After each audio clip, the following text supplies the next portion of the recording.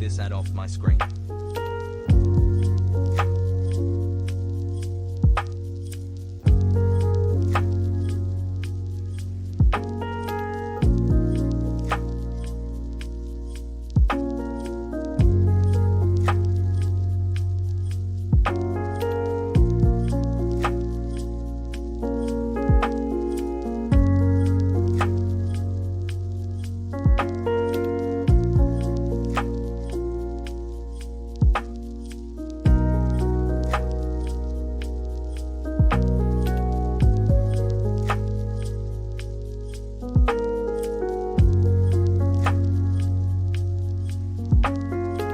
Let's fucking go.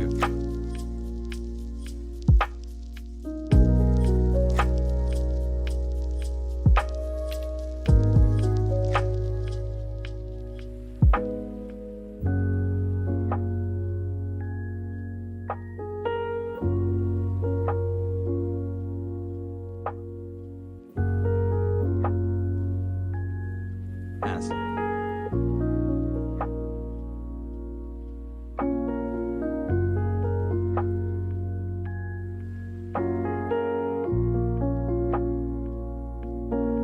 What's going on, everybody? I hope everyone's having a fantastic morning, afternoon or pre-noon, no matter where you are in the world. I'm Hasan Piker and this is the HasanAbi broadcast coming to you from sunny California, Los Angeles. We are live once again. Happy 9 months. I love our parasocial baby.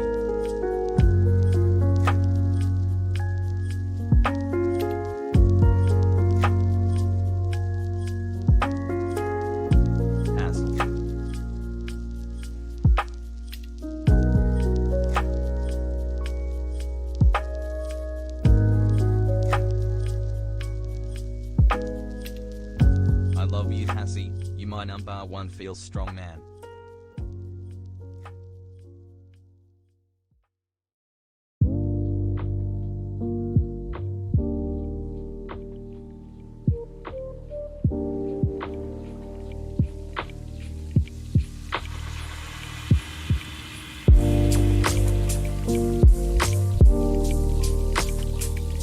Let's go, let's go, let's go, let's go.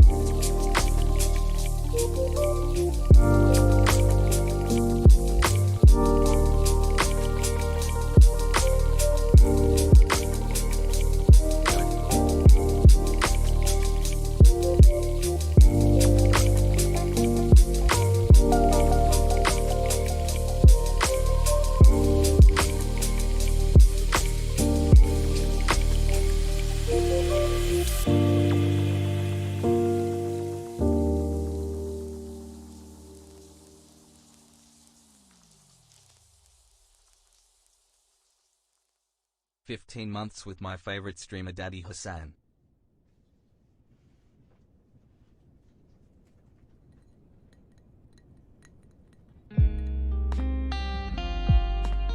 Keep it up, Hasan.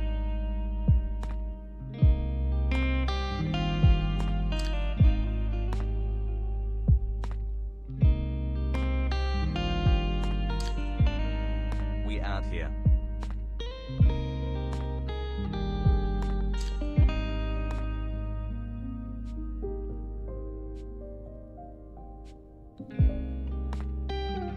"11 months, baby, keep up the good work."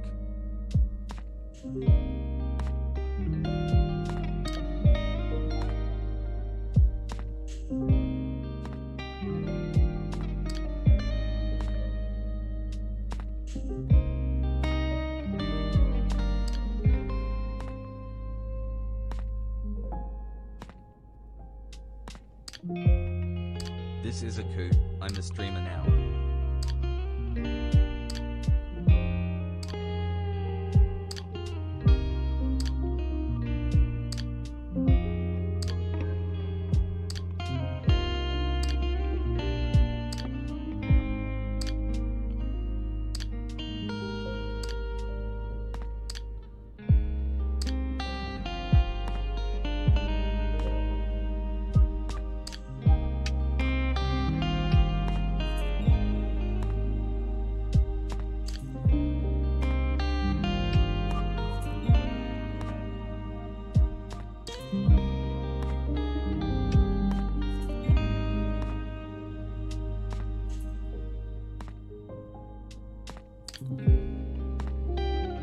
Gaming, copium.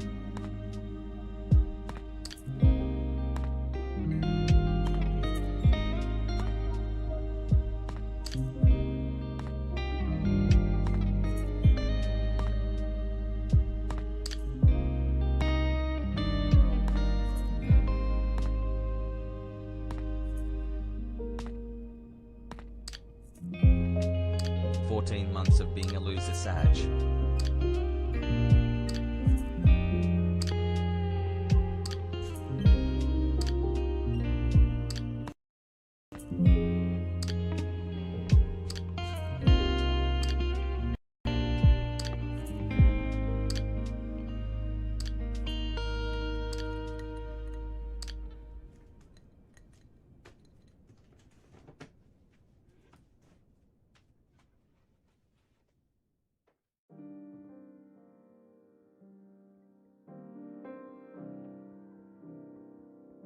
$11.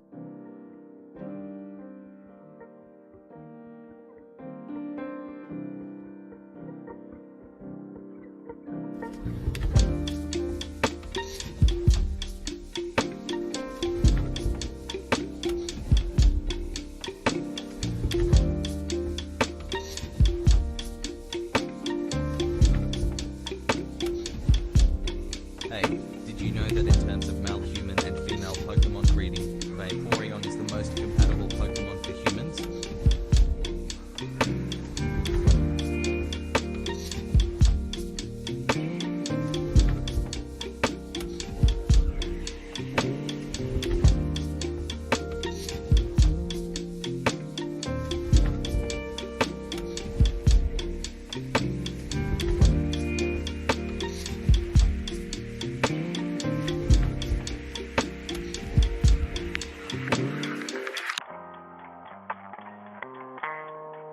Poo-poo Piker Hasan.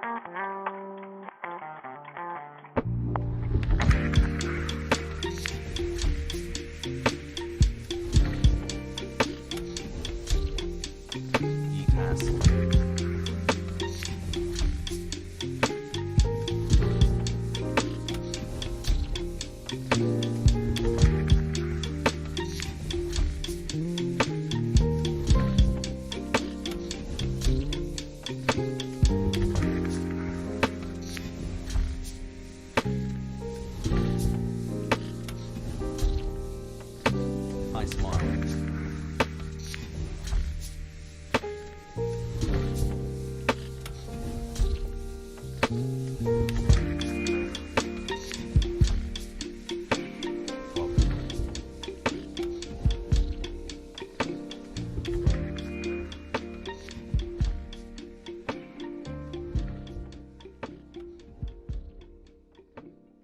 I chatty.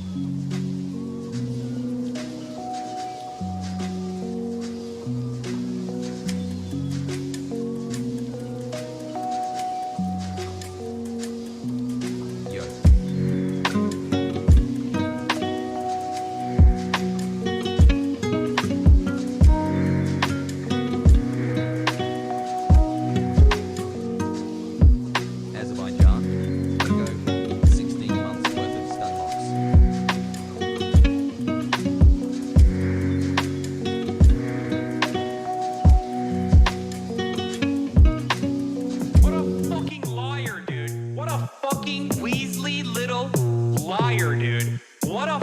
fucking Weasley little liar, dude. Holy shit, dude. Fuck it. I'm saying it.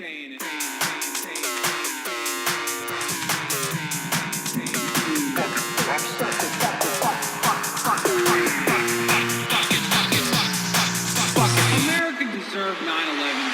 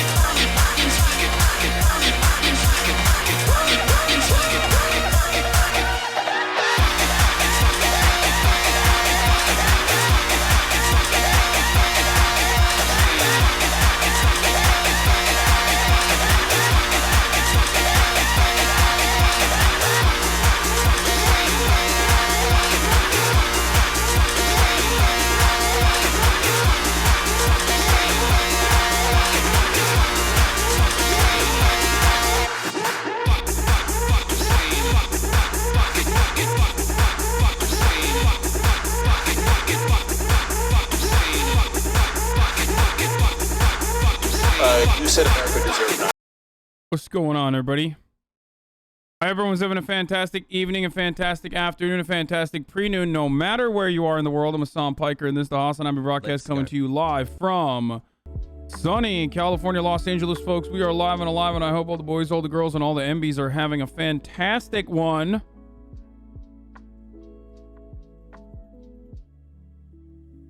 It is, after all, what is this? You're already sending me some shit? What the fuck is this? It is, after all, Thursday, September 9th, 2021, 11:20 a.m. And I'm actually right on time, and no apologies there. I'm actually, right on time, which means I'm kind of early for how late I've been for the most part. Thank you for everything you do, Hassel. Okay. So, very excited about that. Hold on one moment. I gotta...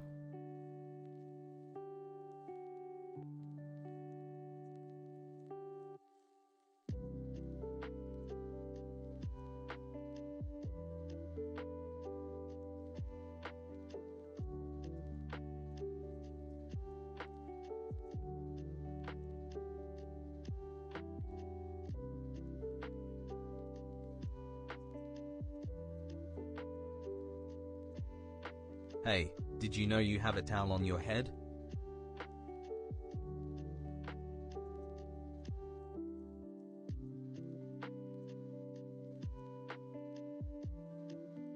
Finally subbing for myself, let's go.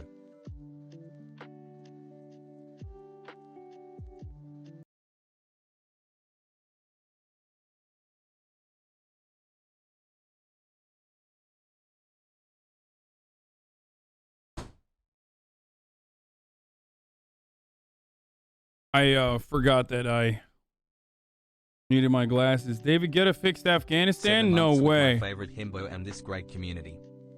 Anyway, as I was saying, folks, I'm live and alive, and I hope all the boys, girls, and MBs are having a fantastic one. It is a beautiful day here in sunny California, Los Angeles. I'm feeling a little bit better, not like super better, but definitely a little bit better than I originally did. Very tired. I mean, I literally almost immediately went to bed. Like, almost immediately went to bed.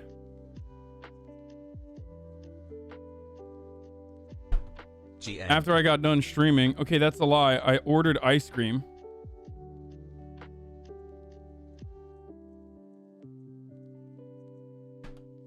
I ordered ice cream.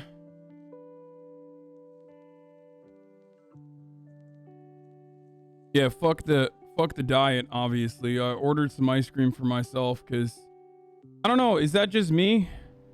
Or do you guys not do this when you like feel bad?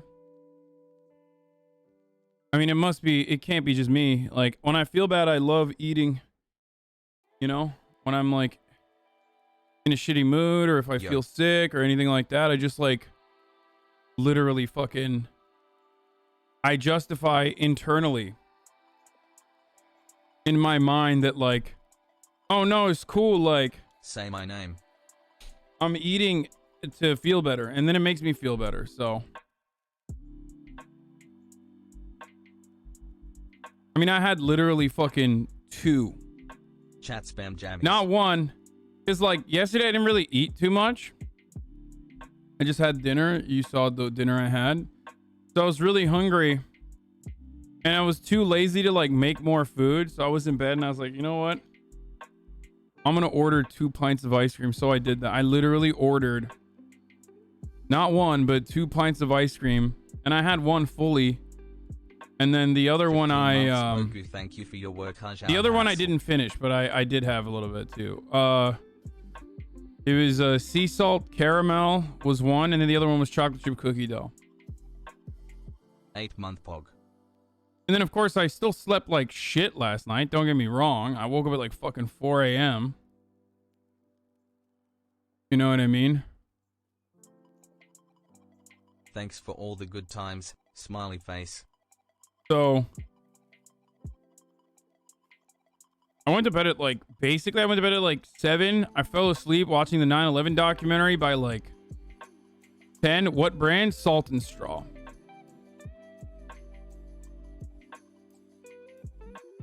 And then I woke up at like 4, forced myself back to sleep. Howdy.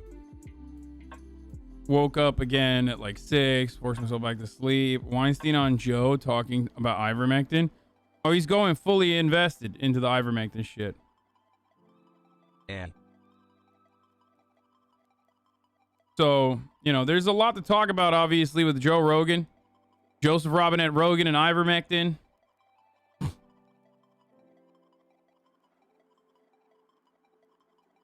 There's a new ethics professor in Western University, one of the largest universities in Canada, who got fired for not taking the fucking vax.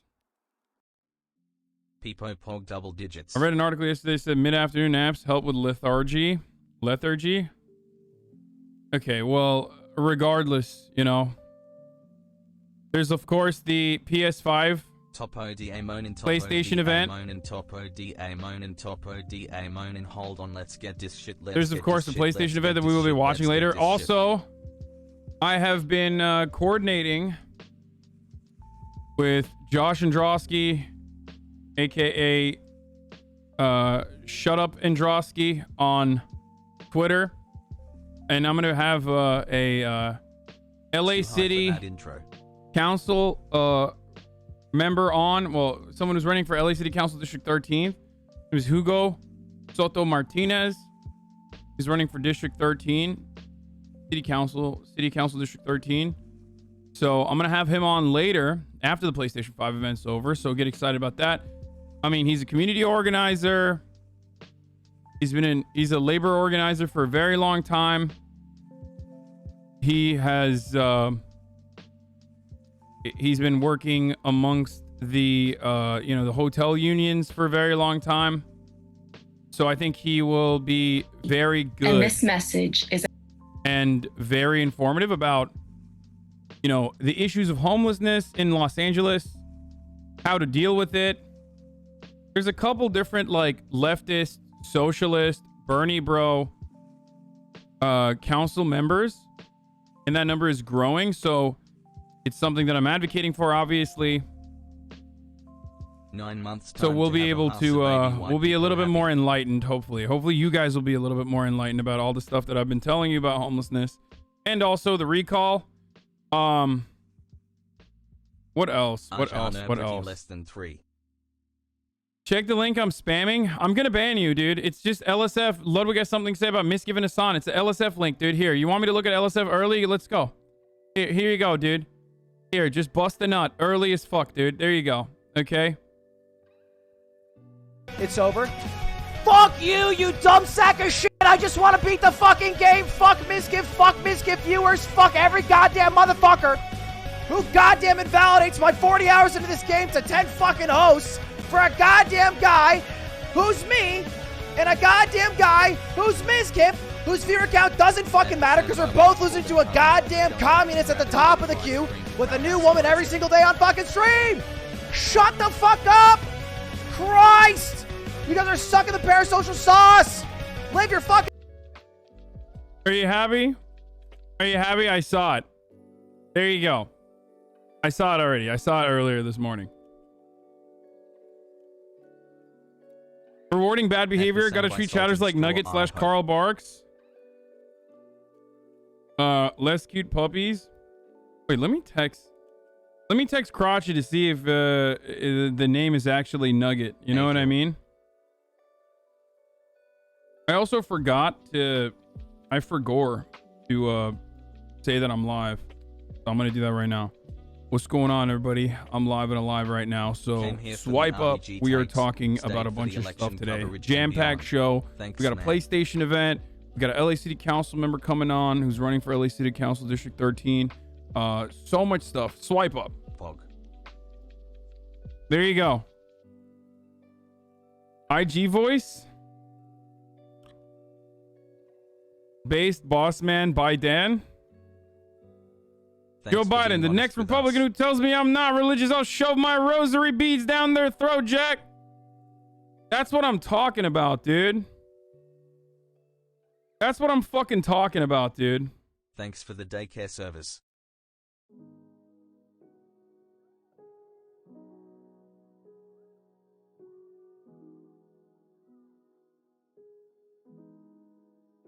Pog.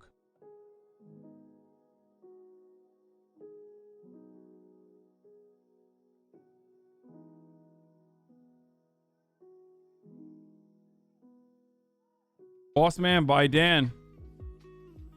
Nile Niami defaulted the 1. Oh no. Most expensive home in America defaults on $165 million in debt and heads for sale. I should just buy it.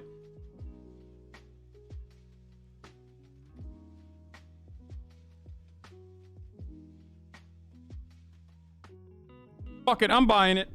Yo, chat.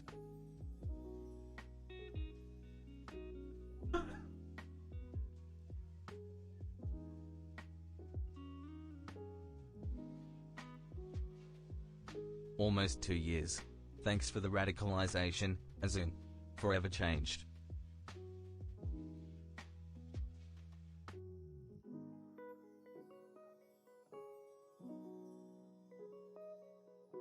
Have you heard of Albert Corrado's City Council campaign in CD13? I'd love if you have him on as well. He's a victim of police violence and founder of People City Council. Yeah. I have heard about it as well. I mean, I'm willing to have him on too. Until the brain rot kicks in and I say dumb shit pog. I'm having Hugo on today. Anyway, there's a Matrix teaser. Poggers and nodders. There's a stop recall ad featuring Barack Obama airing across California. Oh, fuck yeah, dude. Inject this directly into my veins. All right. Let me just start off by blasting off. Let's just get started, dude. Let's just go buck wild. Big day today. Lots of stuff going on. I want to move fast. Not much personal news, so. Daycare is open. People, hey. Get in now. We're talking recall. Infrastructure. Yay, 7 months. Debt ceiling. Joe Rogan has Weinstein on to talk about ivermectin again and so much more. PlayStation event at 1 so cool. p.m.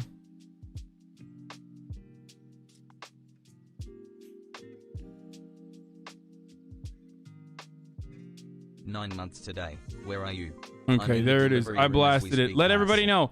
Because the thing is, when I start at like 12, 2 days in a row, and then on the third day I start at 11, people think I'm starting at 12 all the time. You know what I mean? How's my fingy? Fingy's getting better. I went to the doctor. He gave me something to put on it, like a topical antibiotic. And then I didn't even go and get the topical antibiotic. I'm a fucking idiot. I'm that type of idiot, dude. You know, people are out here saying like, oh my God, you know, ivermectin is actually good. Don't listen to your doctors. And then I don't listen to my fucking doctors. Hey Hasan, how are you since today is 9/11? I'm literally just like, fuck it, brother. My immune system will deal with this thingy. You know what I mean?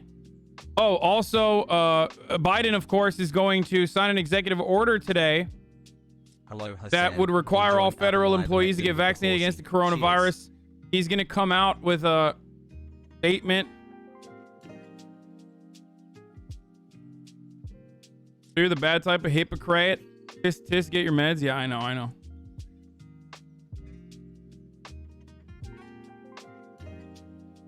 Can't afford pharmaceuticals, not just lazy. I mean, literally lazy. I mean, look at this.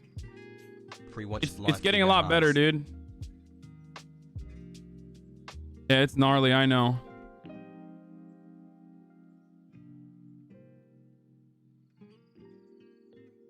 At HasanAbi 10 months pogo. He's gonna give a 40-minute speech over 8 minutes. Whatever, dude. We love it. We love it, folks. Biden's gonna effectively abolish ICE and CBP with that order. Lamau. I know. You know what that's funny about that? Hasan needs to get a pup. Like, all the fucking chuds that are technically federal employees, like at ICE and at CBP, and also prisons too. I feel like he's going to abolish ICE, abolish CBP, abolish like half of the fucking DHS, and also the prisons, like federal prisons. It's kind of wild. 9 months now, you're my child.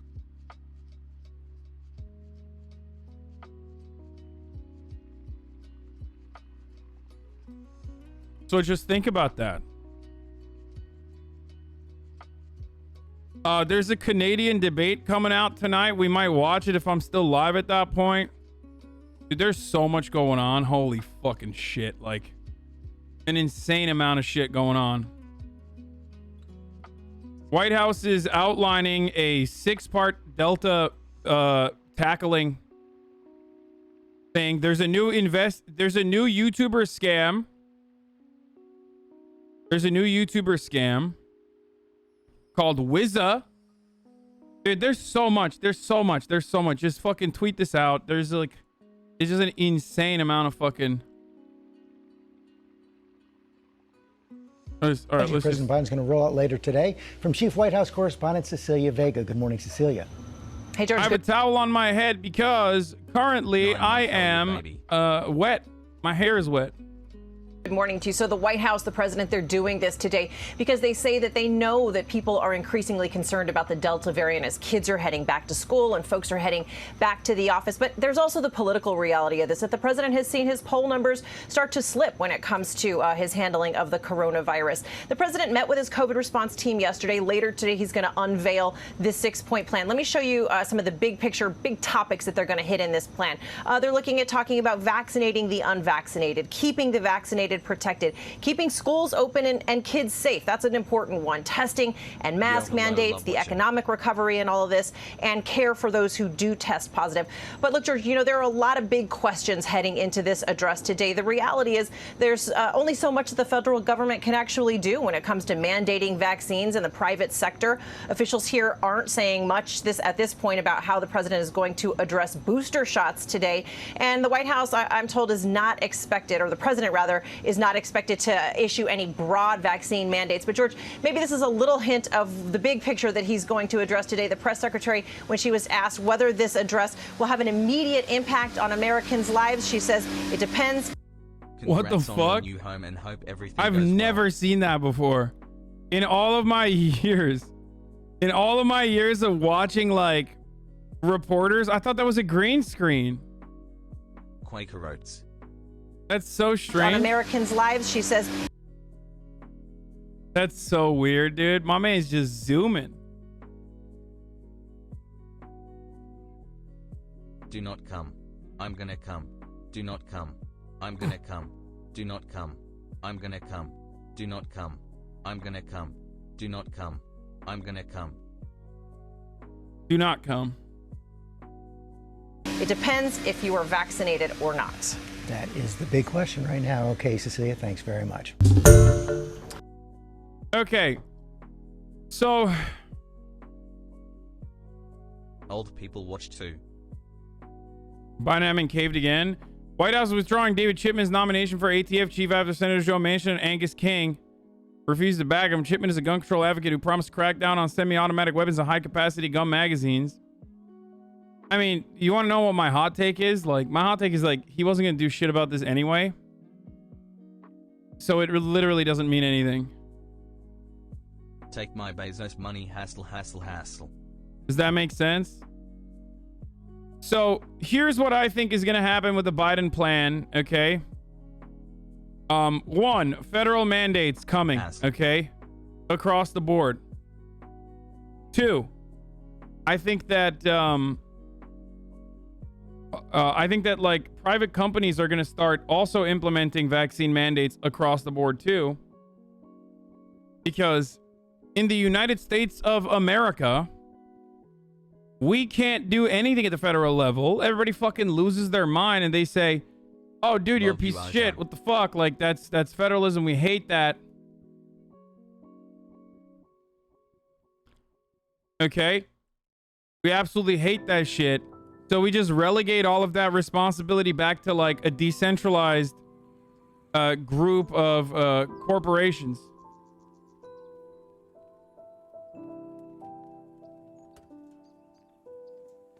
Pass boggies.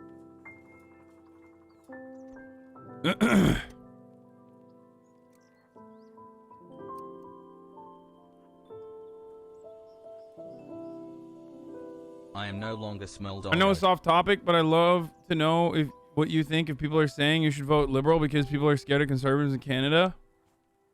I don't know enough because I feel like people are criticizing NDP a lot too. I mean, NDP is still a lot better than liberals.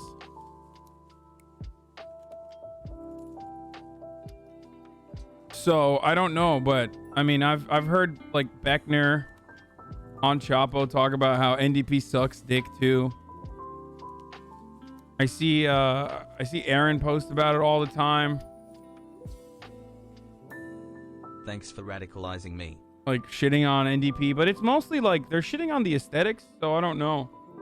I haven't really seen any like tangible policy positions that they're like upset about, with the only exception of NDP being in charge of British Columbia and like what the police force has done to water protectors out there. Yes.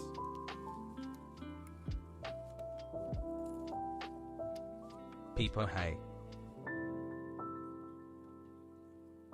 You should spend some time talking about the involvement of terrorist state of Pakistan and Afghanistan and their propping up of Haqqani network and Taliban.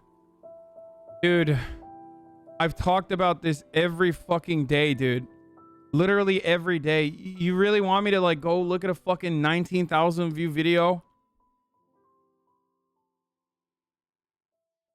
Poggies, Like, my doggies.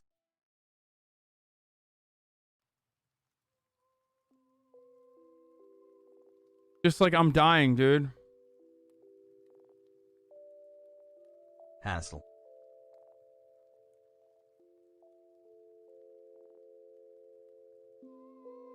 The NDP of those also suck, but my local NDP person is actually great. Also important to point out that the provincial BC provincial NDP is different and worse. Provincial government and federal wings of parties are a lot different here.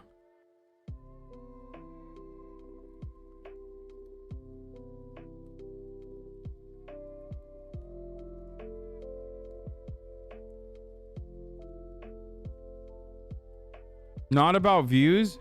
No, it's also utterly irrelevant to my interest right now, man. I was on register at my job last night and a customer It is told me literally I was like, Tucker I've already Carlson. talked about, Biggest from a tell I've top ever taken level, in my life. I've already talked about the Pakistani involvement with propping up the Taliban, or rather propping up like the Mujahideen, arming them, funding them, that sort of thing. There's no reason for me to like get into it extensively because it is interesting approximately to like 8 people, including that guy. So I don't care. 14 months hassle. Like, it's not interesting to me right now, dude. There's like more issues that are going on in the world than just like the fucking pocket, like diving deep into a 40-minute video about how the Pakistani intelligence is like propping up the Taliban beyond what I've talked about already.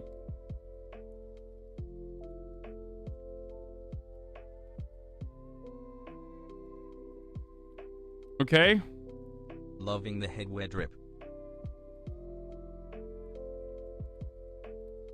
Here, oh, Gigahoss, I don't care. Nice, dude. Okay, that's gonna be a fucking that's gonna turn into a professional emote on the channel. I need to have that.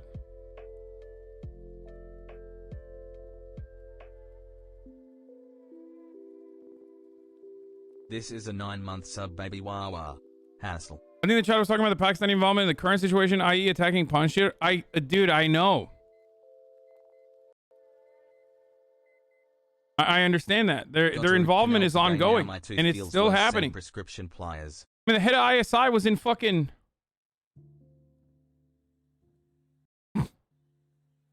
Head of ISI was like literally in Pakistan, or not in Pakistan, in Kabul the other day.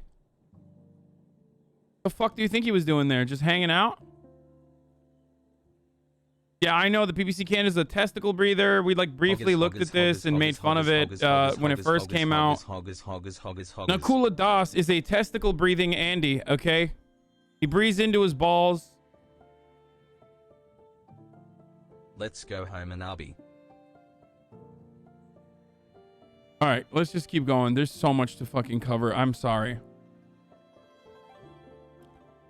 California vote. Okay, homies are out here going out in full force. Oh, this is crazy. Flying a Boeing C-17 Globemaster to the middle of the city in Australia.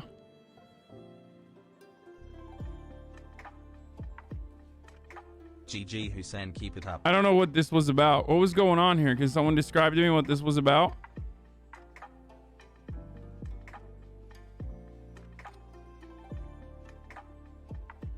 It's an old video. Did you guys know?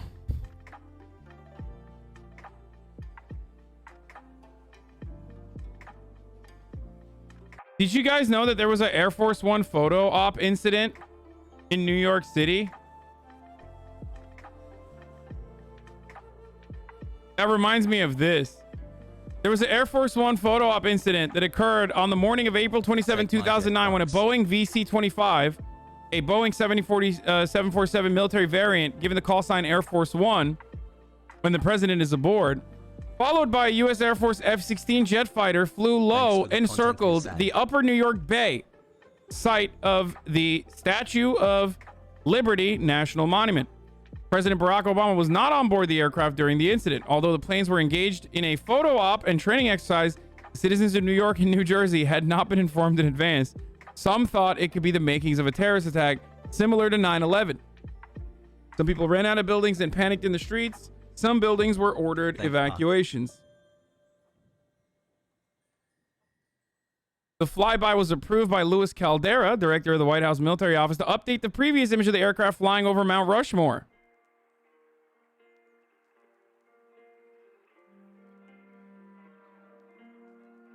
How insane.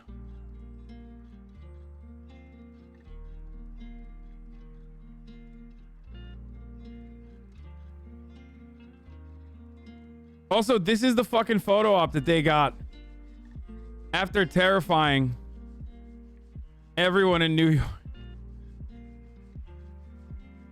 Yeah. Bro, this is what happened. This is... you guys think this is bad, but... You guys think this is bad, but like also at the same time... You do hope you are having this is what will happen if you have like YouTubers in positions of power, okay? Like 9/11 prank. Pranking New York City. Pranking New York City 8 years after 9/11 with a 9/11 attack prank.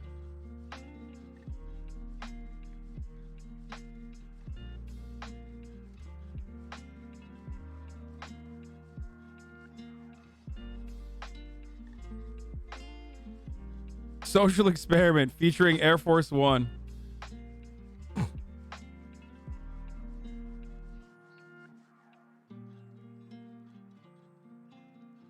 Anyway, so that's an interesting thing that I just saw. David Guetta ended racism, or ended the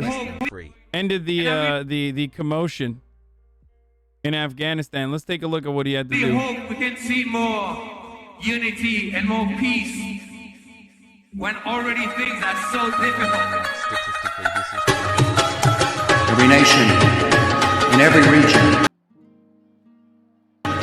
now has a decision to make. Either you are with us or you are with the terrorists.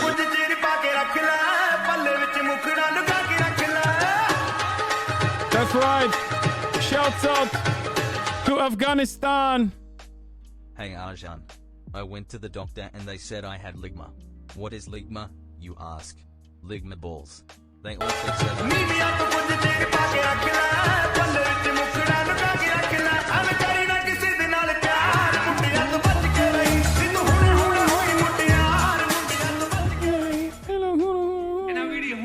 Shout out to the Taliban.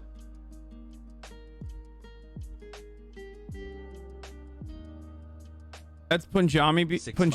Yeah, I know, dude. I know. That fucking... You mean to tell me, a Turkish boy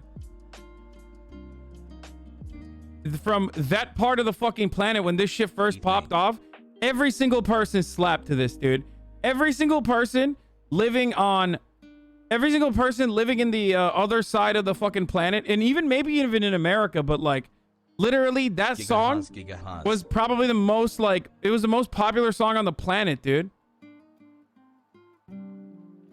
It's not an Indian wedding if Punjabi MC isn't banging. I'm just making the words up, but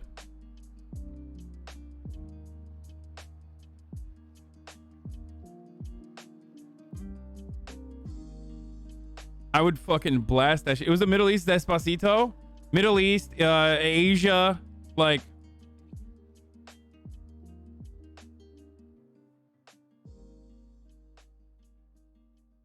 Oh, that was fun. Do that again.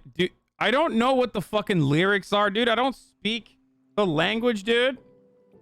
I mean, I'll try to recreate it right now. 8 months Pepela.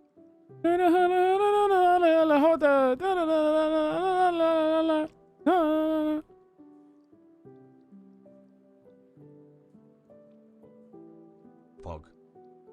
What are the lyrics, dude? Rajveer Dami, better known by his stage name Punjabi MC, is a British Indian recording artist, rapper, producer, and DJ of Punjabi ethnicity. He's best known for the Bhangra hit Mundian Tu Bakke, which sold 10 million copies worldwide, making one of the world's best-selling singles. Look at me, Kevin's governor running Cali. No, I already fucking made fun of him yesterday, okay? Oh, the other one is Tunak Tunak, yeah.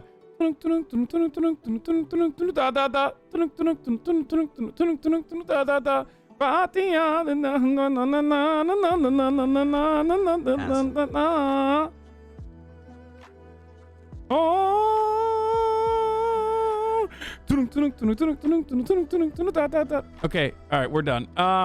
We're done with the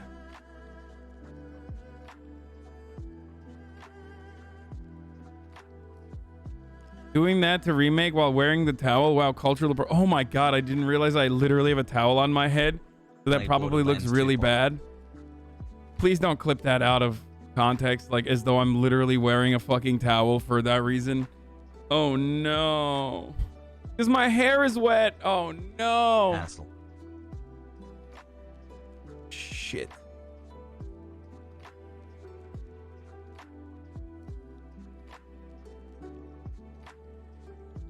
That was a terrible, terrible thing I just did. Okay.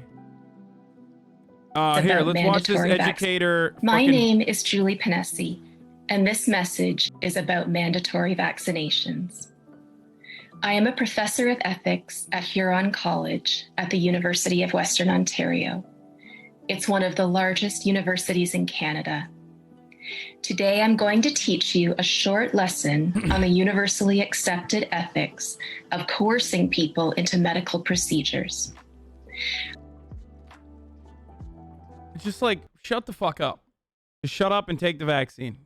Just shut up and take the vaccine. Shut the fuck up. Shut up. Don't care. Fuck your ethics. Take the fucking vaccine. I do not care about your rights. Okay, I will trample all over your fucking rights, dude. Fuck you and your rights.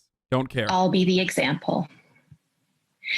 My employer has just mandated that I must get a vaccine for COVID-19. If I want to keep working at my job as a professor, I have to take this vaccine. Here's my conundrum. My school employs me to be an authority on the subject of ethics. I hold a PhD in ethics and ancient philosophy. Love you, and I'm Hasan. here to tell you it's ethically wrong to coerce someone to take a vaccine.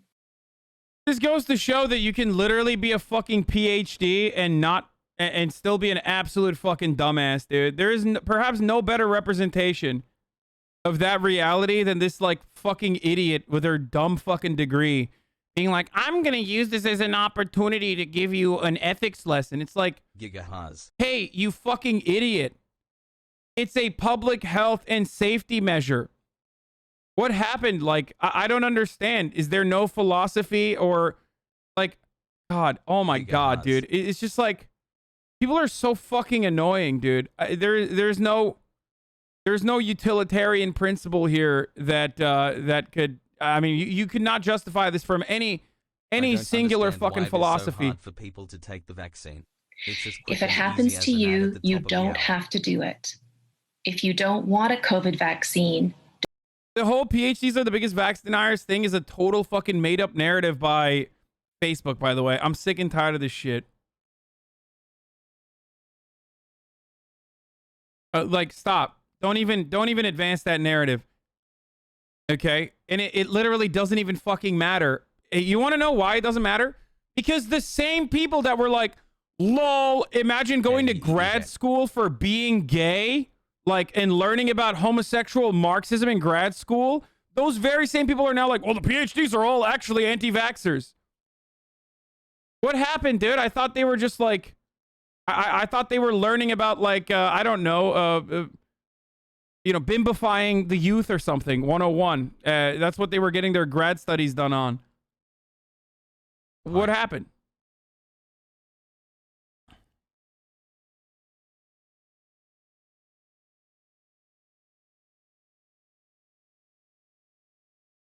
She's a PPC supporter. I did a second fascinating interview with the Western University ethics professor Julie Ponese on the ethical and legal implications of lockdown and vaccine policies. My videos are available on YouTube, Rumble. Of course she's a fucking PPC supporter, dude. Of course. Dude, I can't wait for this fucking dumbass to, like, come to America now. Just keep your fucking dumbasses in Canada, okay? Like, please, don't send every fucking Nazi down here. It's so annoying, man. We already have too much. We're full, okay? We're fucking full. Canada is not sending their best. They're Nazis. They're balls breathers. They're anti-vaxxers. And some, I believe, are very fine people. Only Twitch streamers, okay? The only people I'm allowing to come down to America going forward from Canada are like fucking Twitch streamers and like celebrities and like entertainment people, okay? And also journalists and stuff, because, you know. Anytime like these fucking right-wing psychos make a name for themselves, they immediately move to America to be like, oh, this is my opportunity. Don't take one. End of discussion. It's your own business. But that is not the approach of the University of Western Ontario, which has suddenly required that I be vaccinated immediately or not report for work. So with the school year beginning in a few days, I am facing imminent dismissal after 20 years on the job. Good. Because I will not submit to having an experimental vaccine injected into my body. I've had plenty of vaccines in my life, but I've never been forced to take one. It's always been my choice. I don't work in a high-risk environment. I'm not a doctor in an emergency room. I'm a teacher. I'm a university professor. Honestly, I can't think of a better way to like eliminate a tenured professor from the fucking roster than forcing them to do vaccines. Like, it's so awesome. It's literally a foolproof mechanism to just like yeet the absolute worst people that you normally would not be able to fucking take off the roster as a consequence of their tenure. This is great. Oh my fucking God. It's a wonderful way. It's a wonderful way to just like literally get all the dumbasses out.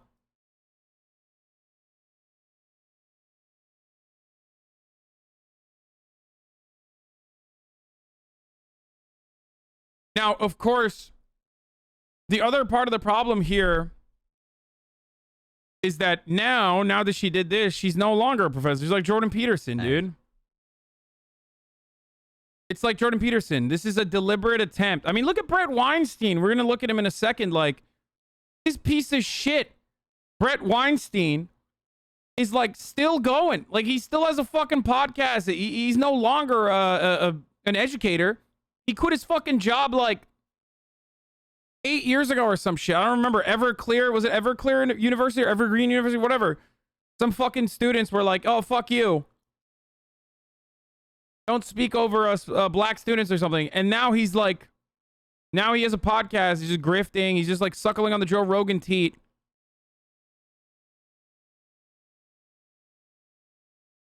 It's a viable way to make a living. Better than fucking being a college professor.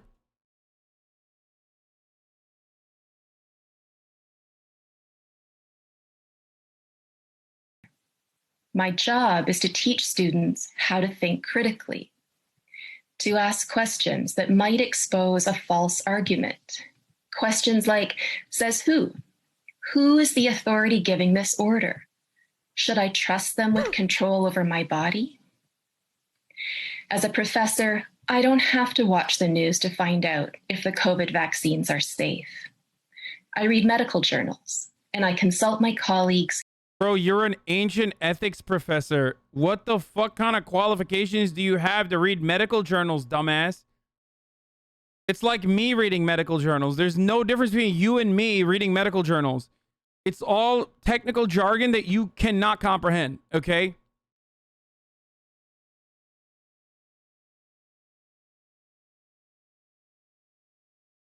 Why are these Canadian professors using freshman, D-grad freshman rhetoric? Because she's a fucking idiot. Who are professors of science and medicine. I've learned from doctors that there are serious questions about how safe these vaccines really are. There are questions about how well they work. Nobody's promising that I won't get COVID or transmit COVID if I get the vaccine. But ultimately, none of that matters to me because I'm a professor of ethics and I'm a Canadian. I'm entitled to make choices about what does and does not enter my body. God, I hate these fucking grifters, dude. I hate them so much. I hate them so fucking much. Can't wait for her to fucking advocate for ivermectin on the Brett Weinstein podcast like tomorrow. You know what I mean? There is a lot of money to be made here, folks. You fucking come out like this. You take a brave stance, right? Oh my God, look at the big risk I'm taking. Look at the big risk I'm taking for freedom. And then all these other fucking idiots with like a boatload of money are like, hell yeah, brother. Thank you for your service. And the grift continues. The grift stays alive. There is also one other grift, the top of the hour ad break. Make for a good grifter, brother. Okay. That grift stays alive at the top of the hour every hour. Okay. When there's a 60-second ad break. First of the day. But of course, one way to eliminate that is by subscribing. You can do it for $5. Or you can do it for free. Speaking of which, you know, your subscriptions go to me purchasing the most expensive home in America. Nile Niami's The One. It's not even $5, it's $4 because it's September right now. Or you can do it for free with the Twitch Prime. You can use an ad block or a VPN as well.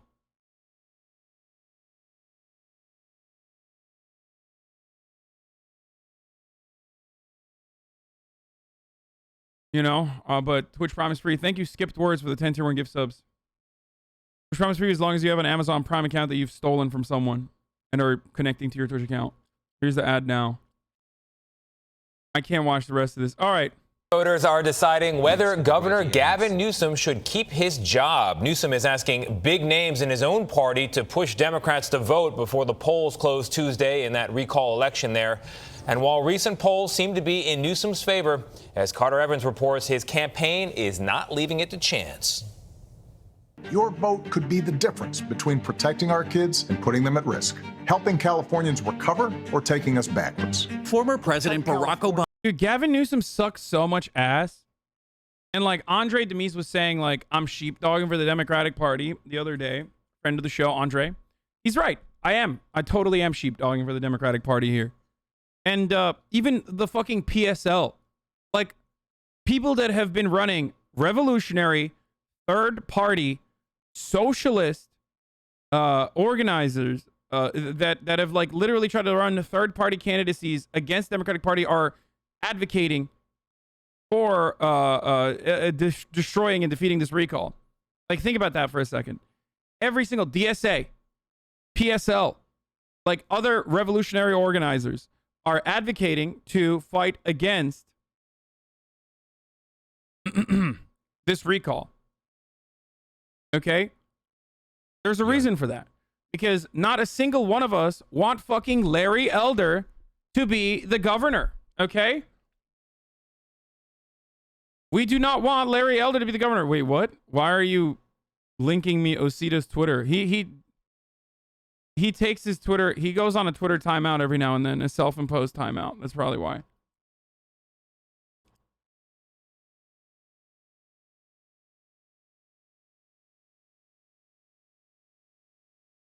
Okay? And what you guys have to remember is, like, this isn't just... Here's the thing. What this recall is not... This recall isn't a fucking... like, Democratic vote for Gavin Newsom or someone else. It is a sinister method to try to sneak in a reactionary Republican in a position of power in a massive fucking state. Over a year. Happy anniversary, Hassie. By taking advantage of the lack of attention by using the recall mechanism that California has. If you want to fucking democratically vote for someone else, wait for Gavin Newsom's term to end. Okay? There's a reason for the recall. Gavin Newsom is incompetent. You're being a neolib and allowing Newsom to run the state into the ground with your blue no matter who BS because you're afraid a Republican will win. Yeah, because I'm not a fucking idiot, dude. I'm sorry. You are. That's the reality. You are probably not even someone who lives in California. Okay? You are either a Republican yourself and think you can, like, you know, sneak in some fucking talking points in here. Okay? And yes, if Gavin Newsom is recalled, a Republican will win. And not just any Republican, a Republican dumbass like Larry Elder. Okay? Maybe Feinstein should resign now. I agree. I agree with that. I think Feinstein should have resigned and never even ran again.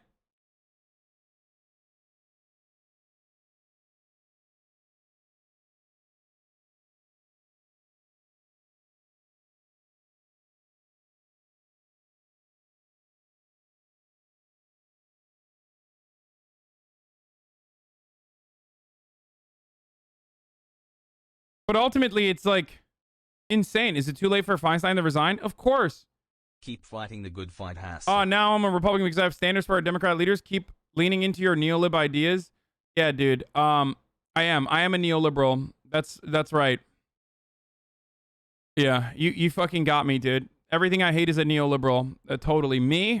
Total neoliberal, dude.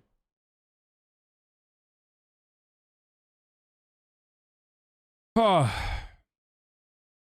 What it do, Listen, you fucking dumb idiot.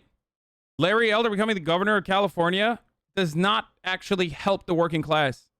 Okay? This is just defensive posturing. This is just defensive voting. So shut the fuck up. One of the most annoying parts about, like, often anti-electoralist leftists and these kinds of rhetoric that they engage in is that they have no alternatives for it. They just want to fucking run shit into the ground. Accelerationism in America will not accelerate to a point where there will be magically a revolutionary vanguard party that comes from the ashes. When you're accelerating in the United States of America without actual organizing on the other side as a counterbalance, then you are basically accelerating towards fascism. Sorry, that's just the fucking truth.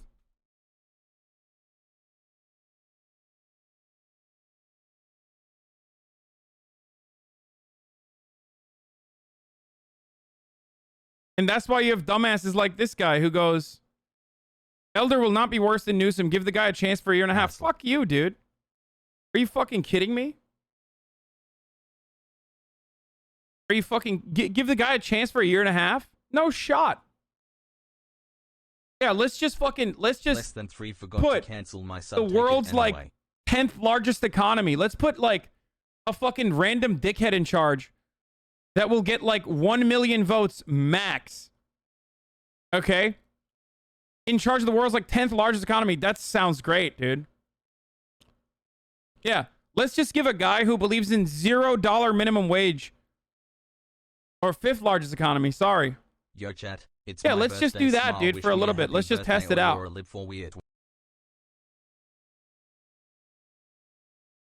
Yeah, how about I give him a chance for him to run for governor in a year and a half? How about that?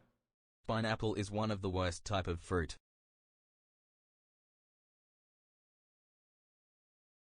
If he wants the chance, he can wait.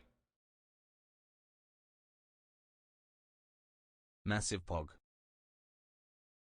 I don't know how this got to this point. What do you mean you don't know how? You don't know anything, dude. You're a fucking idiot. Like, you're literally an idiot. Obama is now joining Democratic allies in the fight to keep Governor Gavin Newsom in office. In an ad released Wednesday, even if Larry Elder became the governor, he couldn't do much because CA state legislator is very blue. You're wrong. A governor still has incredible powers, dude. You're fucking delusional. 17. Okay? Baby. Why the fuck do we get mad at Gavin Newsom all the fucking time?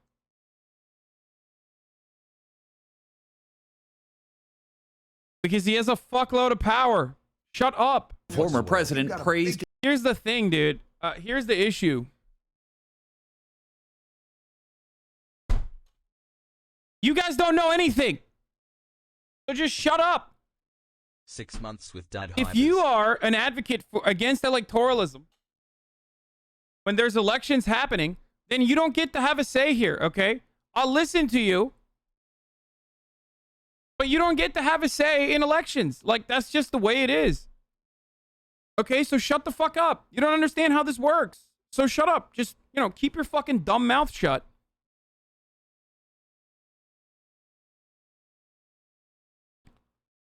How about that?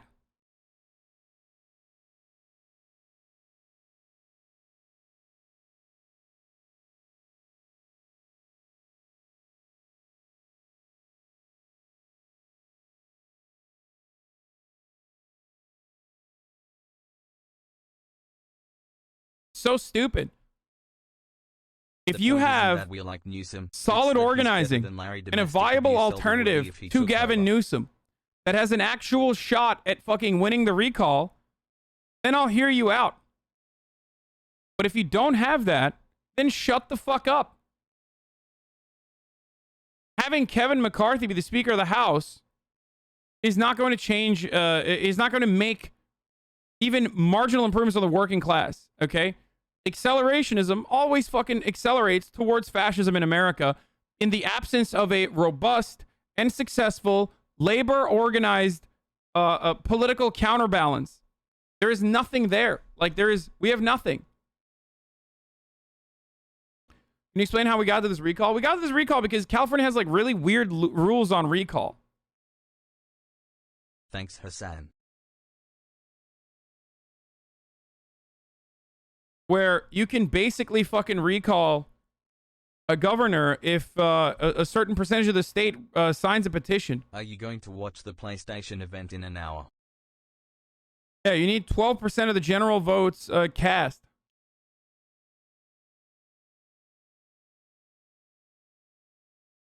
Fog. Okay. Newsom's pandemic response. But with having had some of the strictest lockdown measures in the country, it's become a key issue for both sides of the recall campaign. How do you plan to vote? I'm going to vote for the recall. Why? I've not been particularly happy with the governor's performance. You should always follow that up with who do you plan on voting then? And why? Thank you, Newsom, for the 10 gifted subs. And I think he could have done better on the COVID, frankly.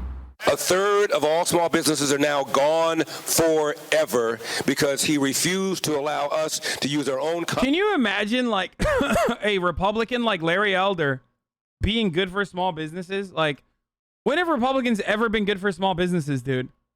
Republicans believe in deregulation across the board, free market. That always leads to further monopolization of industries, okay? The reason why I hate Gavin Newsom is because of his similarities with Republicans as it pertains to economic issues. As it pertains to his protectionist attitude with respect to, with regards to the housing and the housing market, okay? The way he treats big business and protects the big business and puts big business's interests over the interests of, like, average working class citizens. That's why I hate Gavin Newsom. So the solution is not to fucking recall him and then have an even worse person. Common sense, our own good judgment. Republican frontrunner and talk radio host Larry Elder says he'll repeal mask and vaccine mandates. He was heckled by homeless advocates Wednesday, one of whom...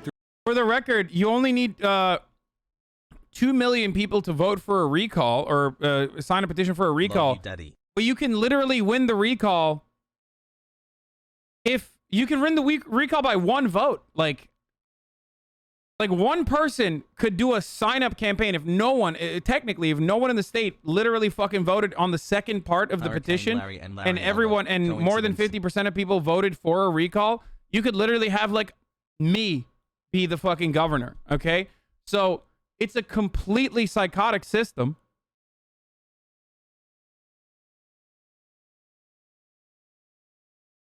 And currently, as it stands, like, what, 26% of voters say they will vote for Larry Elder. And I think, like, 53% say they're going to vote no on the recall. So even on the other side, the people that are voting yes, only 26% are going to vote. So 26% of the people that are saying that they're going to vote are going to vote for Larry Elder. We're going to have a Republican governor take control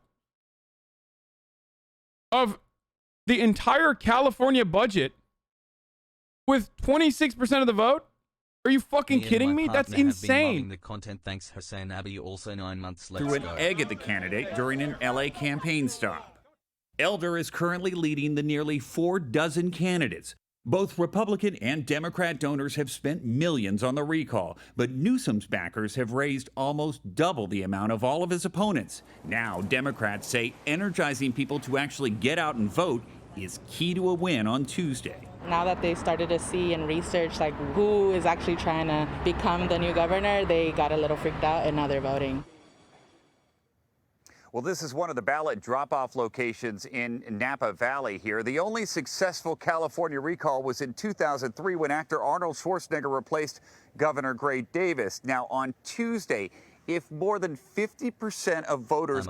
Being skeptical of electoralism only means you believe in accelerationism, false dichotomy, Andy.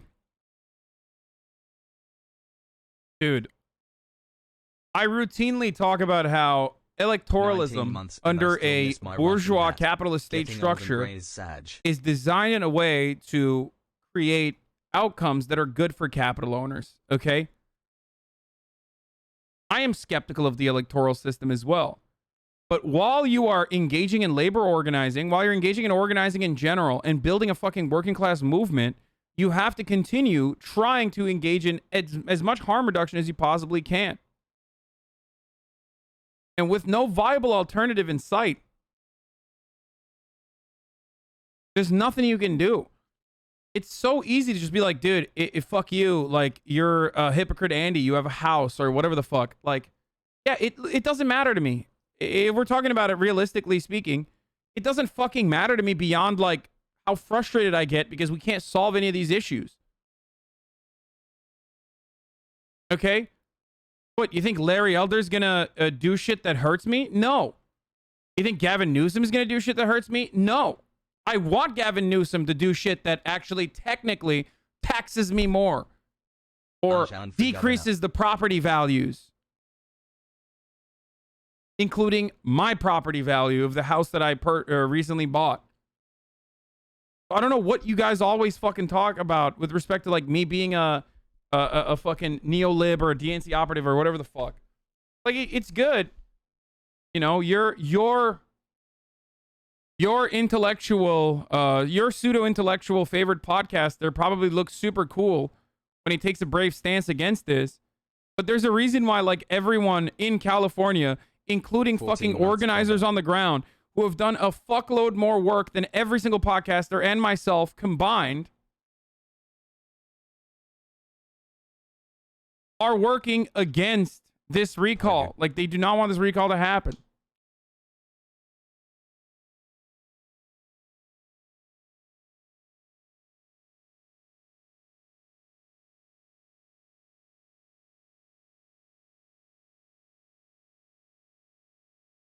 Okay?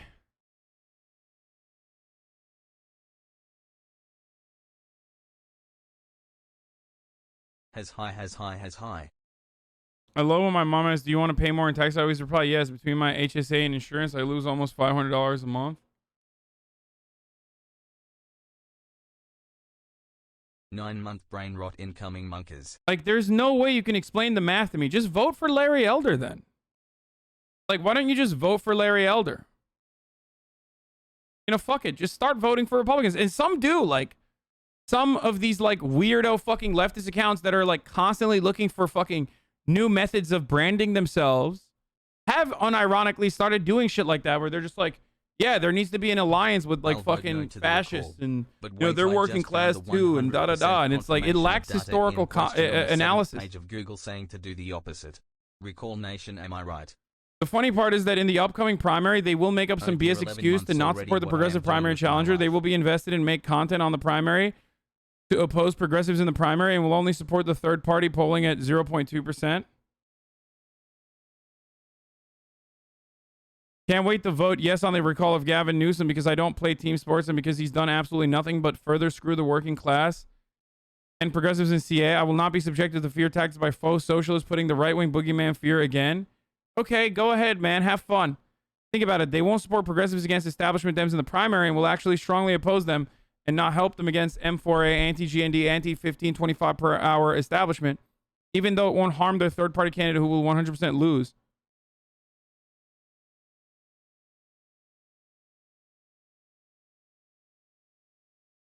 There's some peeps on Twitter that I generally admire and respect, but they act like making immediate decisions to prevent harm or somehow delaying some future amorphous changes. Ultimately, I've talked about this before. Okay? I talk to people that have different opinions than me on issues like this all the time. Okay? And one of the things that we both agree on is that, like, Hillary Clinton was a gift to the progressive movement. She was dog shit, okay?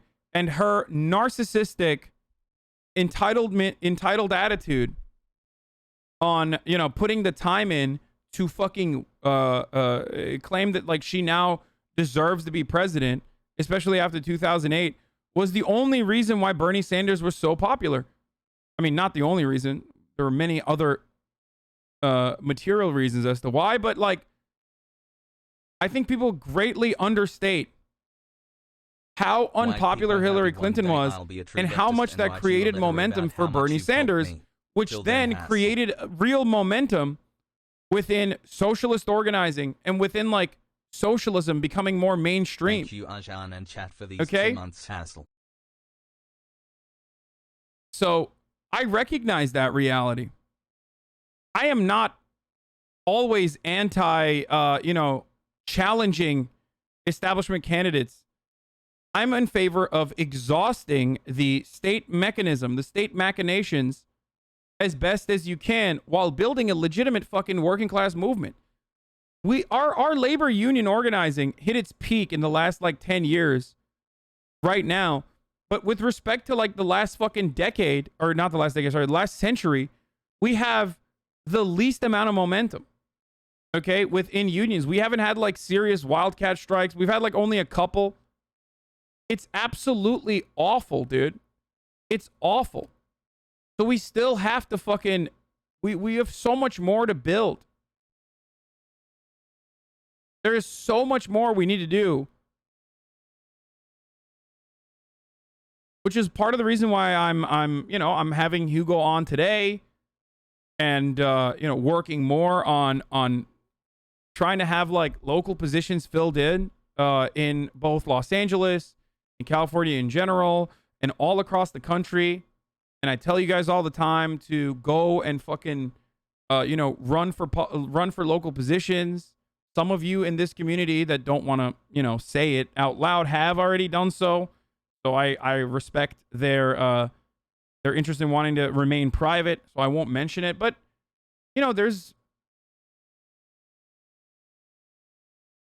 it takes time. Okay?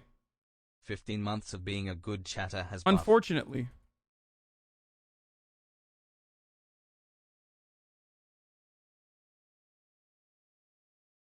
Amazon paying for college thoughts. Yeah, they're just trying to, that's a response to unionization efforts all around.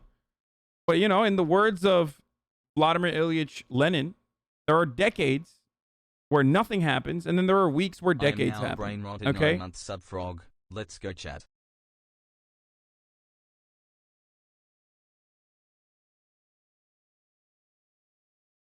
But ultimately, this takes so much fucking organizing and so much time, and we need more bargaining power within the electoral system.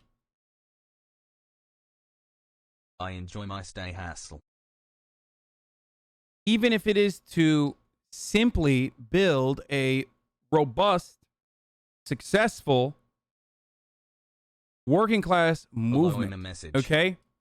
Because having leftists in positions of power, having socialists in positions of power, no matter how low on the fucking totem pole they might be, ultimately shows the rest of the there's a huge labor shows the rest of the working class here that, like, one, the government can actually help, okay, but the policies that they can implement, your solidarity would be appreciated. Hey has buff. and two, like, all of the other progressive candidates that have come out in the aftermath of Bernie Sanders have come out because of the popularity of this movement. So yeah, while the squad have a lot of issues, okay, they do. While the squad have a lot of issues,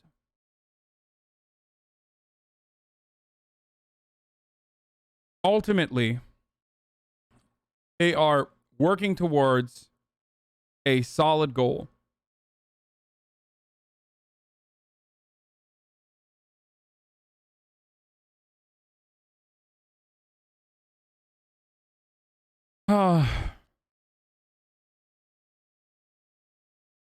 You think AOC would have what? Would have won without Bernie? AOC wouldn't have run without Bernie.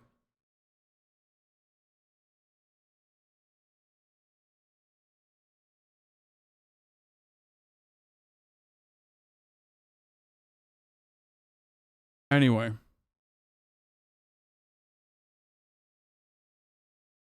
Bernie would have never won because he wouldn't be a puppet for the party. Okay, these are silly speculations to make. Ex-FBI agent who worked on secret 9/11 case says hijackers at a US-based support network. Surprising. Let's take a look.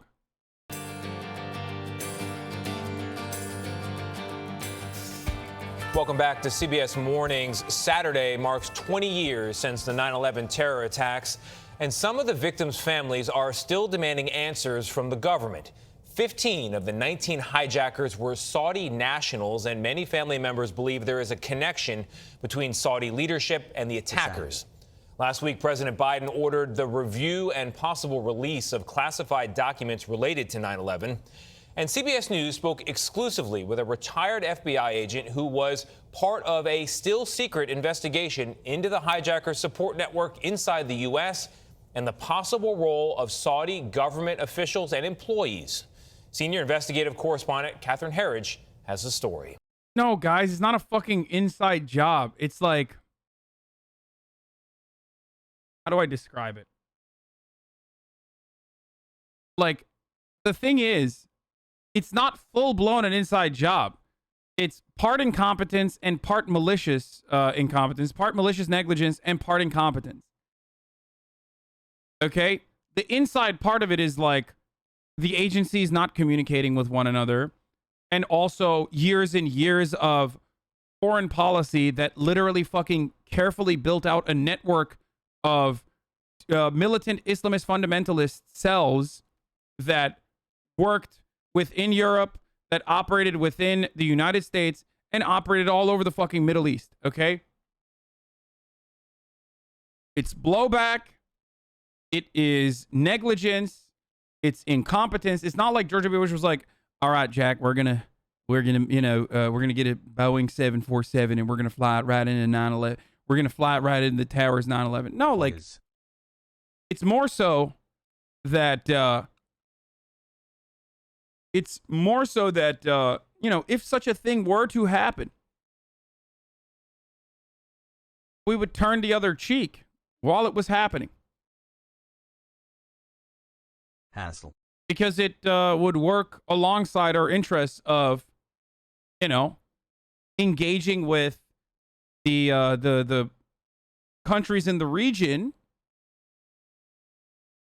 that we want to engage in. Okay? Engage with.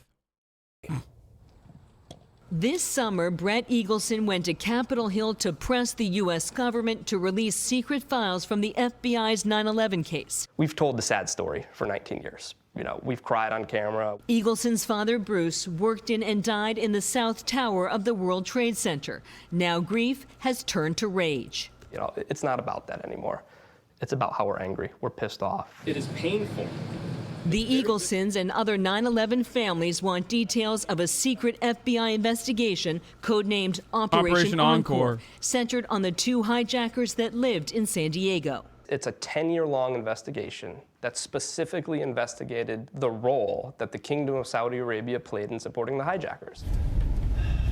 I just want to remind everybody that Obama literally was like, you shouldn't be able to sue the Saudi government for them being state sponsors of terror. Is that the first mosque they went to in San Diego? This is it right here on our left. Danny Gonzalez was an FBI agent who worked on Operation Encore. He showed us the neighborhood the hijackers lived in before they crashed American Airlines Flight 77 into the Pentagon. This is Gonzalez's first television interview about the case. 19 hijackers cannot commit 3,000 mass murders by themselves. Based on what you found, do you believe there was a domestic support network for the hijackers? Obviously. No question. But I can't comment on it, but you don't have to be an FBI agent with 26 years of experience to figure that out. Gonzalez says the two hijackers, Nawaf al-Hazmi and Khalid al-Madar, were helped by a number of Saudis, including... The funniest part about this is that, like, what is going to end up happening, I'm pre-watching the future. What is going to end up happening is the FBI is going to point the finger at the CIA, and the CIA are fucking demons, so they're going to turn it right back to the FBI and say that, like, oh, no, dude, it's the actual FBI. We'll find out more about, like, the FBI torture program, for example, even though it is within collaboration with the CIA. I'm seeing it happen already. Like, the FBI's mass surveillance program was so fucking horrifying. Like, it is it's just so horrible. So awful. Such a significant destruction, erosion of human rights that we didn't even have. Which, by the way, was led by Bob Mueller. Yes, that is true. And hopefully out of that, interagency fighting, we will get some delicious classified information. That's what I'm looking forward to.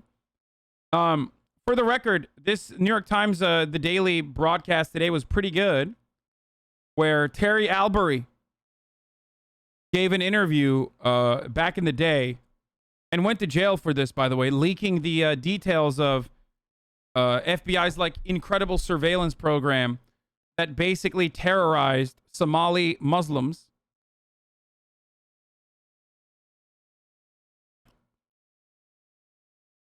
He brought you up by name, by the way, Chelsea. He said that you were one of his. You were the reason that, like, he came out and spoke out against this program. I don't know if you listened to the podcast yet or not, but stop spreading misinfo. FBI did 9/11. Jesus Christ, dude, shut the fuck up.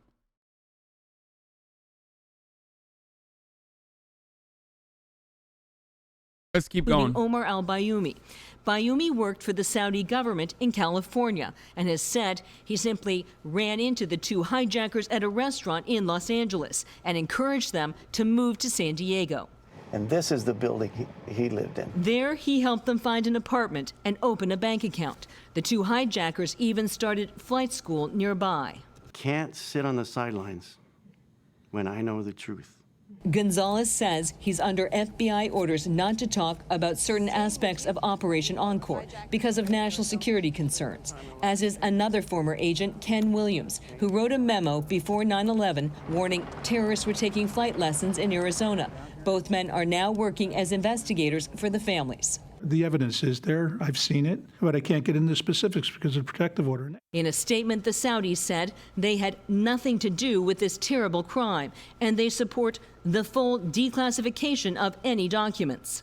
Under President Biden's executive order, some of the secret files must be reviewed by Saturday, the 20th anniversary of the attacks. We are writing history. The declassification for a lot of these files are going to be very important to piece together details that people have been looking for a very long time. I don't know how much of it is going to be full-blown declassified. I don't know how much of that will be redacted. But there are a lot of fucking like holes in the story that we will hopefully be able to connect with some of the declassified material. Remember, all of this was just a conspiracy? I mean, it's not. Like, I don't know what you mean by, like, all of this was a conspiracy. Fog. Like, a conspiracy to, like, do 9/11. Yes, there was a conspiracy. A conspiracy theory about, like, towers falling or, like, planned destruction. You know, there were bombs within the towers or whatever. Like, that sort of stuff is entertaining for me and interesting to hear about. But I personally believe that, like, we funded, armed, trained these people, okay, We allowed them to have networks of operation within the United States and within Europe and all over the fucking place. We overlooked their plan of action, or their plan of attack and their plans of action, even after Osama bin Laden personally blew up embassies, blew up a fucking cruiser, and all this other shit. We played a role in the execution of fuck, I always fuck this dude's name up. The leader of the Northern Alliance at the time, right before he gave up, right before he was in the process of facilitating a deal to give up Osama bin Laden. Yeah, Massoud. Shah Massoud. 9 You know, 2 days before 9/11, like, he was assassinated by Al-Qaeda. And the reason why his location was leaked was because the reason why his location was leaked at the time, when he was like literally fucking fighting against the Taliban and fighting against, you know, numerous other Mujahideen formations and fighting against like everyone else in the northern region, and was a well-respected hero in that area. Ahmad Shah Massoud was in the Panjshir Valley. He was visited by people that portrayed themselves like these people that were in the Al-Qaeda network. Okay, he was visited by people that portrayed themselves as journalists, and that visitation was facilitated by someone that was working under the Blind Sheik, which was a CIA asset at the time, and still, I don't know if he's dead or not. But the Blind Sheik is like also responsible for numerous attacks as well. So, these are all people that are within our network of assets.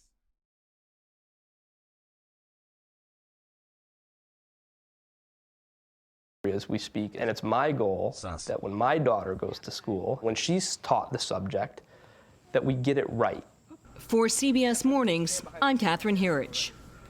Part of the reason why people were so fucking mad at me about my comments on 9/11 and my comments like Brave Mujahideen and shit, aside from like the spicy language, was literally because of the lack of knowledge surrounding the subject matter up until this very moment. Consent was so successfully manufactured in this country with respect to 9/11 as an untouchable subject that, like, shit that I've said seemed like it was crazy conspiracy theories, when my explanations for why I said were considered to be conspiracy theories. Now, these motherfuckers are starting to read Ghost Wars, and all the people that were like wilding out are starting to watch these like 9/11 20th anniversary documentaries, and they're like, holy fuck, everything you said in your explanation was actually right, and I just had no fucking idea.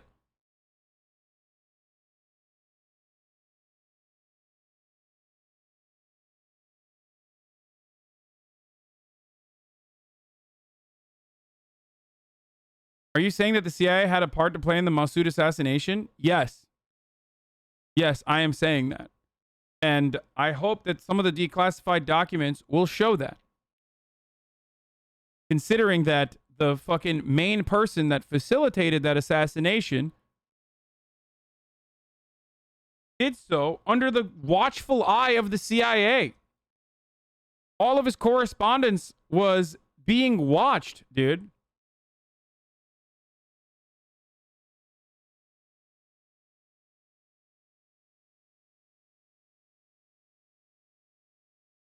All of his correspondence was being documented at the time. Like, so when authorities apprehend a, leader of a terror cell, they oftentimes will allow them to continue facilitating attacks. And the reason for why they do that, this is common practice. The Turkish government does this with Abdullah Öcalan, for example. Okay? And it's common practice because that information exposes the larger web, and it's very valuable because that way you get to figure out who the other people are, who the other facilitators are.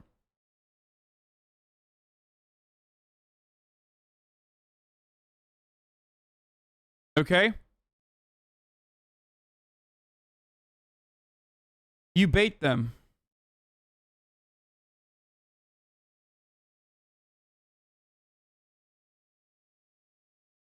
So no, I don't think that like I don't believe that like this person's assassination 2 days before 9/11 was a fucking accident. I mean, I don't mean to say like these two incidents were entirely connected, but considering the fact that this dude wanted to extradite Osama bin Laden to the United States because America was already interested in invading Afghanistan to get Osama bin Laden even before 9/11, or at least starting to do like boots on the ground JSOC operations to get Osama bin Laden, something that most of the Mujahideen did not want, was American invasion or American involvement.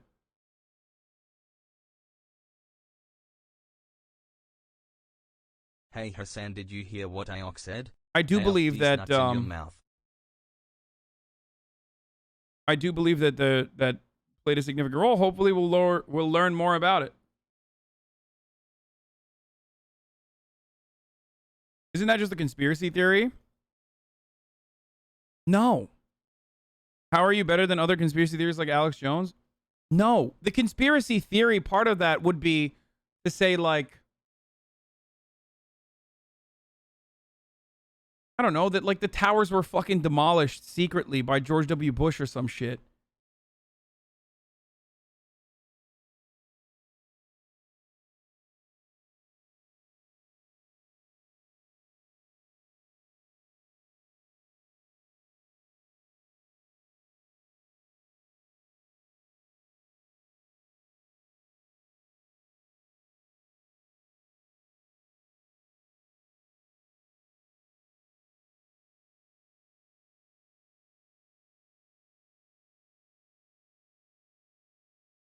Anyway.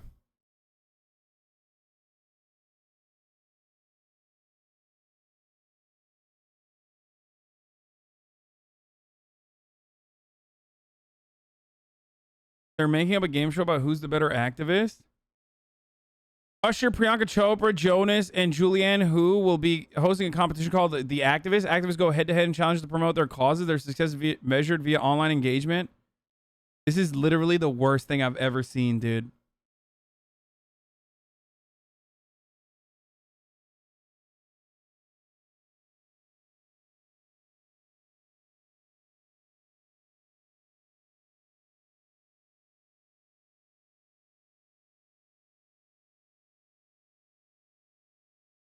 Also, yeah, Priyanka Chopra being like one of the main people is hilarious.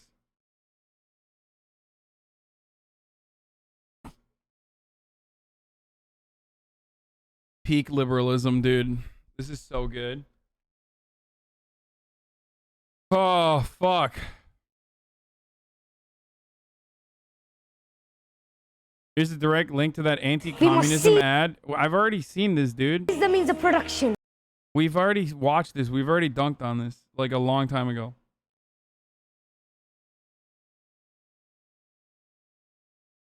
Yeah, it's literally performative activism. I mean, I can't wait to watch it when it comes out and make fun of it, but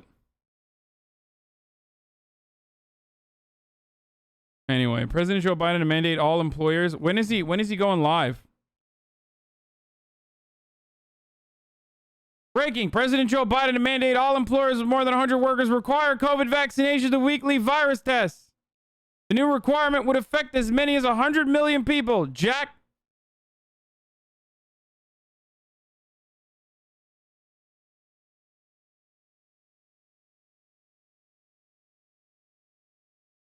Really funny when the radio guys are the best. There were like 4 of them died. 4 of them who were like ranting on the air. They will not get vaccinated. They were on fire, these guys. It was like day after day. they were all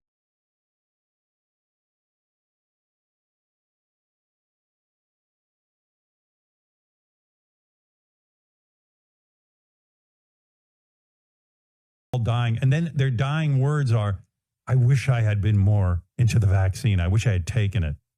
You know, I have trouble drumming up compassion, and I think that's a terrible thing, to not be able to drum up compassion for people that.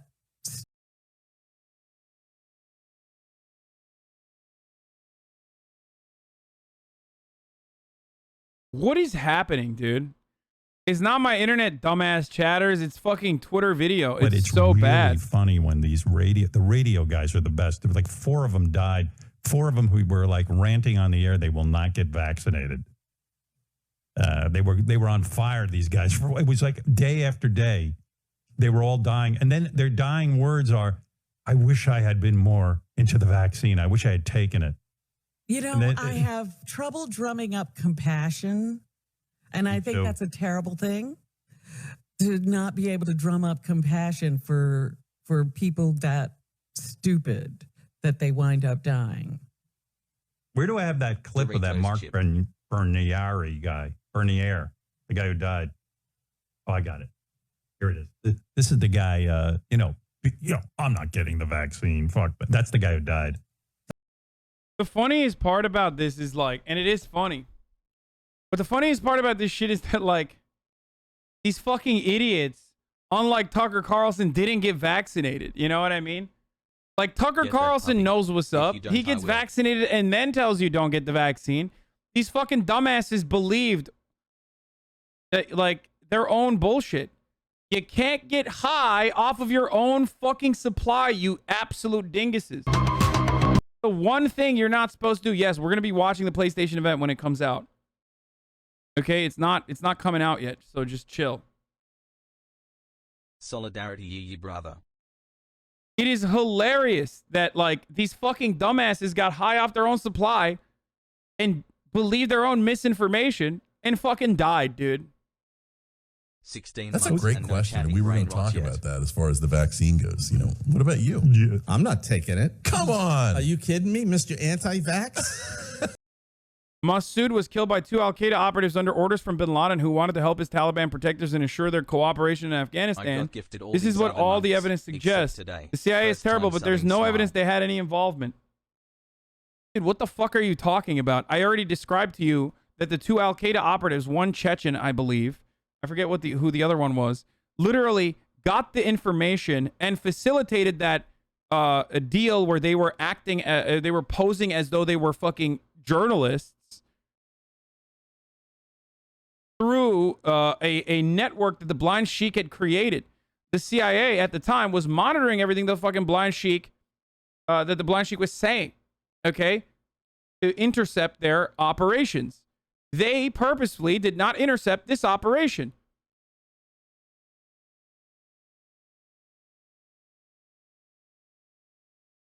It is impossible that the letter drafted by Blind Sheik that made its way to the proper authorities that literally was 1,000% analyzed by the CIA and is well documented too.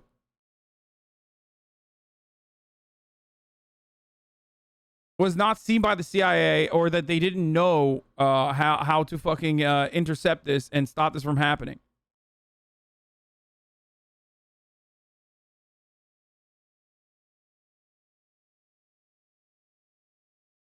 What are your thoughts on Ahmed Massoud the son? No, Ahmed Massoud's son is like terrible.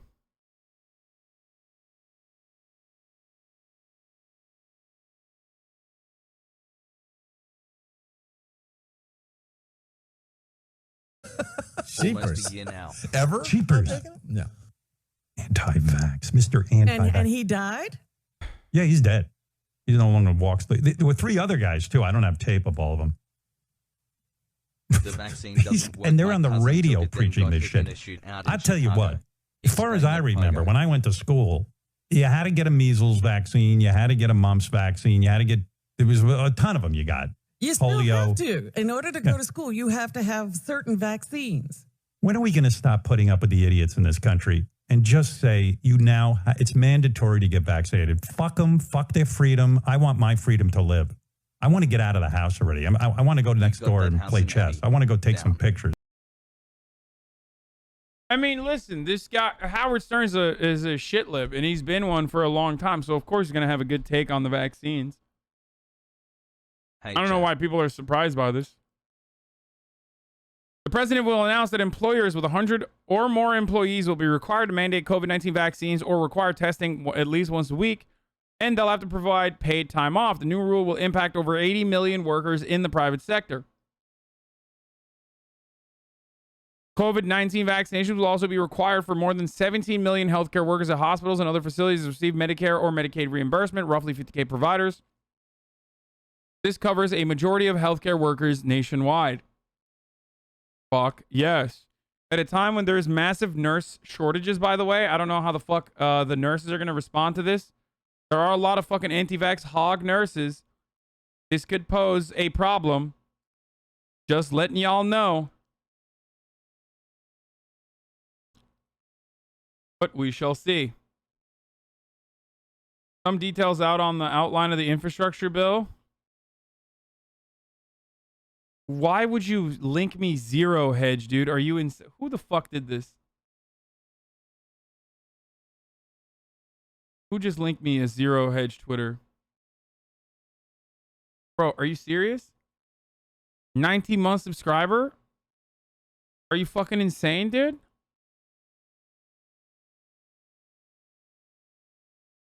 What the fuck is wrong with you?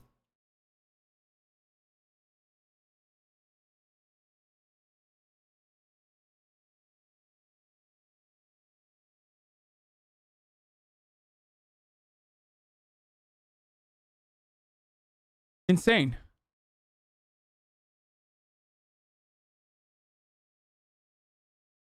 You've been in here for so long.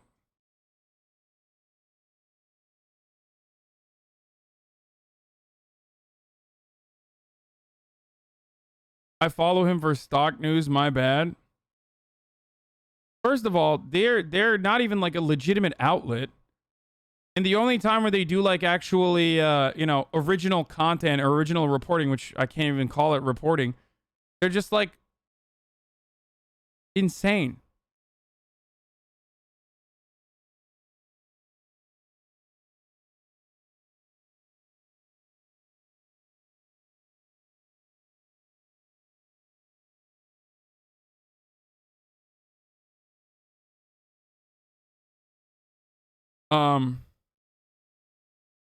The 3 most celibate months of my life have Crowder been is still a spent part of the being a YouTube this partner chat. program, Thank which you, means everybody, YouTube for pays him making to this say stuff possible. like this. There's every the single stereotype. month. No, because we wouldn't want anyone to perpetuate, of course, the stereotype of princess. That's not something that we would ever want there. You can be a little more timely there, Tim. With the well, as long as you're a man. Yeah, as long as you're a man. It's just like, oh no, listen, listen. This is just I believe I'm a woman. Really? How many transgender individuals are saying I want to be a woman? Why? So I can become a scientist. No. They want to become a woman so they can have big old fake tits and clown makeup. Let's be really clear about it. Okay? And then all of a sudden it's like, oh, Bruce Jenner is now Caitlyn Jenner, is dressed like a Barbie, wearing a corset with those dimensions, and is wearing a princess tiara. But hey. Does Steven Crowder think that, like, all trans women dress up like fucking princesses? What? Also, love to accidentally correctly gender a trans person, only to stop midway to make sure that you fucking fit that. Make sure you fit that dead name right in there. That's my favorite. When someone like accidentally doesn't dead name a trans person, they stop themselves halfway to literally turn around and be like, "Oh no, I'm gonna fucking, I'm gonna do it." A Barbie wearing a corset with those dimensions and to be fair though, or not to be fair, but like what I find to be interesting about this argument is that like most of the trans women I know are literally like fucking coders and shit. I mean, obviously it's like bias sampling. But like I've never met like a trans woman that's like what the fuck's he talking about? I mean, of course it's because I'm on fucking Twitch, but like they're all comp sci nerds and shit.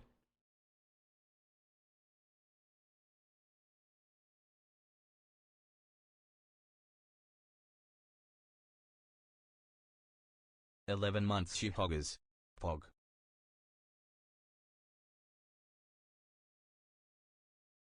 Anyway, is literally a stereotype meme in the community. Yeah, programmer socks.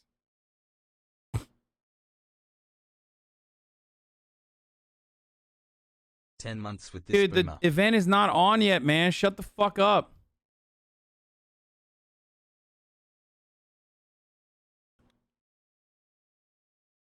Anyway, I'm gonna save the Joseph Rogan stuff for later.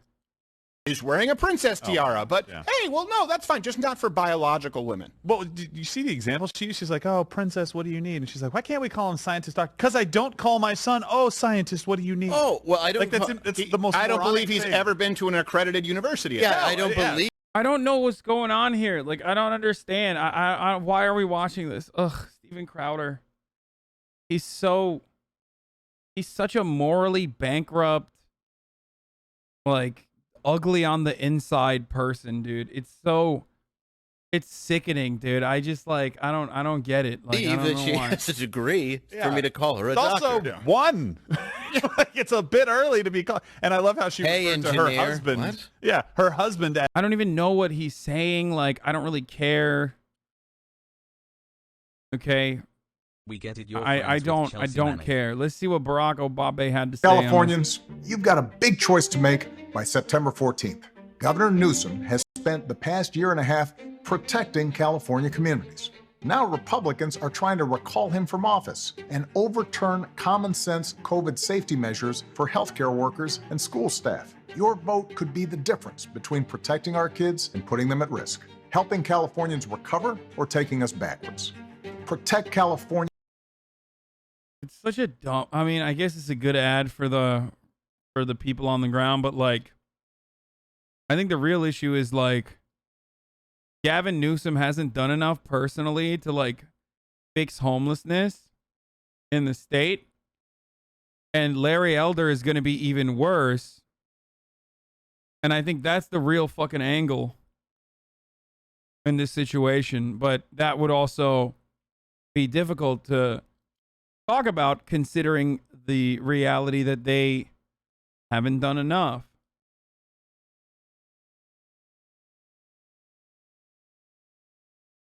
Do you think states are going to fight the vax mandates? I'm worried about that aspect. Not federal. Federal workers can't fight against it. You should be telling people to vote for Newsom. You should be telling people to vote against Elder. Yeah, that's what it is. That's all it is. Also, yes, Texas. The Justice Department is suing Texas over its new restrictive abortion law. Oh, written by my friend Katie Benner.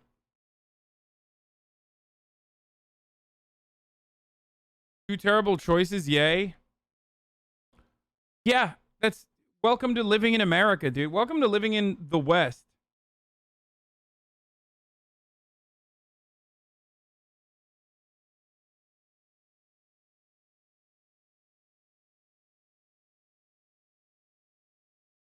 The PlayStation event is not starting yet. Why are you guys claiming this?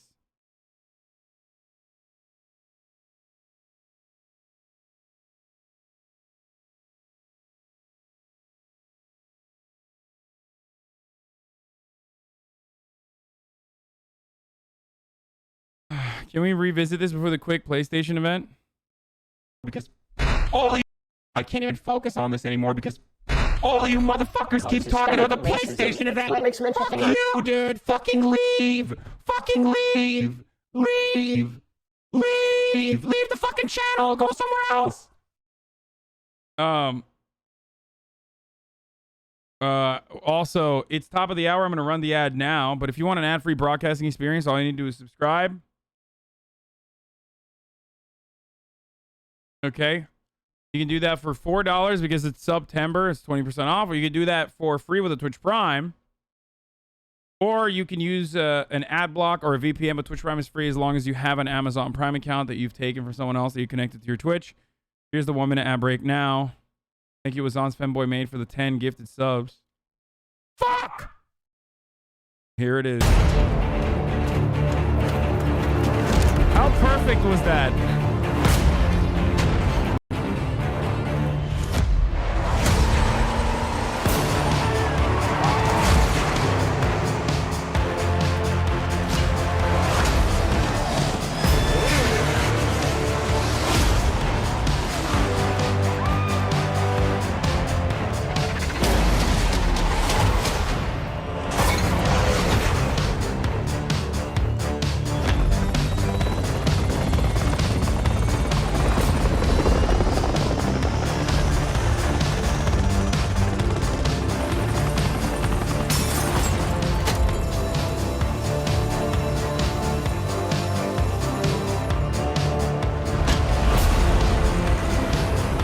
This like, are they doing chess? Are they promoting chess like as a video game?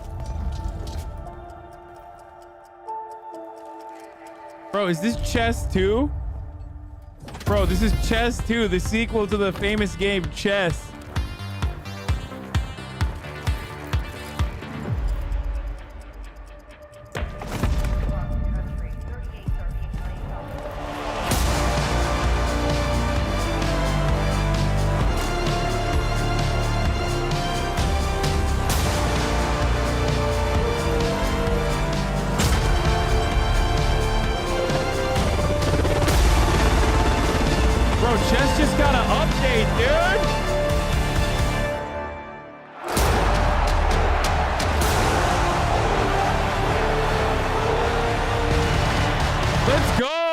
Finally did. What the fuck? What is this? What is happening right now?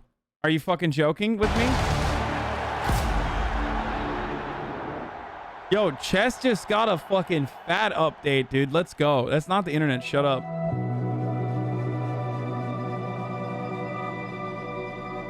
Yeah, we've been waiting 2,000 years for this, boys.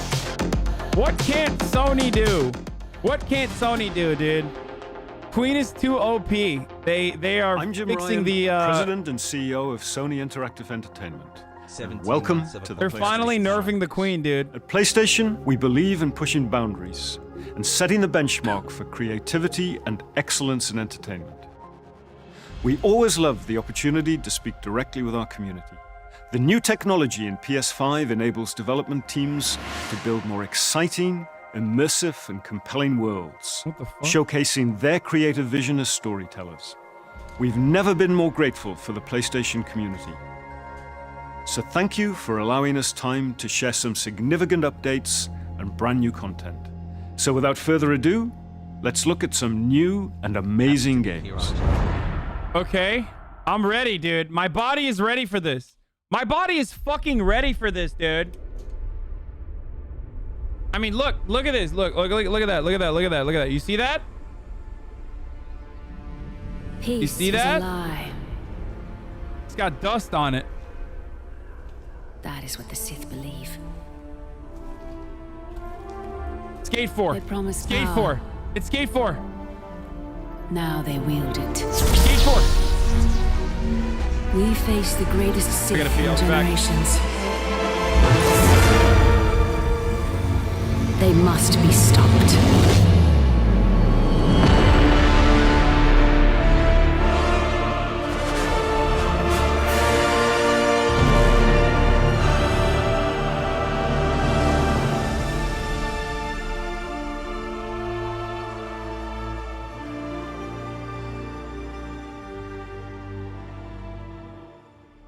Chess 2 Pog.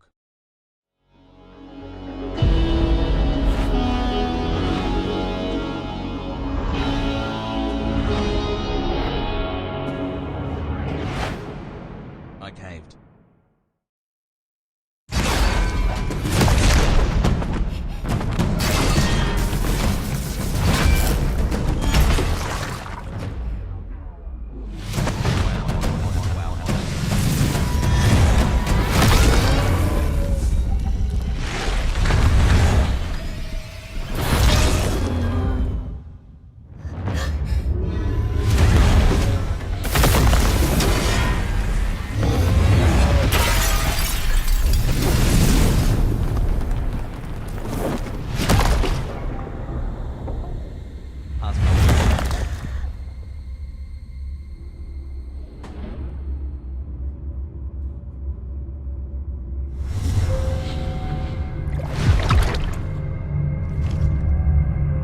fuck is this?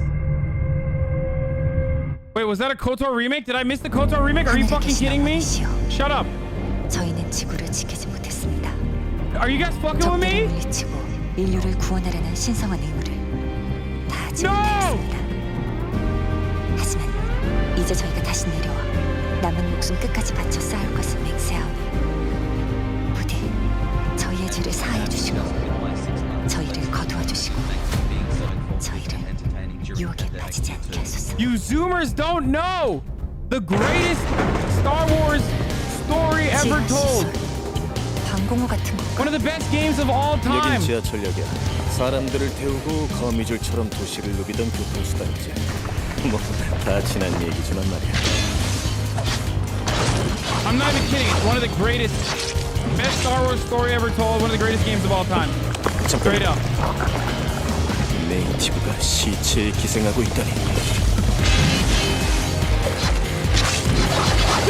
매복이야. 그날 이후 지성의 도시들은 모두 예비처럼 폐허가 됐어. 잘난 신분들은 우주로 달아나고 나가는 놈들은 이곳에 버려졌지. What is this, like Devil May Cry? 마더스피어의 구원을 아직 기다리고 있는 거야. 이브 조심해. 전방에서 뭔가가 곧 무너지겠어. This is like Devil May Cry Hentai Edition.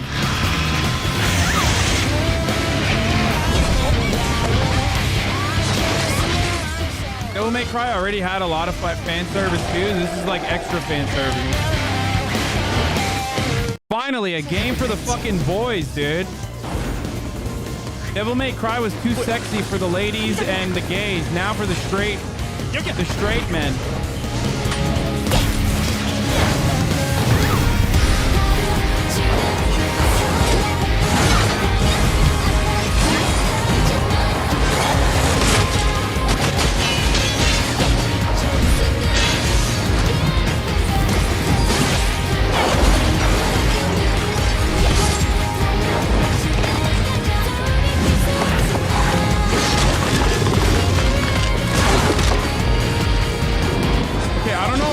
Crazy, but I feel like the graphics are not great. Like, look at the blood. It looks kind of bad, right? 당신이 왜 이곳에? 설마 이브, 저건 알파 네이티브야. C-Max, stop looking with the penis eye and start looking with your eyes on your head, okay?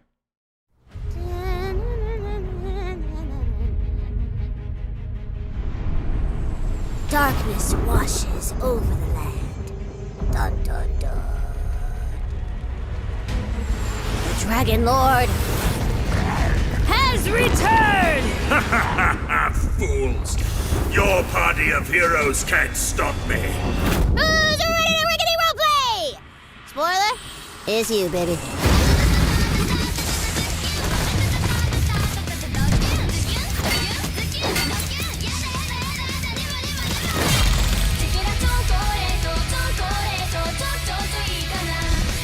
Is this baby metal?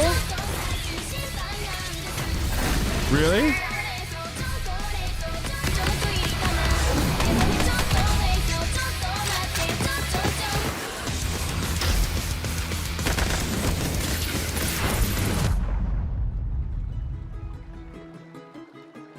You know, some of you may be asking, Tina, why are there guns in a fantasy world? And I am just so glad you asked because shut up your face and get shooting!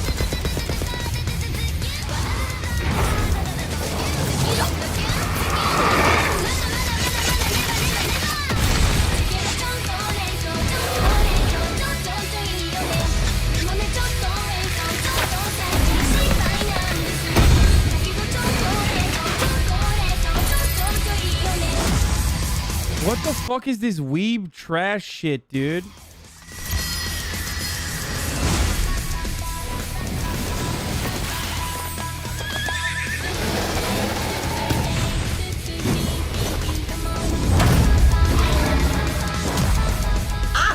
It's like Weebs. It's like a Weeb Borderlands with like turn-based elements in it. It took like all the things I don't like and put it into one game. No end credit scene here. This ain't no super duper hero movie.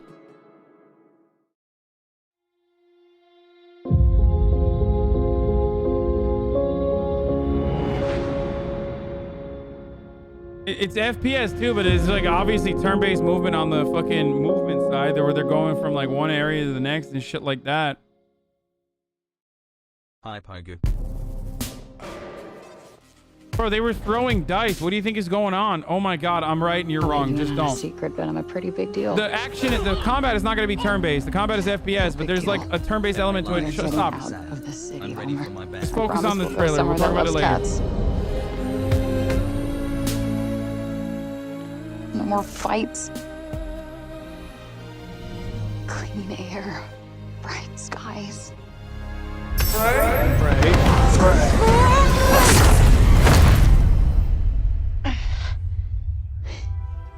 What the actual fuck?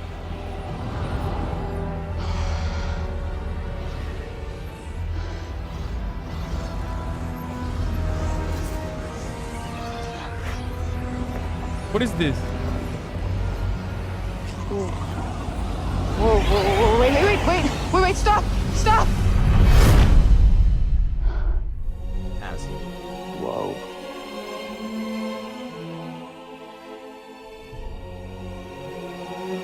Oh my god, did she shift to Hogwarts, dude? What is this? Acid. Who's there? And technically not Earth. Well, not what you would call Earth, anyway. I swear to God, asshole, show yourself! Show myself. I've shown. Where are you? Right here, at the end of your arm. Thanks Oh, for hello, all the information yes. and laughs you've provided for me. Okay, Bro, that's so let me drip. get this straight. I would I'm wear somewhere that's not what I would call Earth. I'm seeing freaking dragons, and oh yeah, I'm talking to a cop. Did I just do that? We did. I just moved shit with my freaking mind! Yeah, okay, that is something I do now. I do magic, kill jacked up beasts, I'll probably fly next. This is Princess of Persia, dude. I mean, I'm into it. Oh, that's too far. Good to know there's a line.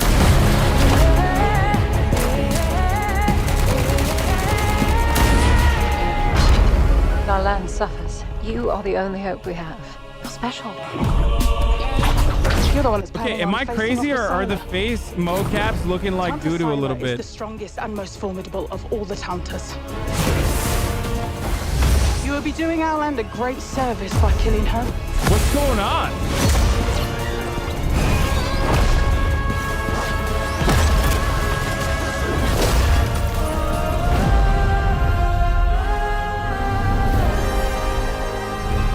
COVID remote face capture? Frey. No name for a demon.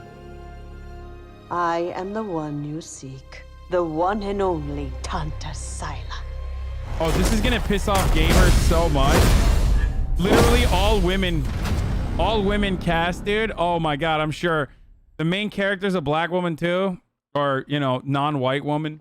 Oh, brother. For decades, Team Rainbow has been the shield against the worst global threats imaginable. Hostage situations, biological weapons, the threat of nuclear war. But now, we face the greatest terror our world has ever known. COVID!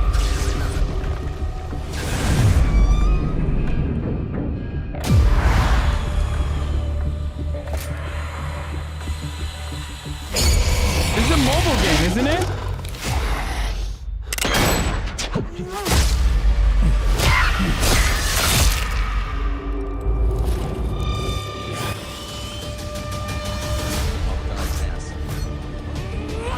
If we want a shot at tomorrow, we will move as one. We will think as one. Bro, I'm not even We will joking. do Wasn't there like whatever a it mobile takes. game exactly like this? As one.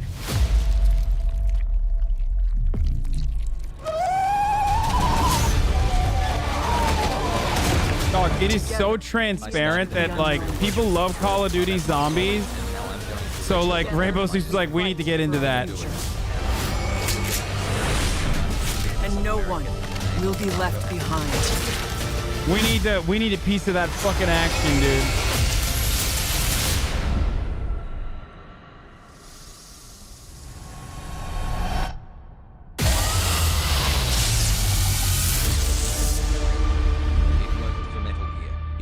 Rainbow Six. More like Rainbow 3, bruh. They downgraded. Rainbow 3.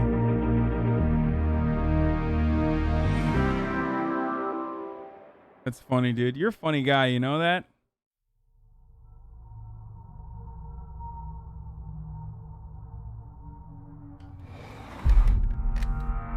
It's coming for me. Whatever you do, Skate 4. Don't go out in the dark. Stay in the light. The Deerfest guests have already started to arrive. Just ran into one on the ferry. A famous artist, no less. Alice? Alice? Is this anthology? My wife Alice, she's missing. Calm down, Mr. Wick. Last night I woke up to a nightmare. I was missing a week. Wait, is this Alan Wake a remake?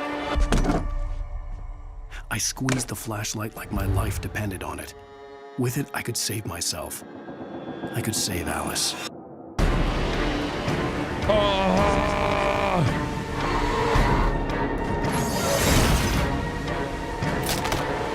Carl Stucky. Pleased to meet you.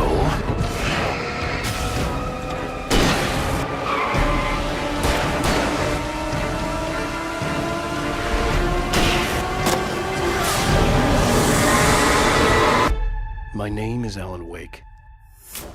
I'm a writer. I've never played this, so I've actually never played it. Another remaster. Sick. Sick, dude. I'm not even excited about the new IP that we've seen. I am excited about the KOTOR remake. And right on the money, dude. Hello, Franklin. Let's go. What? No way. What are we on? The 7th one, dude? Let's go. Come on. I gotta run now, okay? All right, bye, babe. It's lonely up here. Come on, man. Speed up. Get us out of here. Roger that. Whoa. I think we're gonna literally make out like bandits on this.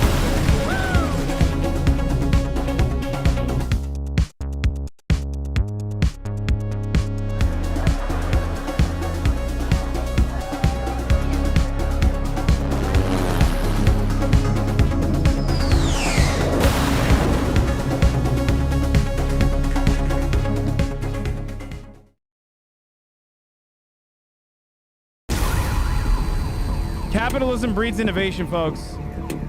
You will never tell me I'm wrong. You'll never convince me that I'm wrong. Ain't no snap. What the fuck is this, dude? Okay, this looks cool. This looks a bit different.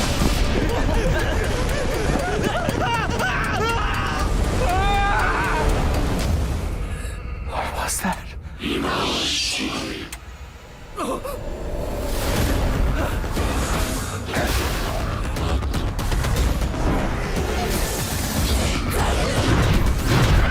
There remains work yet undone.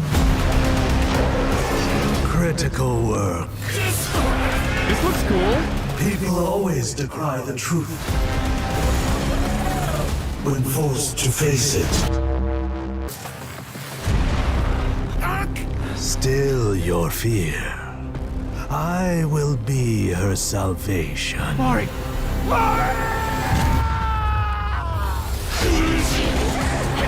The time is nigh.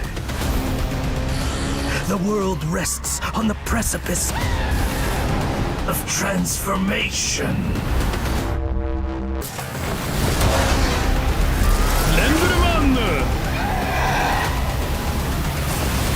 A new age will dawn. Holy shit. Okay, that looks kind of cool. Stop saying Saikuno. You guys are being racist, dude.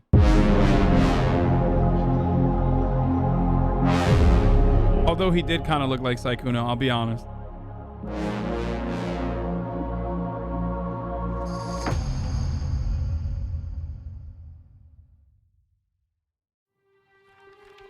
A little bit. What? He's hot. 3 months, senpai. Guardians of the galaxy. You came here seeking truth. I kind of am excited about this game.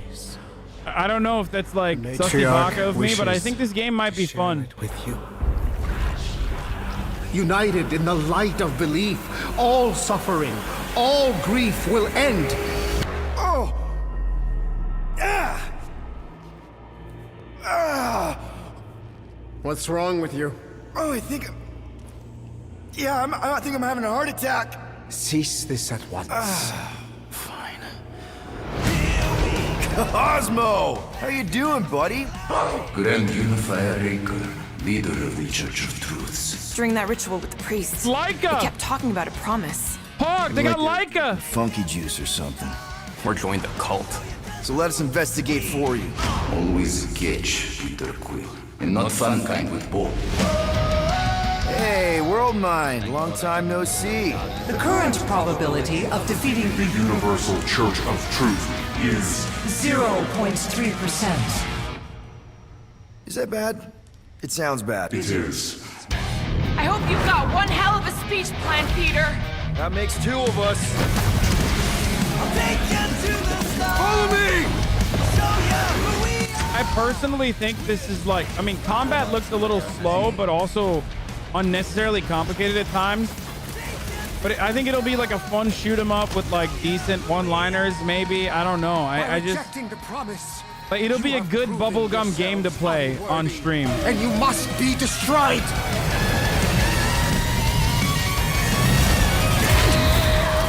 Like, don't get me wrong. I don't think this is gonna be like a game changer. I think it'll be like a fun game to play on stream, though. That most of you won't ever. Milano's on her way. You'll never buy this game. You'll just watch me play it. Thanks, bud.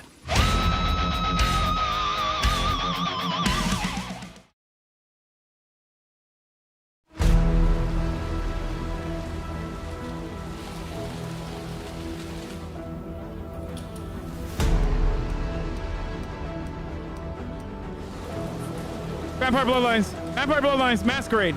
Vampire Bloodlines Masquerade. Vampire Bloodlines Masquerade. Vampire Bloodlines Masquerade.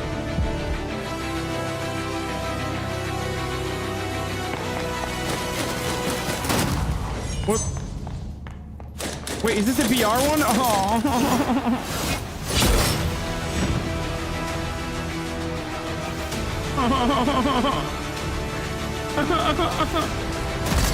No.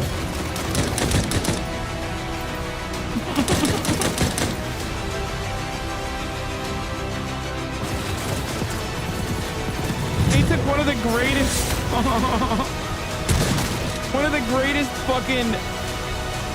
RPGs of all time, and they're like, here, let's put out the Fortnite version of it first from a different studio.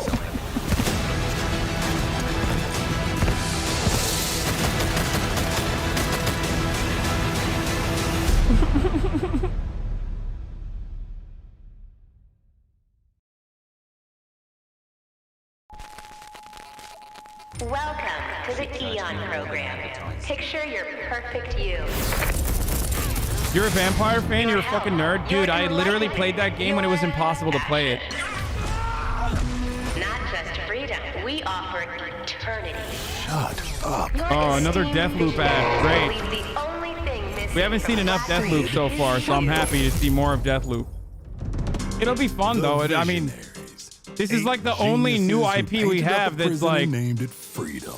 Unique. Locked us all in one repeating day. Their eternity. An endless party that you can never leave. I am a storm rolling round and round we As far as Vampire Bloodlines Masquerade goes, a bunch of I played it when it was impossible to play it like without patching it. Bombs, the amount of shit I had to put myself through to play was insane. Game-breaking bugs, legendary game-breaking bugs on that. Remember shit. This party island hangover is not my thing. My thing is answers. Who are these people? What do they want with me? And why is she always one step ahead? Come on, Colt. You gotta put this together.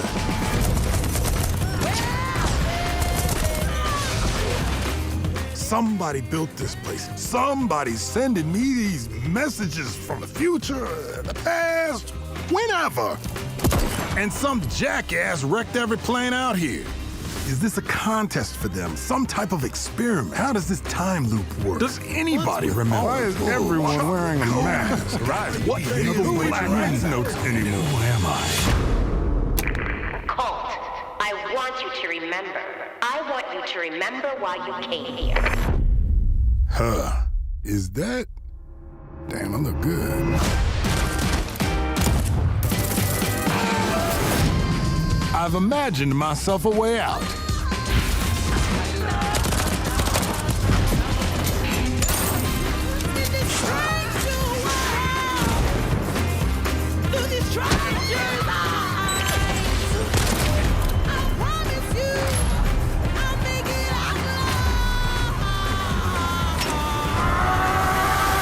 Gonna break this time loop before it breaks me. This game is gonna be good. I'm convinced. It's gonna be good. It's a little bit of copium, but I think it'll be good. It has to be.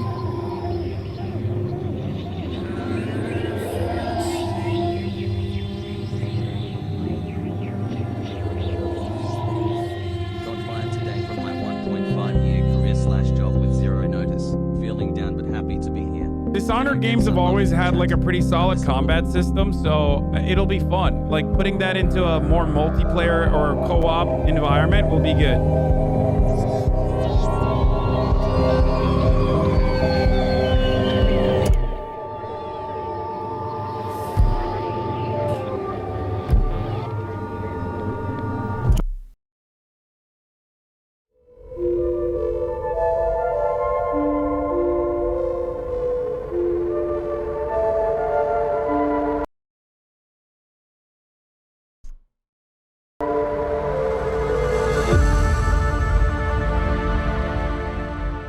What just happened? What was that? What did they just tease?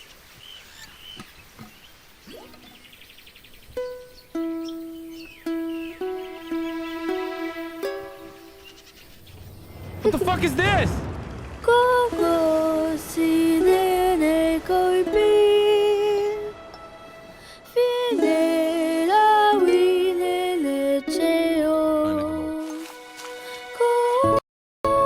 What the fuck?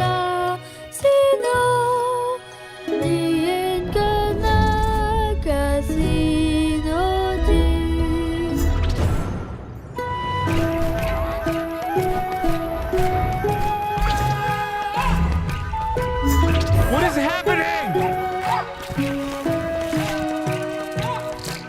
What are these fucking baby games, dude? This is a console made for adults.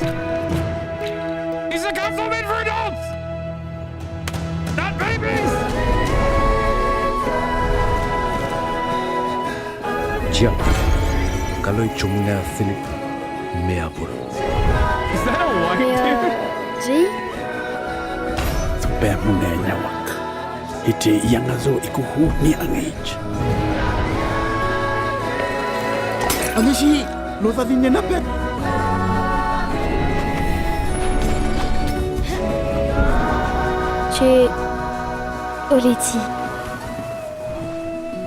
Okay, actually, I don't know. I don't hate on this. I bet this will be good. I bet this will be good. I feel like this will be good. It'll be like you'll do like environmental terrorism. You know what I mean?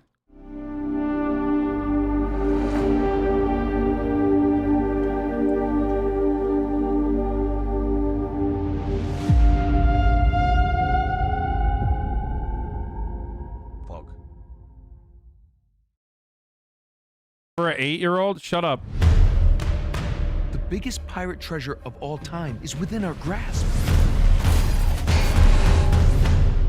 Oh, here we go. Task of Ganesh? Now that's not an easy fight.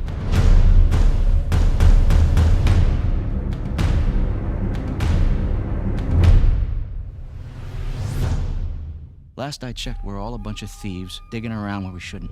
Wait, is this another remaster of Uncharted?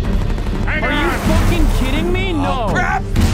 No. Everyone obsessed with his No. Why did they remake an Uncharted? Uncharted is our like literally first-gen games that come out. They wouldn't even give us the dignity of a new. Are you ready to seek your fortune? They wouldn't even give us the dignity of a fucking new remaster, new game. It's not even just for PlayStation, it's for PC too?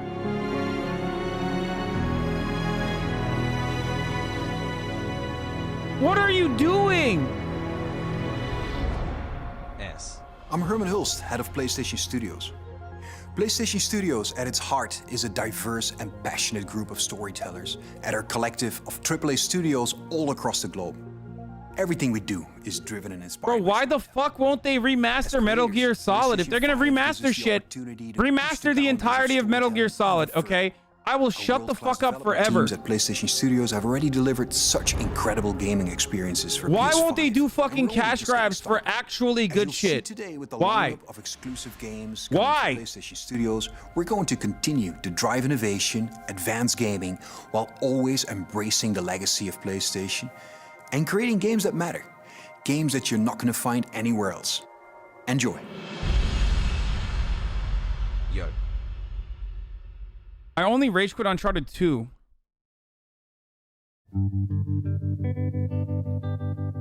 At the dark end of the street. Is remaking a PlayStation 1 game is essentially making a new game? Yeah, no shit. Give it to fucking Blue Point or whatever, the one that remastered or remade Demon Souls. They're actually good.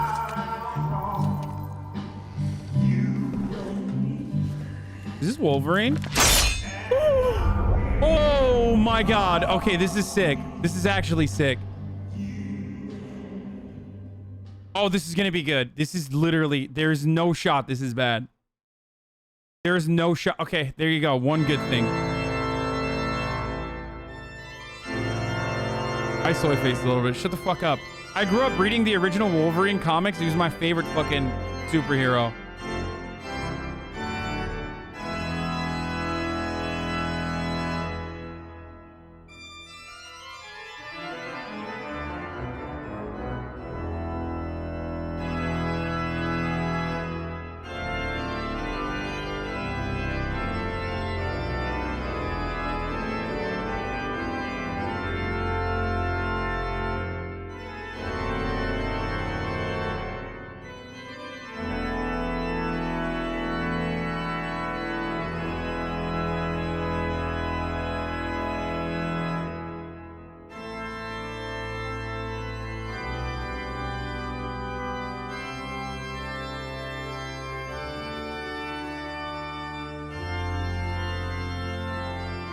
Oh my god. Yeah, the Cussy, dude. Cussy game. Gran Turismo in Search of the Cussy.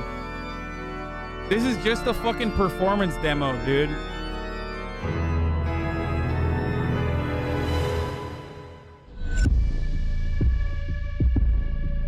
These games are just like literally performance demos. That's it. Same with Forza.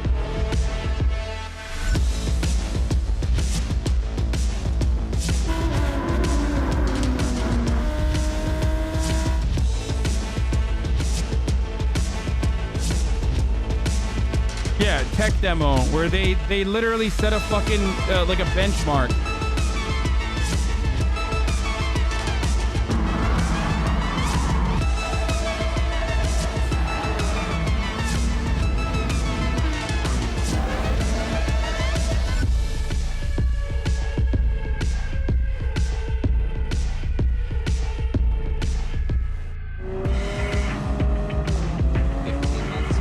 bruv. I'm driving on the wrong side of the road, yeah? I am driving on the fucking wrong side of the fucking road, yeah? Look at me. It's Gran Turismo.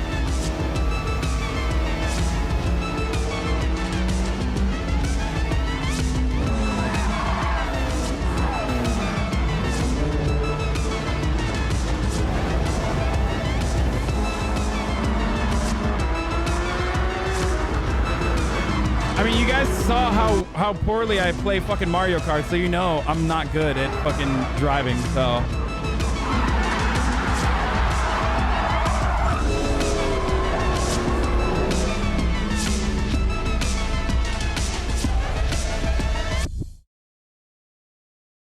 I did soy face at Wolverine. Whatever, dude. Wolverine is sick. It's gonna be sick too. I know it. Oh, this is the one with the POC cast. Right? The Zomber game. For as long as I can remember, I have looked for an equal. One who could push me. Never mind, it's Spider-Man. One who could surprise me.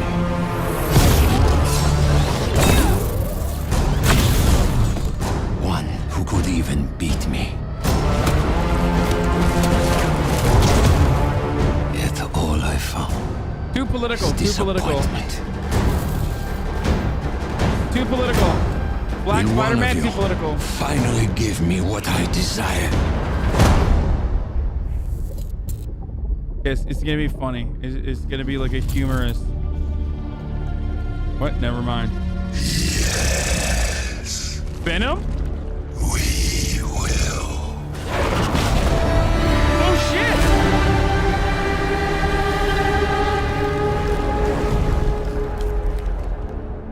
Okay, this will be good. This will 100% be good.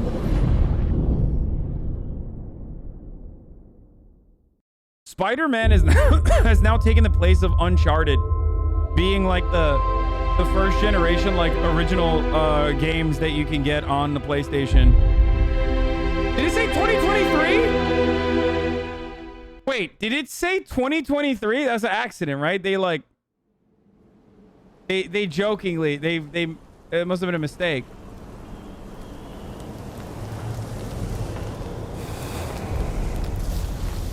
If this is God of War announced for PC, I will lose my shit.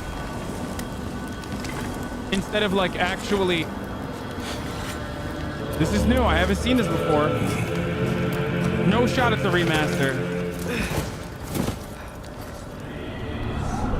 Oh god, it's... Time is running out. The prophecies say Fimbulwinter leads to Ragnarok. War is coming. My story doesn't end hiding in these woods. I should be out there, finding out who I am, who Loki is. Boy's a teenager, bro. Let's go. Allow you to pick a fight with gods. I don't want to fight anyone. I just want answers. Oh my god. If those answers oh my god. war with Asgard. Oh my god. Maybe that's what Mother wanted. We do not know what Mother wanted. Well, I recognize that dour expression anywhere. Odin's got tricks up his sleeve we haven't dared to consider. What if there was someone who could help us? You mean Tyr, the old god of war in these lands, who is dead. Well, for a dead man, Odin seemed pretty keen on seeing he wasn't found. If he's out there, we gotta find him. Oh my god! Come in. What in all yarn speed that happened to him? We're trying to stop Ragnarok, to help people. Human! And what if the only way to do that is war? Okay, that's it. It's over. Not the only way. Stop thinking like a father for a moment and start thinking like a general. No! You seem like a calm and reasonable person. Are you a calm and reasonable person?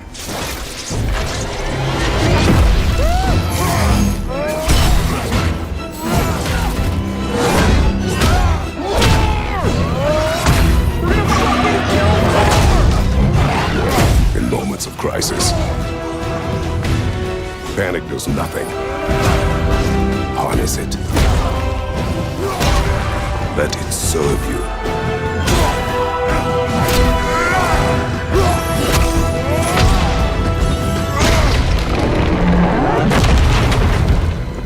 Tyr! Are you coming with us?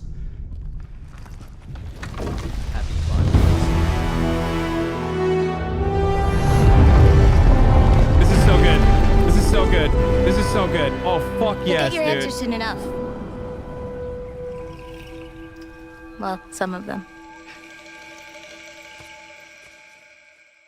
That's it. Okay, that's good. That's enough. That's enough. That's like, that's good. I'm happy now.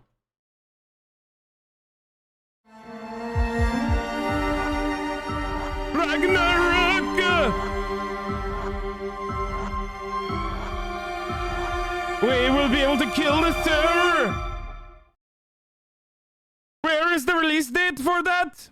That there is no release date for the God of War Ragnarök.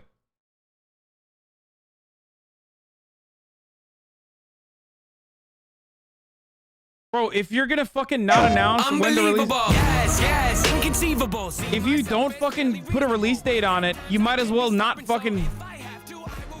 This doesn't make sense, dude. When they don't put fucking release dates on this shit, it's like it could come out whenever. You know what I mean? It could come out in like 3 years, 4 years.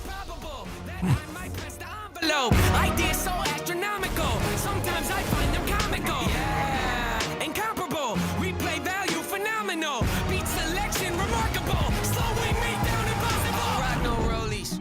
I don't hang around no phonies. I always advance. Say how I fail, you know I stand. Raising the bar, I gotta expand. Top of the charts, I'm setting up camp. Finding my stakes, I put on my tent. Shoot for the stars, they fall in my hand. Stick to my guns, I don't even flinch. Can push all you want, they moving an inch. I rarely miss. I'm happy I did it. Beat all the odds, I ain't got no limits. Can it be stopped? You paying attention? I ain't gotta say it. They know where my head is. They know where my head is.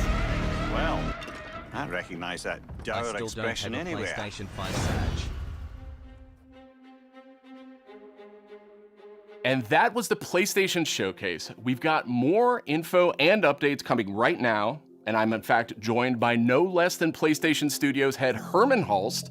Herman, really strong showing here from PlayStation Studios tonight, including an awesome new look at GT7 and finally a release date. GT7 is coming in March, and I don't think fans are going to be disappointed with what Yamauchi-san and Polyphony have been working on. And what we're doing with GT7 is we're pulling from the entire history of the franchise, taking some of the best features into GT7. GT campaign, arcade missions, all that good stuff. And you know, I got a chance to play and it just looks and plays sensationally. The haptics, the vibrations, you feel the roads, the pull and the weight of the different cars. I'll tell you, the one thing that I personally really liked is the braking variations through the adaptive triggers. That really kind of makes you feel like you're an incredible racer. And for me, that's great. Great to hear that about GT7. I can't wait to play that, but I also really wanted to talk about Insomniac. I mean, this is a studio that is absolutely on fire the last year, maybe 18 months with Marvel Spider-Man Miles Morales, Ratchet & Clank, A Rift Apart, and now two big reveals tonight in the form of Marvel's Spider-Man 2 and Marvel's Wolverine. It's kind of a shock. You work really closely with Insom, Herman, so what can you tell us about just why Insom gets so fired up about the Marvel Wolverine universe? is going to be good. The the Spider-Man is one of the greatest, like, they've been just so productive, and I think the team in it's really good at doing like video games. They're really fucking good at making like approach to storytelling and comic book video games, though. And it's really evident in the consistently high quality of games that they've been delivering over the years. I think on top of that, they really prize collaboration amongst their team, and that collaboration that also extends to the way that they work with other PlayStation teams, but also their work with their great partners at Marvel. And that collaboration resulted in the amazing first two Marvel Spider-Man games. And I know that Insomniac are extremely excited to be further expanding the universe into Marvel Spider-Man 2 now. And they're also going to be raising the bar again, you know, in terms of immersion, action, visual fidelity. I think Marvel Spider-Man 2 will be a spectacular showpiece for gaming. And they're also so thrilled to then bring gamers an emotional and a suspenseful journey into Marvel's Wolverine. I think that PlayStation fans are really going to be in for a treat over the next few years. Very cool, very exciting times, and on multiple fronts. Tonight, we also got our first big look at God of War Ragnarok. Herman, what can you tell us about where Santa Monica Studio is going with this one? Or when the release date is, fans, motherfucker. I'm personally really invested in the relationship between Kratos and Atreus. We got to see in the trailer that there's some real tension brewing between them as Ragnarok approaches, so I can't wait for players to see how that relationship between them evolves. And you gotta trust me when I say that Santa Monica Studio have prepared quite a few twists and turns for players as they set up the finale of the Norse saga in God of War Ragnarok. We're gonna get an update on God of War Ragnarok from Santa Monica Studio here in just a moment. But before you go, Herman, I want to get your take on Horizon Forbidden West. Now, we've learned that this one is coming out in February. I am sure that by this point you have played it. So what has jumped out to you? What can you tell us about the game? I've had a chance to play the game on PS4 and PS5, and it looks great on both. For PS5, the level of detail on the Aloy... Yeah, he played it on PS4 as well, because there's not enough PS5. Even more amazing because the environments have so much going on too. From the ruins of San Francisco to those new underwater areas, everything just looks breathtaking. And it loads really fast because of the SSD. That's literally Plus, on purpose that he mentioned PS4. So much variety. It's all based on player choice. There's so many cool weapons and tools, and when you combine these together, that comes in really handy when you're dealing with the new machines. On PS5, the haptic feedback on the controller, I think in my mind really adds to the experience, when you're firing arrows and the other ammo. The team at Guerrilla, I know them so well. I'm super proud of them. They're creating something incredibly special, and I just can't wait for gamers to get the next chapter of Aloy's adventure in their hands. Thanks for the update, Herman.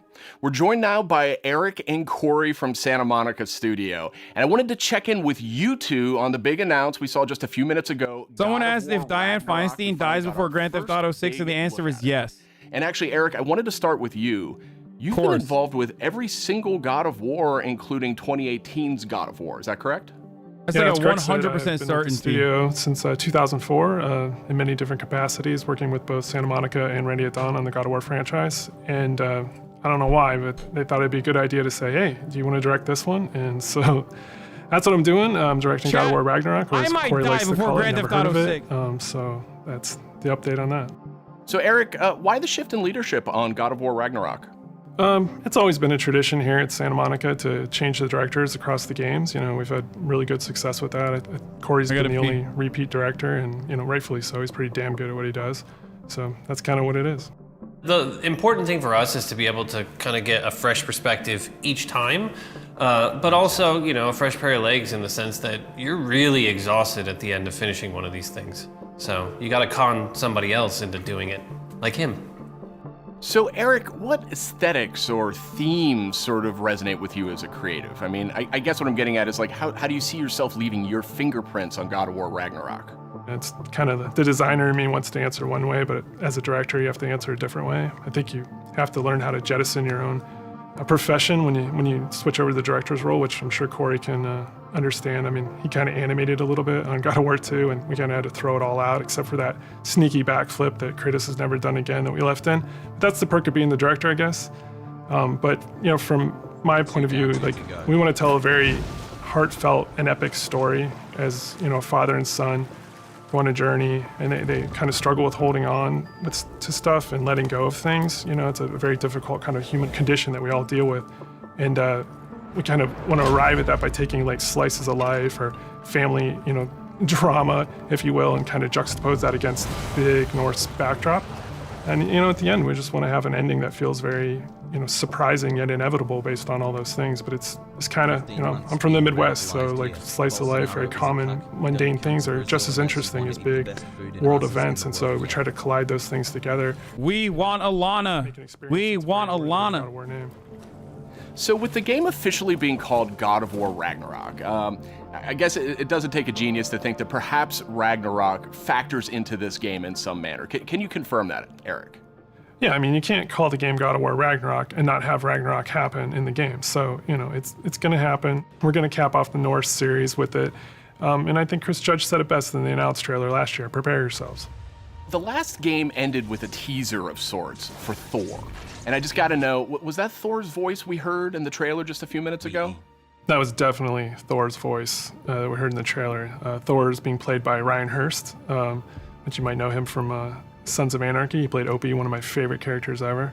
And we're just delighted to have him come play in the God of War sandbox. And his take on Thor and our take visually on Thor is very different than the hunky Australian you might know. You know, he's much closer to the Norse mythology version. You know, he's this big, burly, almost hedonistic man-child, red hair, you know, left-handed, just a little off kilter than the Thor that a lot of people know right now. So I can't wait for people to experience more of that when the game's done. We also heard the name Odin in tonight's trailer. So I imagine if we're going to experience Ragnarok, Odin's going to have to play a pretty big role here, right? Definitely. I mean, Odin is the all-father of all the realms, so he's going to show up when Ragnarok happens. We will kill Odin. Very happy to have Mr. Richard Schiff come on to play Odin for us. You may know him as Toby from The West Wing. This was one that we never thought was going to happen. It was like kind of a shot in the dark, and he got back to us, and we walked him around the mocap volume, and he was just like, I've never done anything like this before. Let's do it. And so the kind of rest is history. So I can't wait for people to experience that and see how he factors in. And it's a very different take, again, much like Thor. You know, he's like a old man who's just kind of busy with his own things and doing whatever he wants. And he doesn't live in a castle or anything like that. So it's again, a different take, kind of what we do. We just take what's known and curveball it a little bit and, you know, make it special.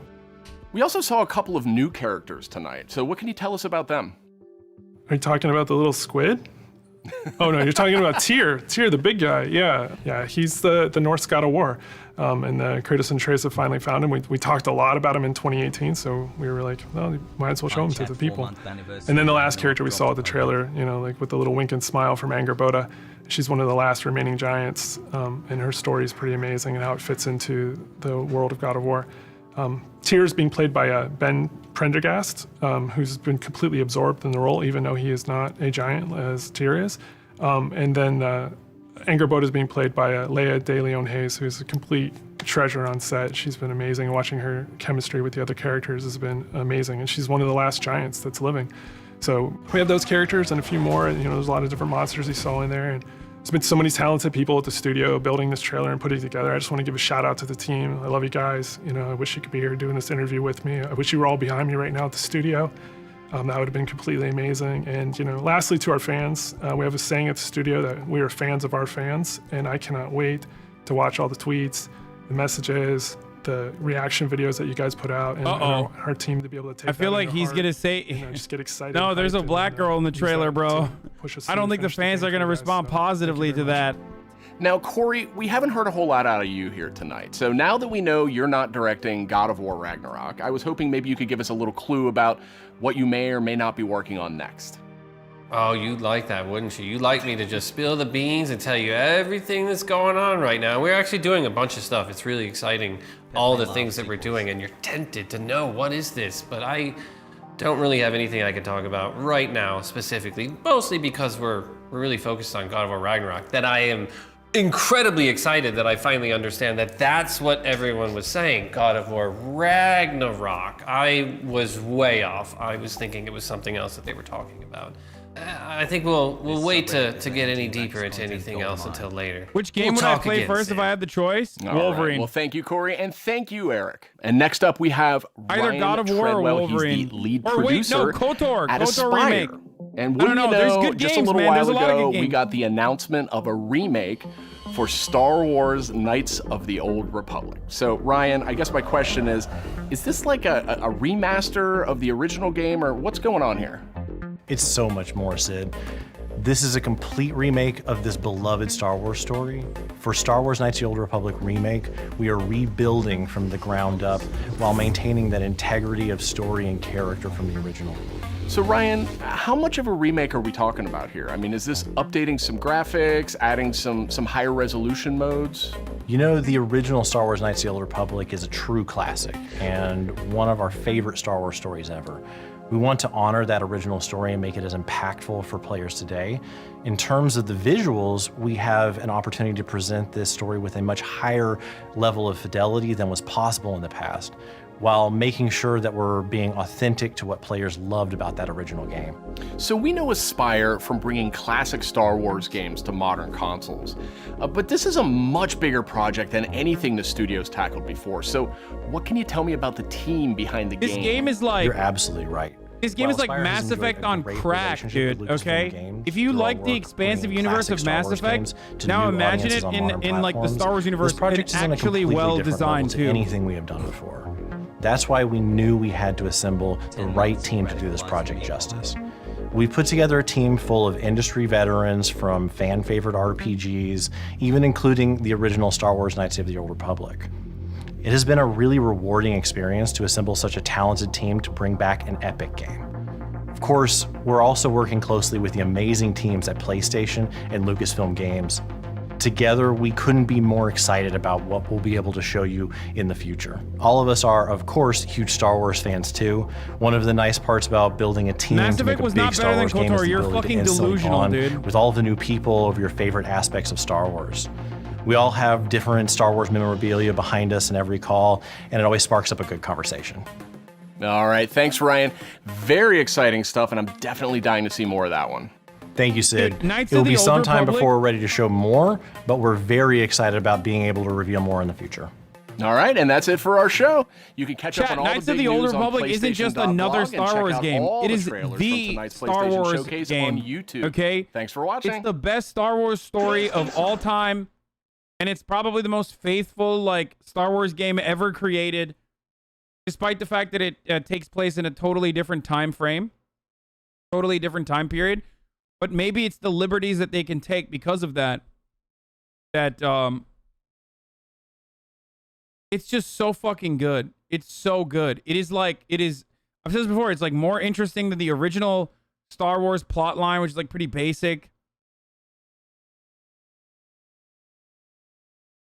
That and like, I've been saying this, and many gamers have been saying this for many years, but like KOTOR and Metal Gear Solid are like the two remasters or remakes, whatever it is, like the one that where they like make a new game entirely. Those are the two things that fan bases have been looking for in perpetuity.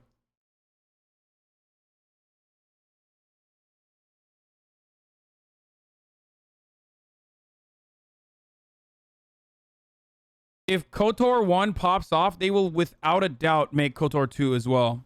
At HasanAbi, KOTOR is the GOAT Star Wars game hands down.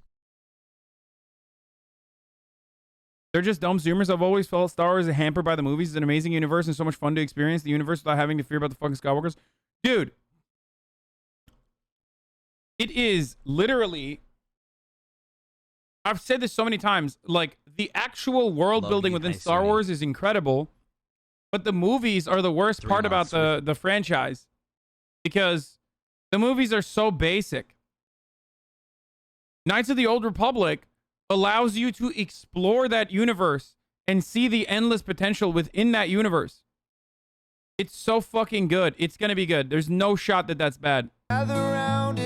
Also, here's a big announcement. We're going to watch the Matrix thing, and then we're going to get back to Joe Rogan and the news and stuff, but... No Silent Hill sounds. The Silent Hill remaster is not going to happen. Hideo Kojima no longer works with Konami. Unless there's like a different Silent Hill... Yo. There's like a different new Silent Hill that's coming out. Maybe that I'm unaware of. Don't think MGS will get remade unless Konami sells the franchise? Like, why? Why don't they just make money off the IP, man? They're such fucking assholes. Give it to like Bluepoint or whatever, the one that made Demon Souls. They're very good. I do not want Konami to handle that. Oh my god, that would be fucking dog shit. I feel like they would purposely bomb the fucking remaster as a fuck you to Kojima.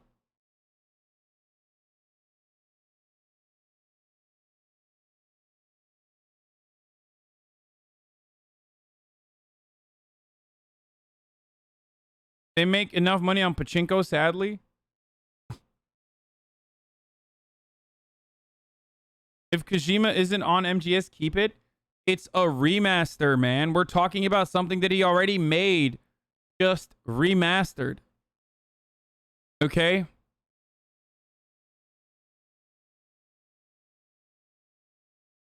They make MGS. They make MGS pachinko. Really?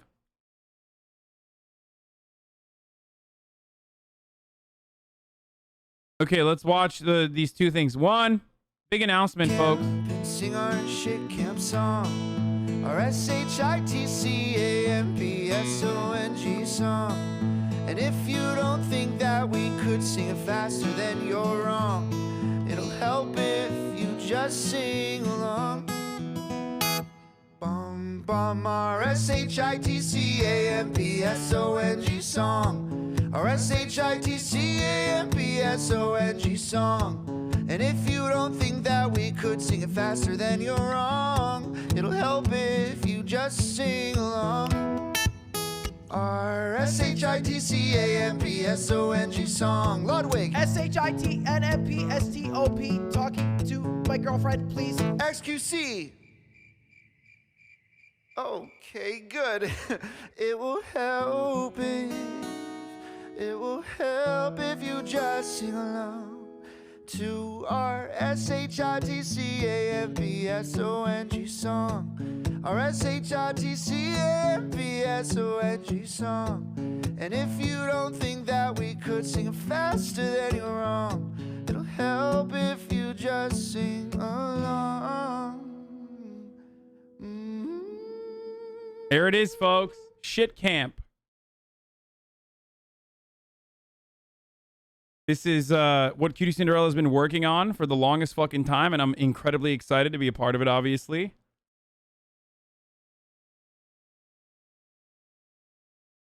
All these creators are going to come to Los Angeles, and it's going to be fucking lit.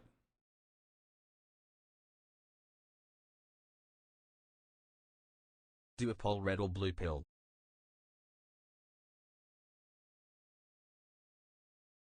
Is it already filmed or is it going to be live? No, dude. There's like hella fucking...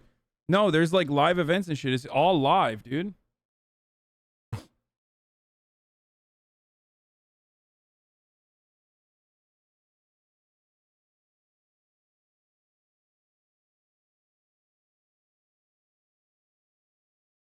Will this take place in your mega mansion? Yeah. 5,000 Americans died that week from COVID-19. All right, we're going to listen to Joe Biden, Jack. Last week, that grim weekly toll was down 70%. And then 3 months before I took office, our economy was faltering, creating just 50,000 jobs a month. We're now averaging 700,000 new jobs a month in the past 3 months. Quality's dog shit. This progress is real. But while America is much in better shape than it was 7 months ago when I took office, I need to tell you a second fact. We're in the tough stretch, and it could last for a while. Highly contagious Delta variant that I began to warn America about back in July spread late summer, like it did in other countries before us. While the vaccines provide strong protection for the vaccinated, we read about and hear about and we see the stories of hospitalized people on their deathbeds among the unvaccinated over the past few weeks. This is a pandemic of the unvaccinated. He's right. And it's caused by the fact that despite America having unprecedented and successful vaccination program, despite the fact that for almost 5 months, free vaccines have been available in 80,000 different locations, we still have nearly 80 million Americans who have failed to get the shot. And to make matters worse, there are elected officials. Here's the math. The vast majority of Americans are doing the right thing. Nearly 3/4 of the eligible have gotten at least one shot, but 1/4 has not gotten any. That's nearly 80 million Americans not vaccinated. And a country as large as ours, that's 25% minority. That 25% can cause a lot of damage, and they are. The unvaccinated overcrowd our hospitals. The irony is they're causing it to themselves in many ways, and others as well, but like definitely to themselves. No room for someone with a heart attack or pancreatitis or cancer. And fourth, I want to emphasize that the vaccines provide very strong protection from severe illness from COVID-19. I know there's a lot of confusion and misinformation, But the world's leading scientists confirm that if you are fully vaccinated, your risk of severe illness from COVID-19 is very low.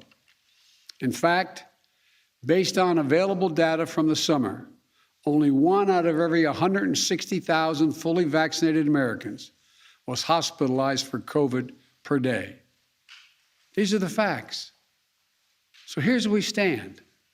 The path ahead, even with the Delta variant, is not nearly as bad as last winter. But what makes it incredibly more frustrating is that we have the tools to combat COVID-19, and a distinct minority of Americans, supported by a distinct minority of elected officials, are keeping us from turning the corner. These pandemic politics, as I refer to, are making people sick, causing unvaccinated people to die. We cannot allow these actions to stand in the way of protecting the large majority of Americans who have done their part and want to get back to life as normal. As your president, I'm announcing tonight a new plan to require more Americans to be vaccinated to combat those blocking public health. My plan also increases testing, protects our economy, and will make our kids safer in schools. It consists of 6 broad areas of action and many specific measures in each of those actions that you can read more about in whitehouse.gov. Whitehouse.gov. The measures, these are going to take time to have full impact. But if we implement them, I believe, and the scientists indicate, that the months ahead we can reduce the number of unvaccinated Americans, decrease hospitalizations and deaths, and allow our children to go to school safely and keep our economy strong by keeping businesses open. First, we must increase vaccinations among the unvaccinated with new vaccination requirements. Of the nearly 80 million eligible Americans who have not gotten vaccinated, many said they were waiting for approval from the Food and Drug Administration, the FDA. Yep. No, they weren't. Last month, the FDA granted that approval. So the time for waiting is over. This summer, we made progress through the combination What did I tell of you guys? vaccine requirements and incentives. I said FDA authorization or approval is only good for the mandates. That is what will get people vaccinated. 4 million more people got their first shot in August than in July. But we need to do more. This is not about freedom. The real push will come from the mandates. It's about protecting yourself and those around you, the people you work with, the people you care about, the people you love.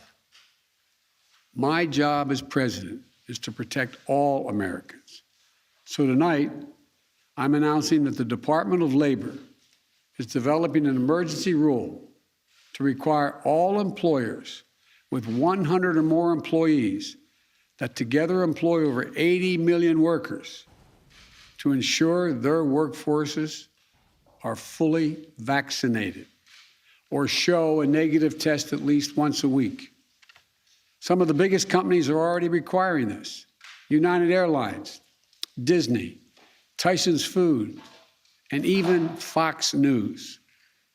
The bottom line, we're going to protect vaccinated workers from unvaccinated coworkers. And they've been doing it. We're going to reduce the spread of COVID-19 by increasing the share of the workforce that is vaccinated in businesses all across America.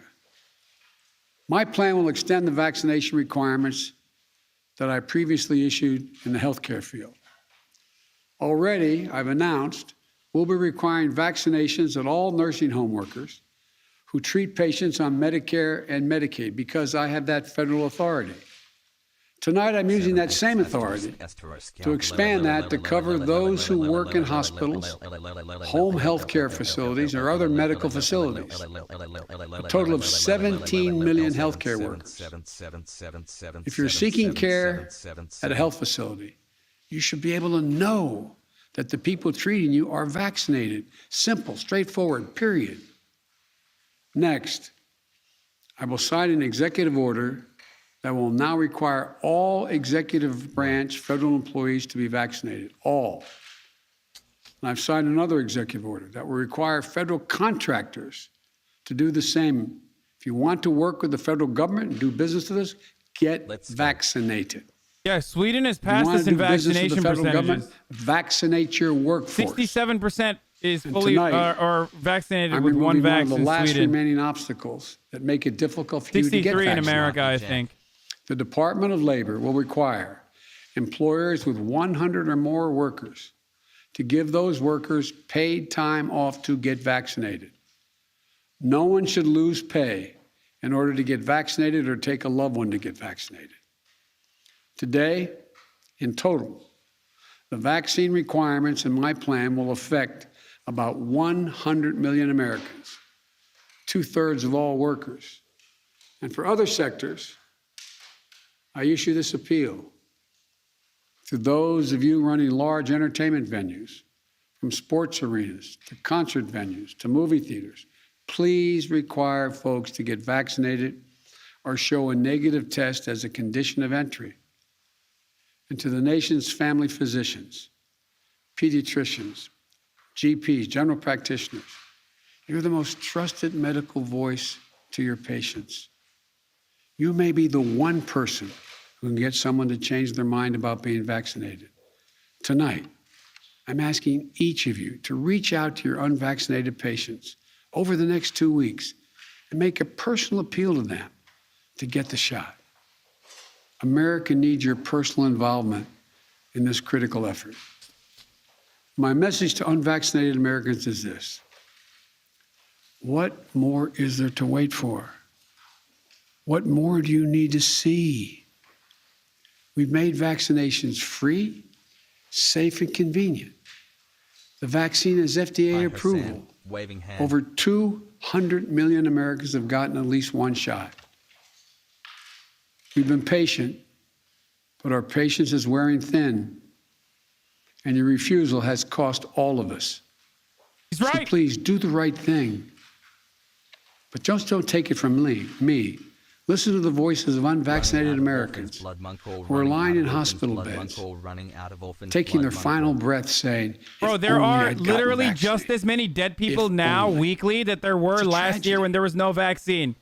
And the only thing that is consistent is 100% of the people last year were unvaccinated, and nearly 100% of the people that are dying are also still unvaccinated. For the vast majority of you who've gotten vaccinated, I understand your anger at those who haven't gotten vaccinated. I understand the anxiety about getting a breakthrough case. But as the science makes clear, if you're fully vaccinated, you're highly protected from severe illness, even if you get COVID-19. In fact, recent data indicates there is only one confirmed positive case per 5,000 fully vaccinated Americans per day. You're as safe as possible, and we're doing everything we can to keep it that way. Keep it that way. Keep you safe. That's where boosters come in. The shots that give you even more protection than after your second shot. Now, I know there's been some confusion about boosters, so let me be clear. Last month, our top government doctors announced an initial plan for booster shots for vaccinated Americans. They believe that the booster is likely to provide the highest level of protection yet. Of course, the decision of which booster shots to give, when to start them, and who will give them will be left completely to the scientists at the FDA and the Centers for Disease Control. But while we wait, we've done our part. We bought enough boosters, enough booster shots, and the distribution system is ready to administer them. As soon as they are authorized, those eligible will be able to get a booster right away in tens of thousands of sites across the country for most Americans at your nearby drugstore and for free. The third piece of my plan is keeping, and maybe the most important, is keeping our children safe and our schools open. For any parent, it doesn't matter how low the risk of any illness or accident soy-facing is vaccine when it comes to DLC. your child or grandchild. Trust me, I know. So, let me speak to you directly. Let me speak to you directly to help ease some of your worries. It comes down to two separate categories. Children ages 12 and older who are eligible for a vaccine now, and children ages 11 and under who are not yet eligible. The safest thing for your child 12 and older is to get them vaccinated. They get vaccinated for a lot of things. That's it, get them vaccinated. As with adults, almost all the serious COVID-19 cases we're seeing among adolescents are in unvaccinated 12 to 17-year-olds, an age group that lags behind in vaccination rates. So parents, please get your teenager vaccinated. What about children under the age of 12 who can't get vaccinated yet? Well, the best way for a parent to protect their child under the age of 12 starts at home. Every parent, every teen sibling, every caregiver around them should be vaccinated. Children have 4 times higher chance of getting hospitalized if they live in a state with low vaccination rates rather than states with high vaccination rates. Now, if you're a parent of a young child, you're wondering, when will it be the vaccine available for them? I strongly support independent scientific review for vaccine uses for children under 12. We can't take shortcuts with that scientific work. But I've made it clear I will do everything within my power to support the FDA with any resource it needs to continue to do this as safely and as quickly as possible. And our nation's top doctors are committed to keeping the public at large updated on the process so parents can plan. Now to the schools. We know that if schools follow the science and implement the safety measures like testing, masking, adequate ventilation systems, which we provided the money for, social distancing, and vaccinations, then children can be safe from COVID-19 in schools. Today, about 90% of school staffs and teachers are vaccinated. We should get that to 100%. My administration has already acquired teachers at the schools run by the Defense Department, because I have the authority as president of the federal system, the Defense Department and the Interior Department, to get vaccinated. That's authority I possess. Tonight, I'm announcing that will require all of nearly 300,000 educators in the federal paid program, Head Start programs, must be vaccinated as well to protect your youngest, our youngest, most precious Americans, and give parents the comfort. And tonight, I'm calling on all governors to require vaccination for all teachers and staff. Some already have done so, but we need more to step up. Vaccination requirements in schools are nothing new. They work. They're overwhelmingly supported by educators and their unions. Yeah, well, they're not supported by my Facebook PhD. Children, I'll always be on your side. Let me be blunt. I got a fat My horse plan dick also in takes on Facebook elected signs. officials in states that are undermining you and these life-saving actions. Right now, local school officials are trying to keep children safe in a pandemic while their governor picks a fight with them and even threatens their salaries or their jobs. Talk about bullying in schools. If they'll not help, if these governors won't help us beat the pandemic, I'll use my power as president to get them out of the way. The Department of Education has already begun to take legal action against states undermining protection that local school officials have ordered. Any teacher or school official whose pay is withheld for doing the right thing, we will have that pay restored by the federal government 100%. I promise you, I will have your back. The fourth piece of my plan is increasing testing and masking. From the start, America has failed to do enough COVID-19 testing. In order to better detect and control the Delta variant, I'm taking steps tonight to make testing more available, more affordable, and more convenient. I'll use the Defense Production Act to increase production of rapid tests, including those that you can use at home. While that production is ramping up, my administration has worked with top retailers like Walmart, Amazon, and Kroger's. And tonight, we're announcing that no later than next week, each of these outlets will start to sell at-home rapid test kits at cost for the next 3 months. This immediate price reduction for at-home test kits for up to 35% reduction. We'll also expand free testing at 10,000 pharmacies around the country. And we're committing $2 billion to purchase nearly 300 million rapid tests for distribution to community health centers, food banks, schools, so that every American, no matter their income, can access free and convenient tests. This is important to everyone, particularly for a parent or a child with a child not old enough to be vaccinated. You'll be able to test them at home and test those around them. In addition to testing, we know masking helps stop the spread of COVID-19.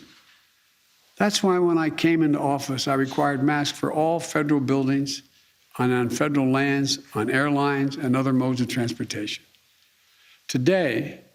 Tonight, I'm announcing that the Transportation Safety Administration, the TSA, will double the fines on travelers that refuse to mask. If you break the rules, be prepared to pay. And by the way, show some respect. The anger you see on television toward flight attendants and others doing their job is wrong. It's ugly. The fifth piece of my plan is protecting our economic recovery. Because of our vaccination program and the American Rescue Plan, which we passed early in my administration, we've had record job creation for a new administration. Economic growth unmatched in 40 years. We cannot let unvaccinated do this progress, undo it, turn it back. So tonight, I'm announcing additional steps to strengthen our economic recovery. We'll be expanding COVID-19 economic injury disaster loan programs. That's a program that's going to allow small businesses to borrow up to $2 million from the current $500,000 to keep going if COVID-19 impacts on their sales. These low-interest, long-term loans require no repayment for 2 years and can be used to hire and retain workers, purchase inventory, or even pay down higher-cost debt racked up since the pandemic began. Comrade Joe. I'll also be taking additional steps to help small businesses stay afloat during the pandemic. Sixth, we're going to continue to improve the care of those who do get COVID-19. Does Biden have a very mild In early July, I announced the deployment of surge response teams. These are teams comprised of experts from the Department of Health and Human Services, the CDC, the Defense Department, and the Federal Emergency Management Agency, FEMA, to areas in the country that need help to stem the spread of COVID-19. Since then, the federal government has deployed nearly 1,000 staff, including doctors, nurses, paramedics, into 18 states. Today, I'm announcing that the Defense Department will double the number of military health teams that they'll deploy to help their fellow Americans in hospitals around the country. Additionally, we're increasing the availability of new medicines recommended by real doctors, not conspiracy theorists. The monoclonal antibody treatments have been shown to reduce the risk of hospitalization by up to 70% for unvaccinated people at risk of developing severe disease. We've already distributed 1.4 million courses of these treatments to save lives and reduce the strain on hospitals. Tonight, I'm announcing we will increase the average pace of shipment across the country of free monoclonal antibody treatments by another 50%. Before I close, let me say this. Communities of color are disproportionately impacted by this virus. And as we continue to battle COVID-19, We will ensure that equity continues to be at the center of our response. We'll ensure that everyone is reached. My first responsibility as president is to protect the American people and make sure we have enough vaccine for every American, including enough boosters for every American who's approved to get one. We also know this virus transcends borders. That's why even as we execute this plan at home, we need to continue fighting the virus overseas, continue to be the arsenal of vaccines. We're proud to have donated nearly 140 million vaccines over 90 countries, more than all other countries combined, including Europe, China, and Russia combined. That's American leadership on a global stage. And that's just the beginning. We've also now started to ship another 500 million COVID vaccines, Pfizer vaccines, purchased to donate to 100 lower-income countries in need of vaccines. And I'll be announcing additional steps to help the rest of the world later this month. As I recently released the key parts of my pandemic preparedness plan so that America isn't caught flat-footed with a new pandemic comes again, as it will, next month, I'm also going to release a plan in greater detail. So let me close with this. We've made so much progress during the past 7 months of this pandemic. The recent increases in vaccinations in August already are having an impact in some states where case counts are dropping in recent days. Even so, we remain at a critical moment, a critical time. 10 months, Pog. We have the tools. Now we just have to finish the job with truth, with science, with confidence, and together as one nation. Look, we're the United States of America. There's nothing, not a single thing we're unable to do if we do it together. So let's stay together. God bless you all and all those who continue to serve on the front lines of this pandemic. And may God protect our troops. Get vaccinated.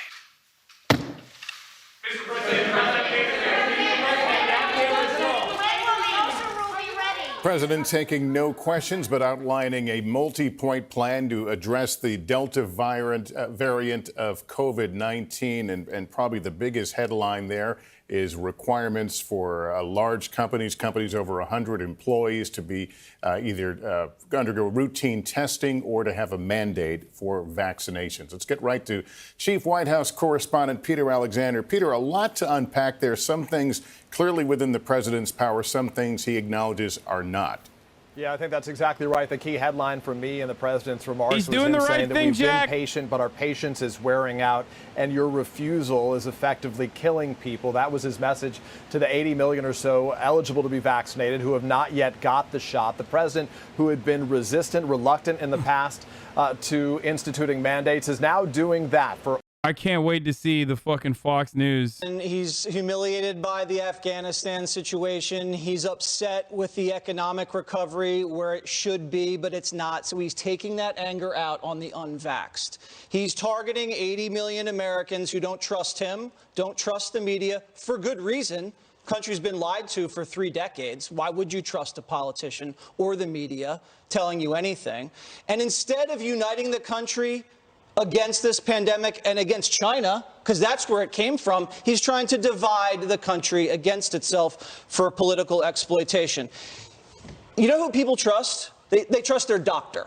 So instead of doing all this crap that means nothing, give the doctors the shot. I love this fucking take because it's like so many of these people that don't take the vaccine are not going to doctors, bro. They don't have fat fucking Fox News salaries and like access to healthcare, especially your dumbass audience that lives in like rural areas where there aren't even fucking hospitals.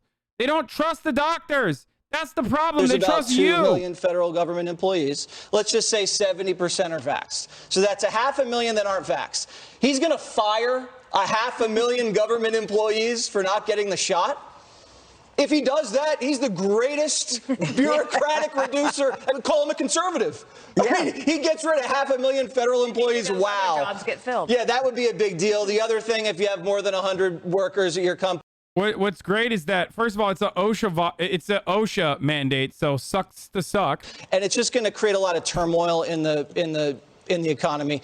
He was also speaking to these vaccine extremists. You know, these people that have the 2 shots, they can't wait for their booster, they wear a body condom when they leave the house, still living like it's spring 2020 in deep quarantine, afraid to go to the grocery store. He's telling them, I'm on your side, right? It's these nasty, unvaxxed masses. These are the people that are hurting us. And then he says, if the economy doesn't... But it's true. They're hurting us. They're filling up ICUs. He's already set up an excuse that if this thing doesn't work out, it's their fault. He goes, we've done our part, federal government, quote unquote. And then he lied and said, governor... He has. He's doing it right now. This is the part that the federal government is supposed to do. Vaccine mandates. The governor has said that. Let's and basically go. declared war on 47 Abbott with the 10 tier and gift DeSantis. subs. So also, it's middle of the hour because I forgot to run the fucking top of the hour ad break. But if you want an ad-free broadcasting experience, all you need to do is subscribe. You already know this shit, okay? $5, $4 because it's September, or free if you have a Twitch Prime or an ad block or a VPN. These are the ways that you can have an ad-free broadcasting experience. We're watching Fox 5 seethe right now with the vaccine mandates.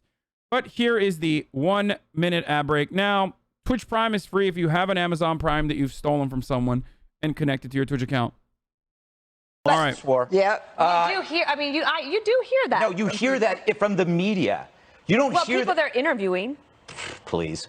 What a unifier. But my question was this. Is that speech going to persuade any of those 80 it doesn't million? persuade anybody. No. The great unifier is saying that all those are vaxxed are mad at those that aren't. So this is not true. It's all there to just gin up more animosity and cause division. Basically, he said the unvaxxed are the new terrorists. That's what he did. Like, he showed more anger towards that 80 million, this amorphous 80 million that he actually won't specify what constitutes the 80 million, which is kind of interesting. But he showed more anger towards them than the orderly and kind Taliban, right? The very business, like, he also lied. He lied so much. And he was, basically this whole thing was he was blowing his own horn because he blew it in Afghanistan. This was his way to show that maybe he is competent. So he had to gin up the fear. It was an interesting little game of saying everything's great, but it could just totally go to hell in a minute. And so it wouldn't be my fault. And it wouldn't be my fault. It's these other people's faults. And then he's comparing the past, like before he got there to now. People have to remember, this is a guy that said, don't trust the vaccines. Yep.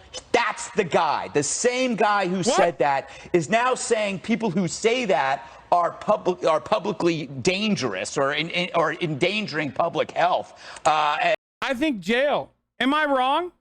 I mean, this guy should go to jail. I mean, seriously. Like, if you're lying this much, you should go to jail. Like, if you're deliberately lying, I'm so on board with throwing this guy in jail, dude.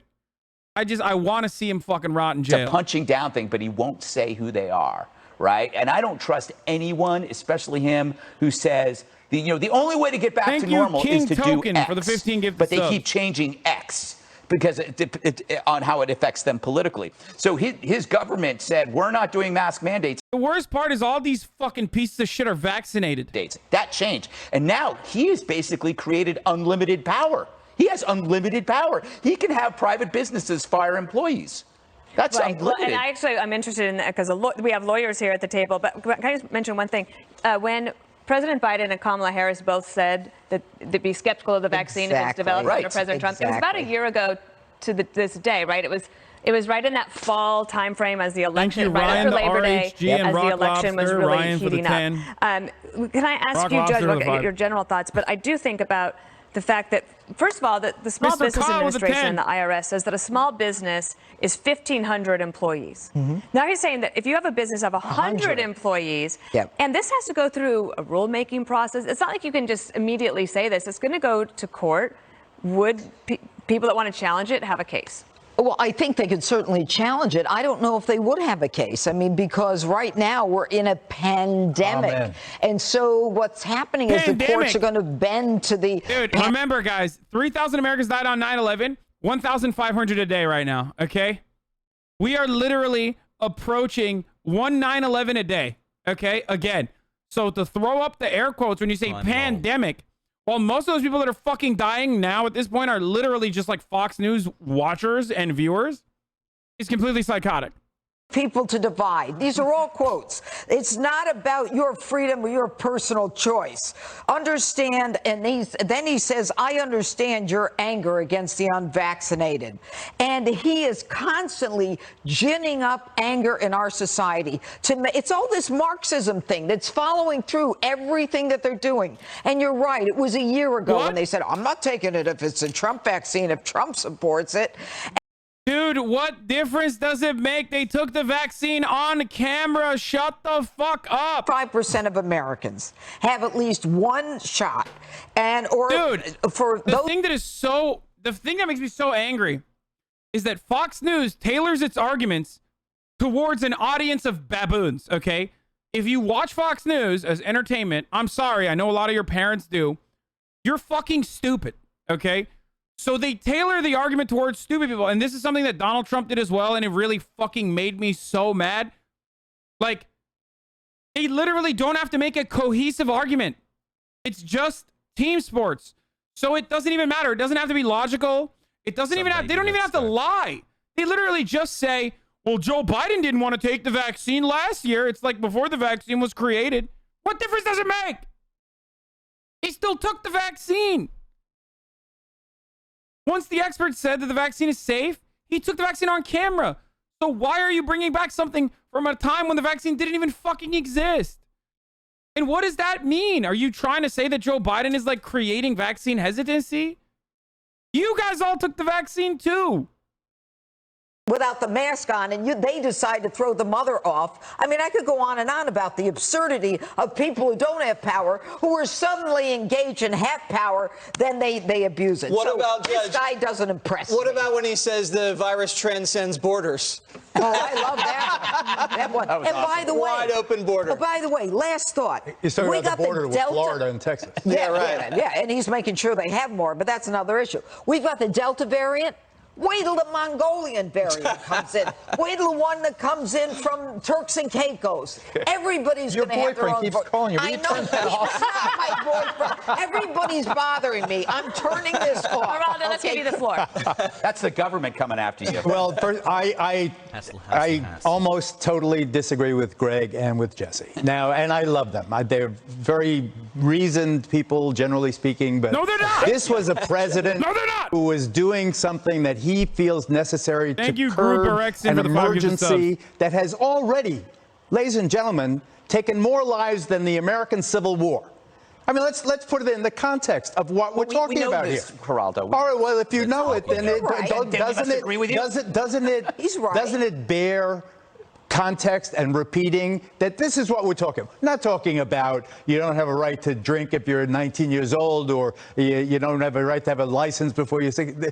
This is about life and death.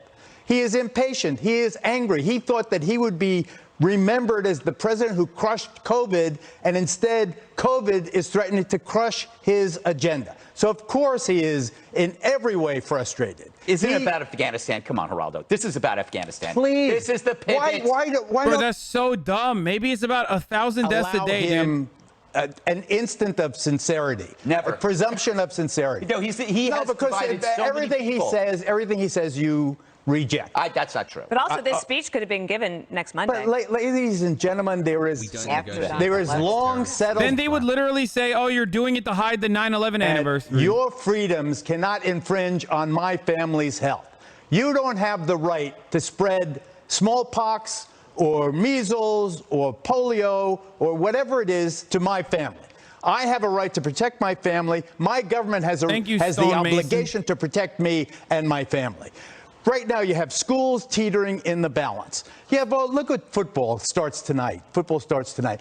What happens when the president says, oh, you know something? We have to go back to no fans in the stands again. Oh. I mean, we get that, right? We understand that this is horrible to go backwards. Listen to the man. Listen to him. If he destroys football season, we impeach. No one's going backwards.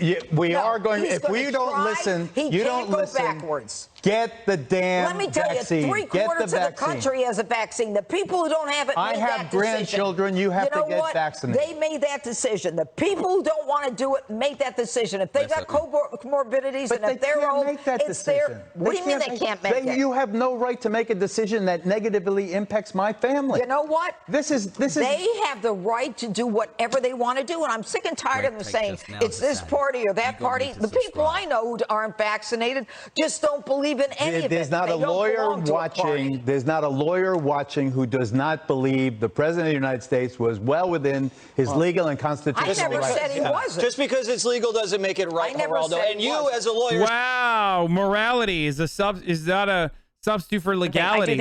Only when it comes to fucking vax mandates. Also, the only reason why they're making this argument is because they literally know that this is well within the president's jurisdiction. He very much wanted to change the subject, but he wanted it so badly he burned the house down. Yeah, he did. We'll have more of the 5 up Burn the house down?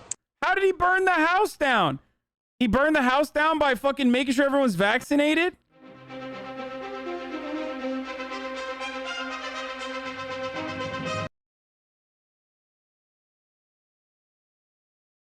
Dude, I love this. I love this, dude. That was you, ladies and gentlemen. What we just watched is the reason why your parents literally are brain diseased. Okay. Do you want to understand?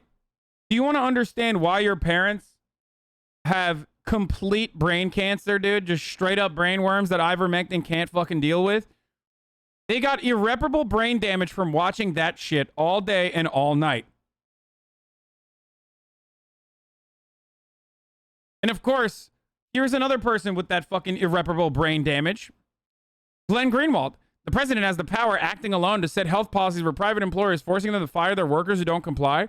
We've allowed the presidential powers to become virtually limitless. Well, Congress has, but this is quite a power. My man's talking about OSHA, dude.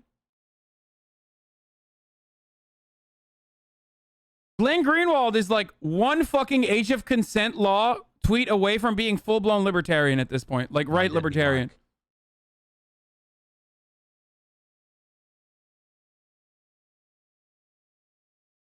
I mean, seriously, this is like OSHA laws are the nanny state is like literally just such a fucking dumbass libertarian take, dude.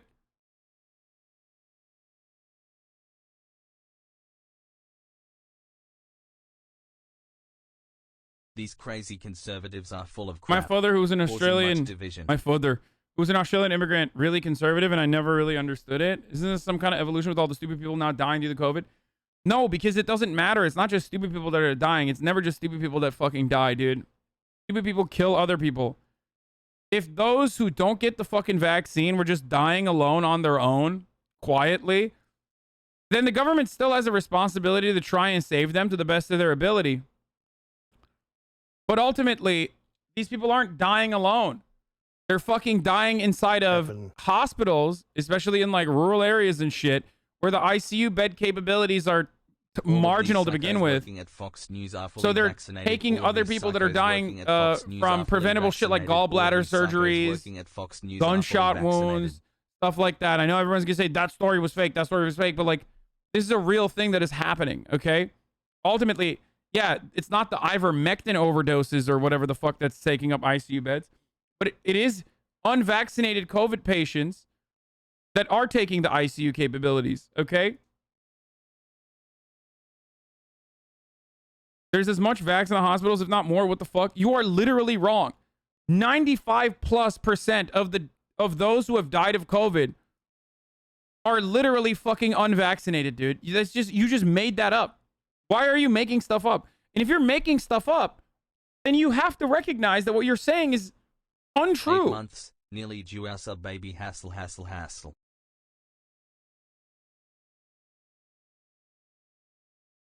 That's crazy. That's crazy, dude. Less than 3.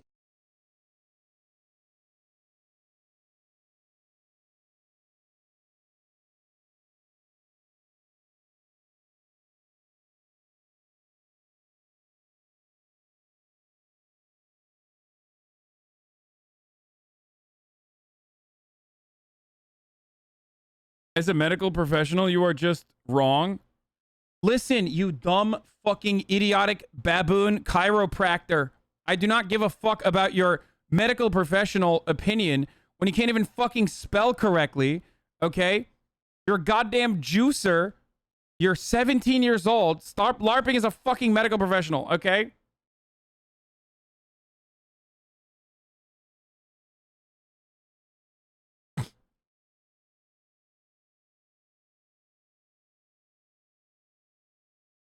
4 months. Love you, Hasan Hassel.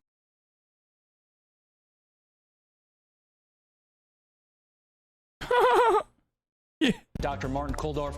Hey, look at that. Some fucking fake news. 99% of hospital admissions were among those not fully vaccinated, dude. Look at that fake news from Fox News. Only 0.92% of deaths were a result of breakthrough infections in fully vaccinated patients.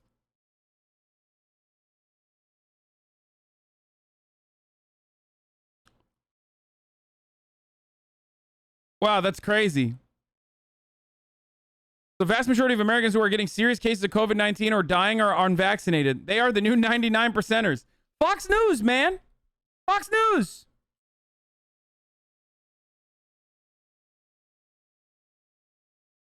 Fake news, brother.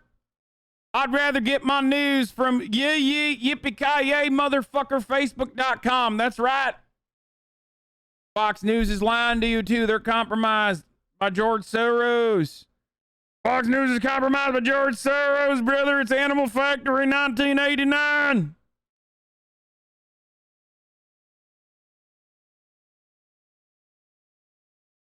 How many times do you think they're going to cover this on their actual broadcast on television?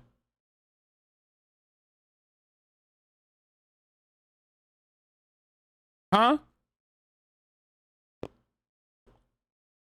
How many times?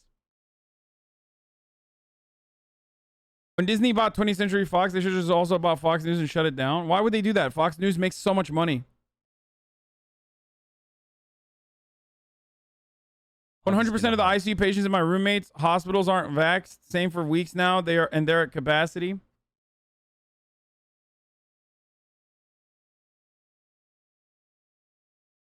All right, let's watch this.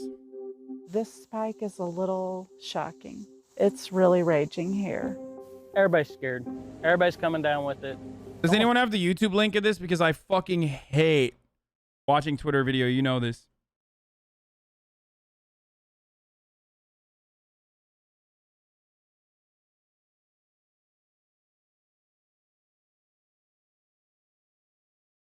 I checked looking cute today.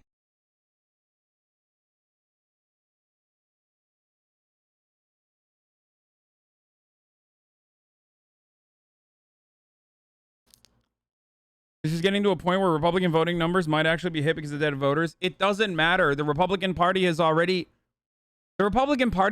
addressed this. Okay, that's the issue. You want to know the sad reality? It literally does not matter. What the fuck? This is a little worse quality than fucking Twitter, dude. What? 480p? Raging here.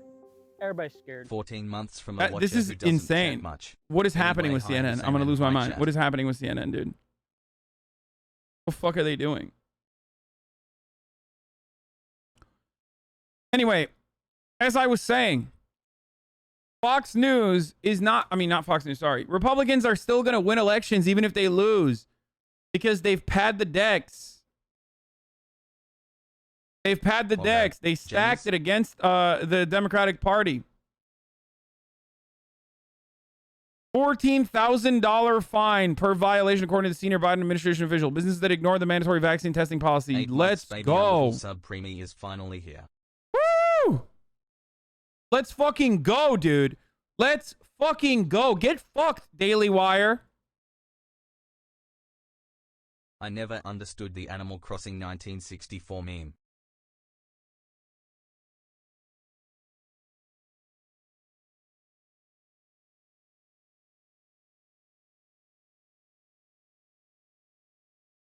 Here's a search showing mentions of 99% on Fox News. Hint, it hasn't been covered in September. All mentions of 99% are something else. Damn, this is a crazy thing, RTBA. How'd you fucking find this?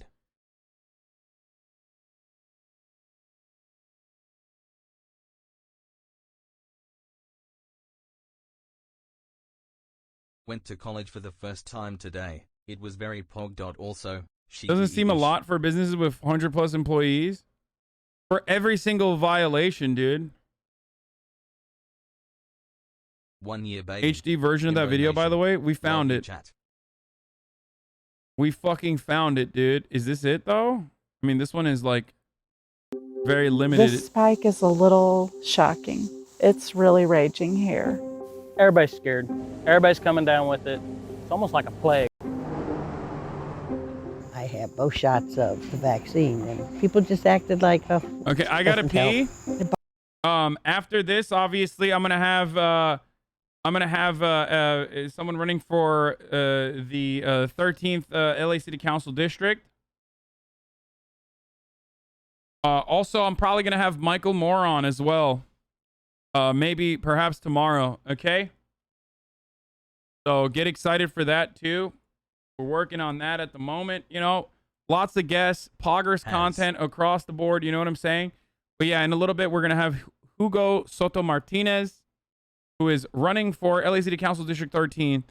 But let's watch this for now. Bothers me sometimes that people just act like COVID is a big joke. I always want to say, well, why don't you just come right up here to the cemetery and I'll show you my husband's grave and I can show you it's no joke. Over the 5 days we spent in Carter County, Missouri, it felt like COVID was closing in around us. The positivity rate kept climbing and is now 32%. Some people we wanted to interview told us they'd just been exposed or were too sick to talk. This is a chicken pepper. Hold that in your hand. We first came to Van Buren in October 2020 when COVID was starting to surge in rural America. When we heard that one of the diners we'd interviewed people in had closed for COVID, we wanted to come back and see what had changed. By the end of this spring, many thought COVID was over, but in the past few weeks, it's raged through town. The vaccination rate is very low, with only 27% fully vaccinated. The overwhelming majority of our patients that are admitted to the hospital with clinically severe COVID are unvaccinated. I didn't realize how unvaccinated we were. I guess that's my fault. I didn't continue to push as hard as I should have to get people vaccinated because I thought everybody was, because the virus and the disease was abating, but I was wrong. It came back like a brush fire. Are you vaccinated? No, but I will be. I was pretty skeptical of it until I've kind of watched all this happen. Jim's wife, Ruth, fought cancer for 12 years, but COVID killed her in 8 days. He says the doctor told her not to take the vaccine because of her chemo. When did your wife die? July the 20th. I talked to her up till Sunday before she died. And she said, this is bad. She said, you all need a shot. And I think she's right. Last time we came here, the debate was over masks, and it had gotten very political. We sit in the coffee shop and watch people walk in the door. We look at a mask and we all look at each other and we go, Democrat. Later that fall, there was a COVID nice. surge in the area. But the health center says this wave is much worse. In Van Buren, after just 2 days of school this August, about 20 kids tested positive. 5 days later, almost a quarter of students were under quarantine. The preschool had to close for 2 weeks. Come get your food, Tyler. People in town were gossiping about who had it and where they got it. And they'd all seen our last story. The last story you did? Well, I kind of thought it was all bullshit myself. Well, tell me more. Tell me why. That ain't the way people are here. I think people here try to take care of each other. Those boys sitting in the coffee shop don't know what to talk about when they're talking about COVID. They need to walk through the COVID ward. This is so fucking sad. Like, when I see stuff like this, okay, this is the type of shit that makes me feel bad about, you know, this is the reason why I don't like look at the Herman Cain Awards subreddit. It's like, ultimately, there are a lot of fucking people that are, they're just like, they're nice people, you know what I mean? They're just like fucking confused. Obviously his situation is different. He's getting the vaccine and his wife couldn't get the vaccine for obvious reasons. But like, you know, there's a lot of fucking kind-hearted, but just like misinformed, racist old people, okay?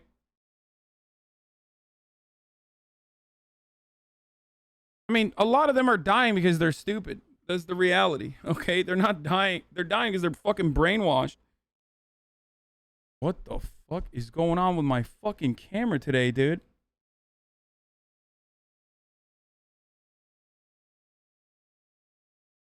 Yeah, they're kind-hearted racists. You know what I'm saying? No, the point is, like, obviously you can't be fucking kind and racist at the same time. But the point I'm trying to make is that, like, a lot of these fucking dudes are just misinformed. Like, it's the social conditioning that made them that way. And it's the fucking social conditioning that also made them think the vaccine's gonna fucking murder them and shit. That ends your mind. But Jim admits some people are pretty set in their views. Good friend of mine, he hasn't had the shot, but everywhere he goes, if he goes in any place, he wears a mask. And he's probably one of the best guys I know. But you're not going to change anything about him. Maybe you ought to interview him. Would he talk to him? Yeah, but you probably wouldn't Why do you want the CNN subtitles, dude? Shut the fuck up. like what he tell you. That's okay. That's okay. See, it's not working. It's not good. It's not good. Shut the fuck up! It's not good. The CNN subtitles are not good. Shut up. Shut your fucking stupid mouth, okay? I'm the streamer. You're the chatter. Know your fucking place, okay? Go start your own stream with your own subtitles if you want to fucking watch it on your own leisure. Hey, I'm surrounded. I need you to come down here. I'm serious. Who are you surrounded by? Well, a bunch of women. Okay, I'll be right there. All right. Hey, they're going to interview you. Oh, no, they ain't. Oh, yeah. Come on. Oh, no, they ain't. Can I sit down there and buy you? Why do you not want the vaccine? I ain't taking that shit. I ain't taking it. I don't like people trying to push a shot on me or something else because I'm this bull-headedest fella you ever seen. Last fall, COVID put Wayland in the hospital for 7 days. I was on everything they had. Steroids. Are you fucking kidding me? This motherfucker almost died of COVID already, bro. Are you fucking kidding me? How do you almost die of COVID and you're like, I ain't taking that shit? Insanity, dude. Drip plasma from people that had COVID, drug that they give my president Trump, and they finally burned it out of me. What's the difference, though, between the vaccine and the drugs that you did take, like Regeneron? Well, I would have took anything. It wouldn't have mattered what it was. But why would you trust Regeneron and not the vaccine? Am I going to have to tell her? I don't know. You know, the one thing is, they shafted my president. They would have had the vaccine, already had it, but they wouldn't give it to him because they knew damn good and well he'd be reelected. There wasn't nothing nobody could do. So they had to swindle around and skin around and keep it from him just as soon as the election was over. Here, we got it. You shafted me out of my president. I ain't taking your medicine. Not from... I'll take what they give him, but I'm not taking yours. He took the vaccine, though. Well, he might have. I don't know that. I think they give him the Regeneron. They did give him that, but he did take the vaccine. Later on, probably, yeah. I'm not saying he didn't. I don't know that. But that's what pissed me off, and I ain't taking it because I'm that bullheaded.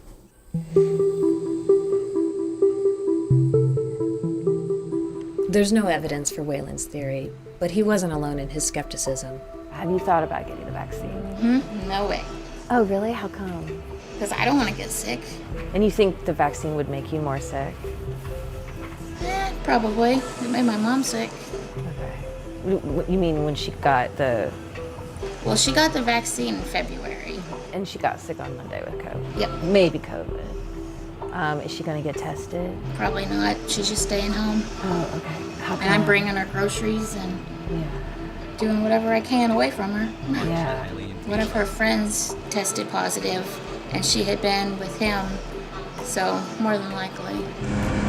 I'm really behind right now because I was down for about a week and a half being sick, and I don't care. I got it. I told everybody, hey, I had COVID.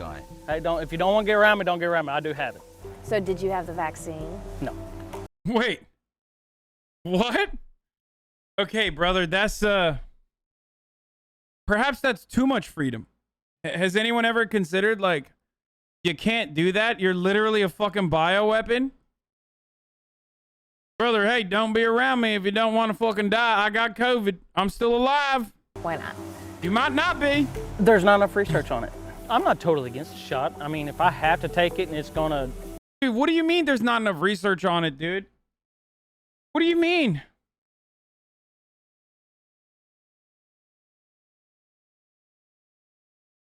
Explain to me. I need to know what these fucking idiots say. What I mean when they say there's not enough research on the COVID vaccine.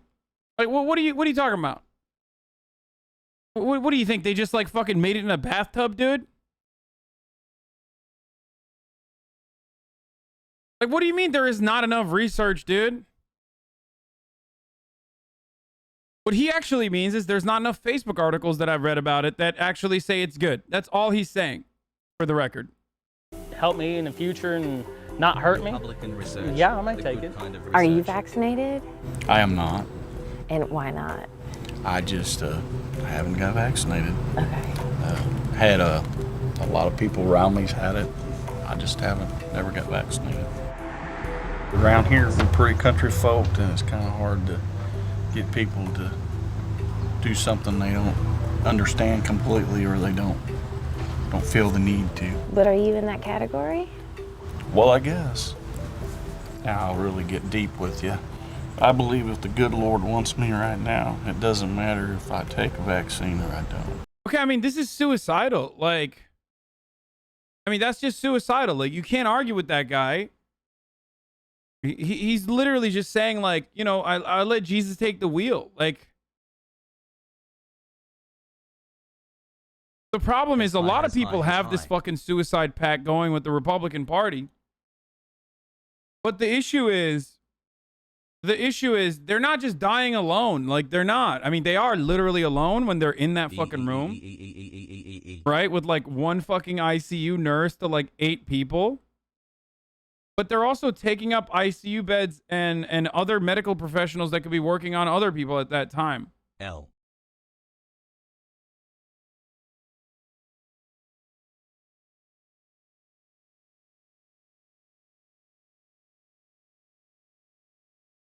So it's basically a fucking top of the hour ad break that's coming right now. You know what I mean? So that's number one. Basically, that's what it is. And of course, if you no longer want to see the ads, all you need to do is subscribe. You could do that for $5 or for free. Sorry, $4 or for free. With the Twitch Prime.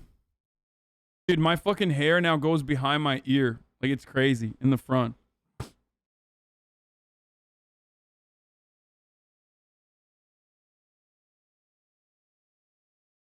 See the ad block or a VPN as like a vaccine against the ad break at the top of the hour, you know?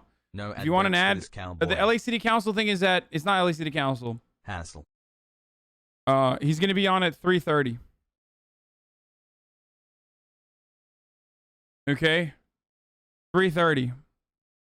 Anyway, ad block or VPN, but Twitch Prime is free. You blowing up, if you have an Amazon Prime account that you've connected to your Twitch account that you can steal from someone else. Here's the 1-minute ad break now.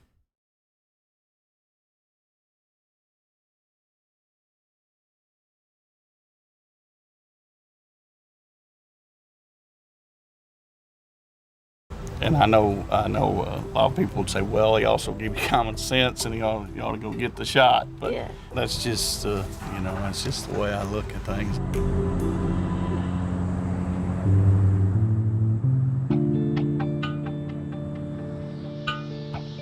I don't want to ever give anybody an excuse for doing something like not getting vaccinated, but the reasons do hearken to someone who has, you know, been told that they're a dumb hillbilly all their life by the rest of the country, and that is not, that's not. Dude, what really fucking makes me mad is when, like, dumb hillbillies act like dumb fucking hillbillies, and then they get mad that people are being like, you're being a dumb hillbilly. And then what is their reaction to being called a dumb hillbilly when they're in the process of being a dumb hillbilly? Oh, well, I'll show you. I'll be even dumber and a bigger hillbilly than you thought I previously was. And what really frustrates me is that there are plenty of fucking smart hillbillies, okay? They're the trillbillies. There are plenty of fucking leftists that live in the South. There are plenty of good people that live in the South. There are plenty of good people that live in flyover states. And they're fucking stuck with the dumb hillbillies, okay? And I don't give a fuck about the dumbass feelings of a dumb Republican who's like, I'm sorry, like, how dare you call me stupid for not taking the vaccine? Guess what? I'm gonna be even dumber now. It's like, dude, well, congratulations. You fucking played yourself, okay? Congratulations, you're a fucking idiot, and I don't know what else to tell you. Wow, left equals good, you equals for show. Yes. Left equals good. Yes. And conservative equals bad. Okay. I'm a progressive person.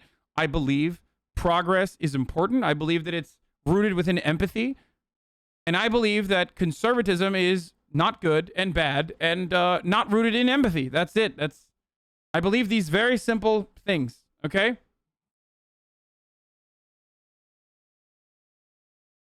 It feels like conservatives act like fucking kids, dude. Like a bad kid. You're like, hey, don't put your fucking hand on the hot pan. Like, it will burn you. And then they're like, oh yeah, well I'll fucking do it. Fuck you. There's not enough information. Psst. Ah, I burned my fucking hand. And then you're like, well, you're an idiot. Like, good job. You did that. And then they turn around. They're like, why are you making fun of me? I'll put my hand on the pan again. Psst. Fuck. I'll do it I'll put my face on the pan next time, you fucking libtard. Like, that's what it sounds like. That's what you're behaving like. What the fuck is wrong with you? Figure it out, dude. Stop linking me the fucking sad rat news. It's literally not sad, okay? It's actually good. Hundreds of thousands of rats may have perished in Ida, one of the largest vermin depopulation events in decades. Fuck yes, dude. Hell yeah. Are you kidding me? Good shit. Ida had, like, I guess, a silver lining.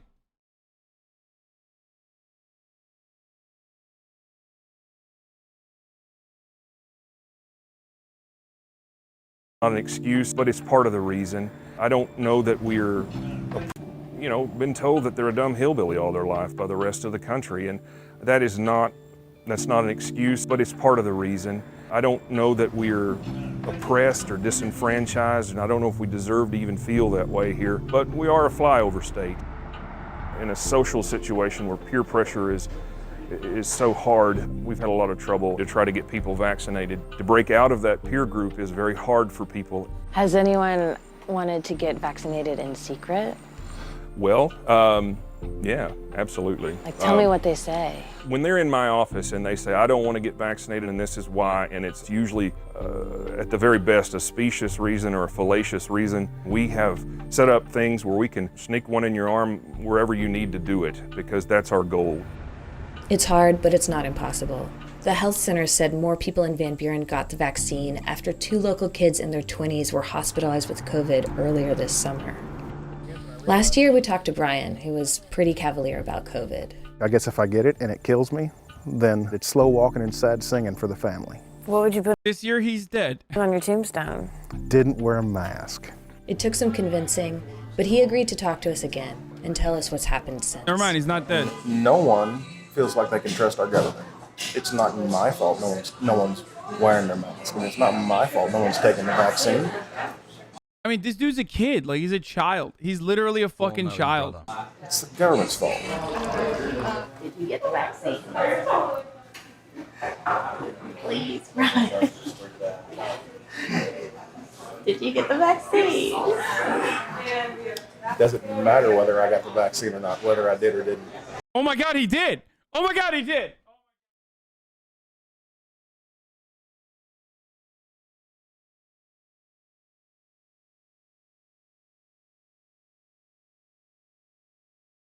He's literally, what a pussy, dude. He's like, he knows better. Corona doesn't care who you are. I know. Whether you think you're a big tough guy or whether you're anything, it doesn't matter. If you get it, it can kill you. End of story. I don't want my... Why are you ashamed of it, you fucking idiot?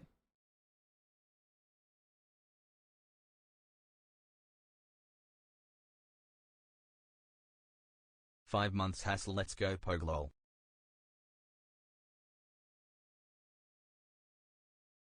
Wife to have to wonder when they put you in a medical induced coma and stick a tube down your throat, is he going to come back out of it or not? That's why I got a vaccine. Ellie Reeve, CNN, Van Buren, Missouri. Oh, I love that. At least, I'm glad that he fucking at least got the vaccine, okay?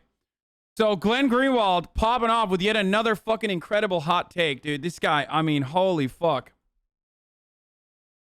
The unvaccinated in America are overwhelmingly low-income people, which means any punitive measures against those refusing vaccinations, loss of jobs, bar and entrance to public spaces or travel will disproportionately fall on those who are most economically vulnerable.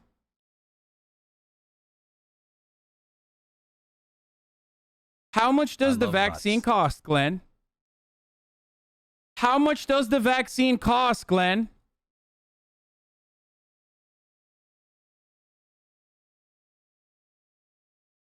Has Chud left equals communism equals bad Venezuelan dictatorship?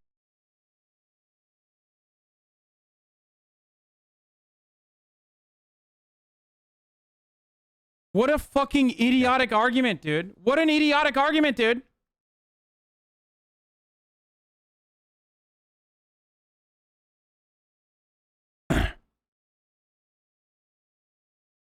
Shout out to all the fellow What a Southern fucking leftists. dumb argument, dude.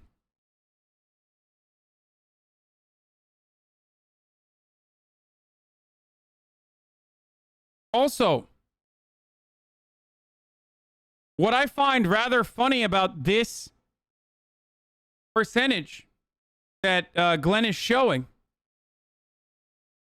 Let's look at another graph here.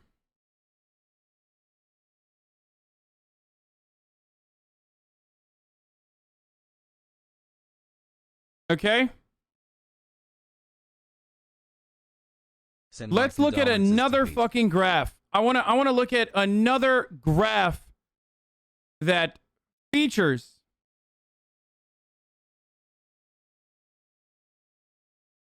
evangelical population of people COVID after spreading it to their community don't realize they are the new jihadist suicide bombers. Let's take a look. Let's see if I can find one quickly here. Let's look at the distribution of household income.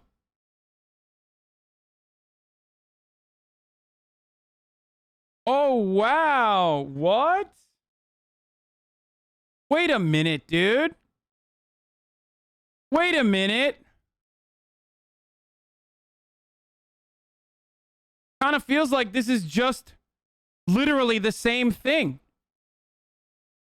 What an incredibly misleading thing to fucking point to. If anything, the interesting part about this is the $50,000 to $75,000 range here. It's almost like there are more people making less than $25,000. Okay? Yo. Than there are people making $200,000. Wow. A shocking reality, dude.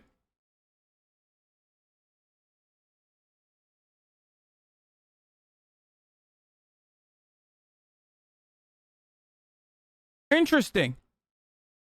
That's really interesting. It doesn't take much, dude. It doesn't take much inflammation from the second dose of my to actually be a fucking idiotic contrarian. Fanatic. Okay? I'm pro-vax, but just sucks because there is downsides to everything, I guess. Like, this is just, at this point, you are just grifting, dude. I mean, this is so fucking dumb.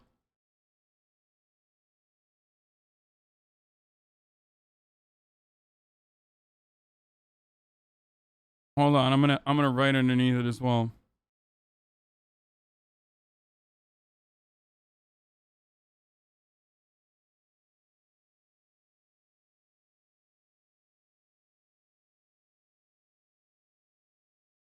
Imagine thinking you're tougher than the virus. Annual household income.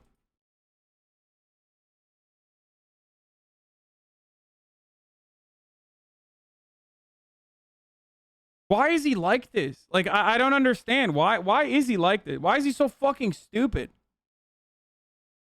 Like, why is he willingly spreading misinformation? Like, it blows my fucking mind.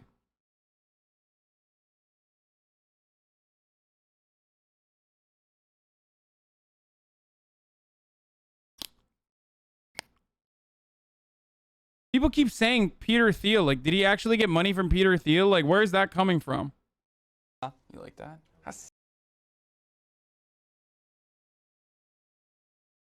I was considering becoming vegan, but then when I realized Glenn is vegan and changed my mind, he changed when he became a vegan, shaking my head.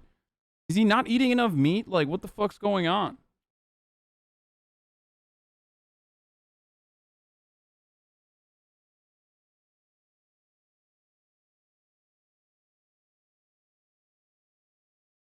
I mean, Bao Bao is pretty fucking silly too, so.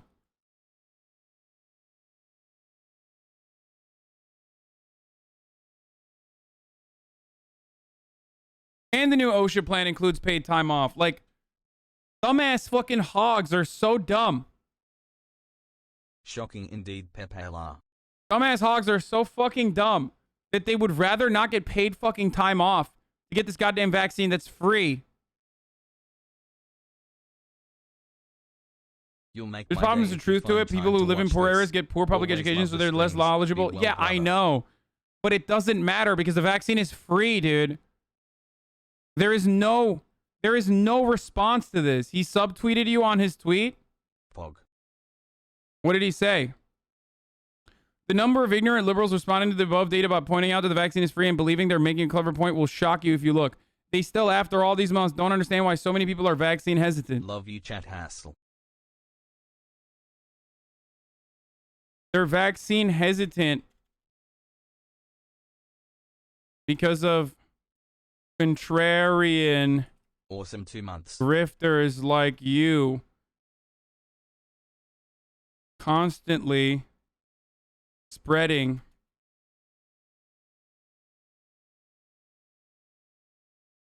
these sorts of takes, among others, that straight up deny that the vaccine Shout out to the works. East Bay RIP Mac Dre. Perhaps you should ask Tucker next time you're on why 11 months, buddy boy.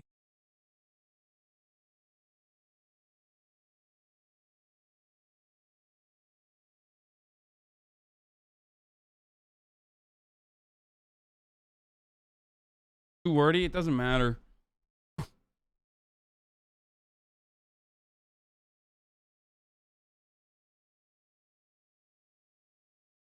The U.S. Supreme Court Justice Stephen Breyer said he will retire on his own terms amid calls from progressive for him to step down from the court so President Biden can name a younger liberal to take his place.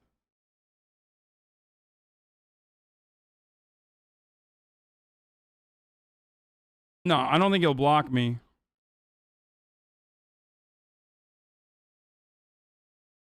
I don't think he'll block me.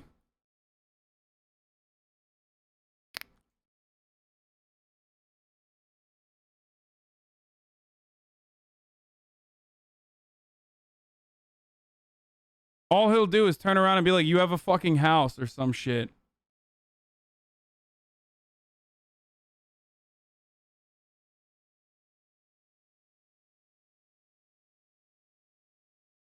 I'm a Which black so does he, 16-year-old so. girl. My parents don't want to get vaccinated. Their excuse is they don't know what's in it. I want to get vaccinated but I don't drive, so it's not like I can drive to the nearest vaccine site. Shit sucks, man. As much as the vaccine has its pros, you never know if you will grow an extra arm or something in the future.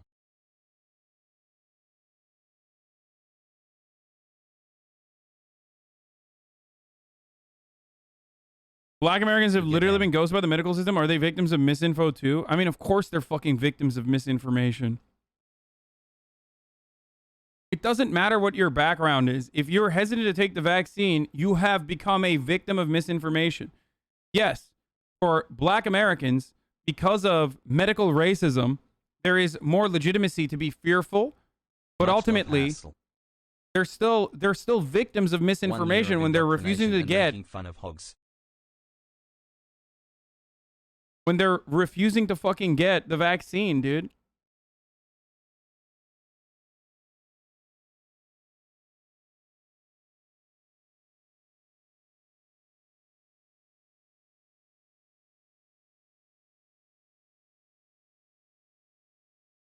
I'm a black 16-year-old girl. My parents don't want to get vaccinated. Their excuse is they don't know what's in it. I want to get vaccinated, but I don't want to drive, so it's not like I can drive to the nearest vaccine site. Shit sucks, man. Dude, what are you talking about? Uber and Lyft would literally give you a free ride.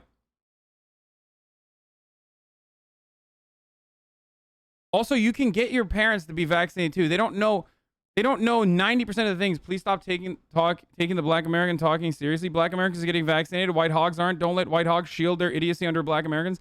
That's the other part. But there are black people in here who also fucking make that argument sometimes, and it pisses me off. Because the reason why there are black people in here that are making that argument is because they probably know someone, a relative or something, that fucking literally is not taking the vaccine.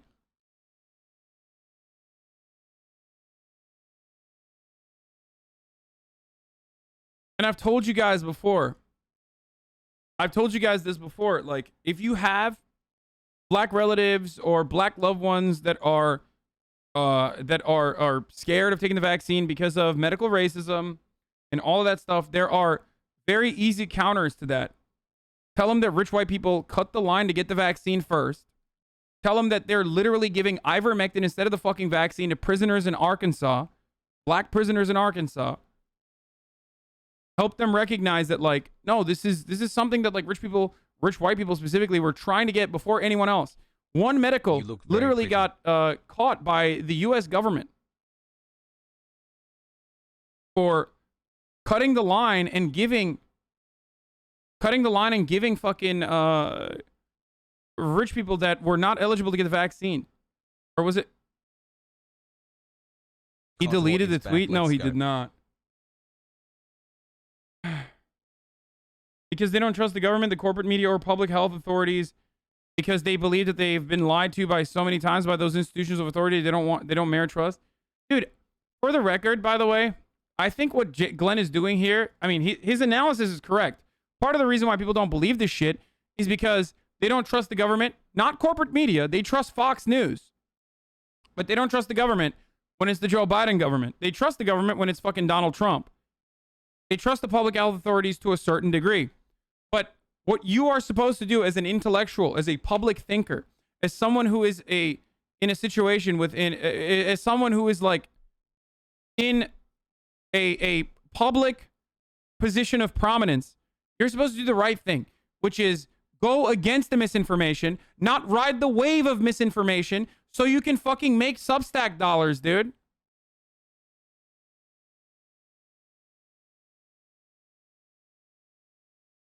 Do the right thing instead of fucking being like, there's nothing I can do.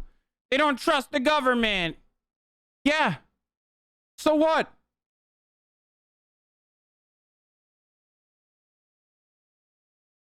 I have one medical, and at the time I asked my doctor for the vaccine. He said he had no authority to make that happen, so it wasn't clear to me what that story was about. It was in San Francisco. I asked too to see what the fuck they were doing. In LA, they were like, no shot. But they did it in San Francisco. It was one doctor. I asked, out of journalistic integrity, chat,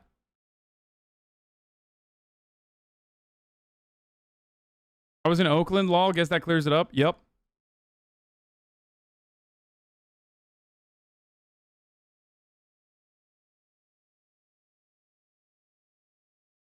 Wait, Todd Starnes?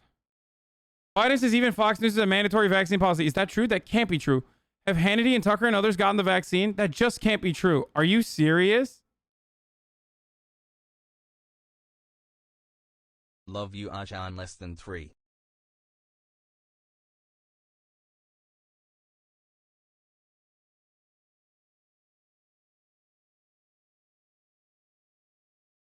Scuffed dad with 8 months. Been watching this dude since TYT days though.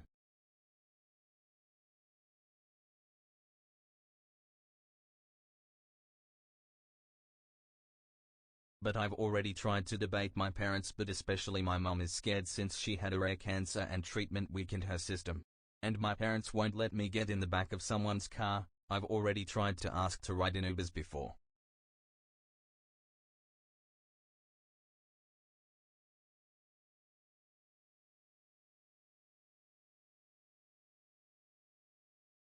Huh, can't be true. It can't be true. Love you, Has. Wait, was that too much? I don't think it was too much. You're gonna get an article written about you? Ah, fuck it. These people don't know how to write, dude. Are you kidding me? They're animals.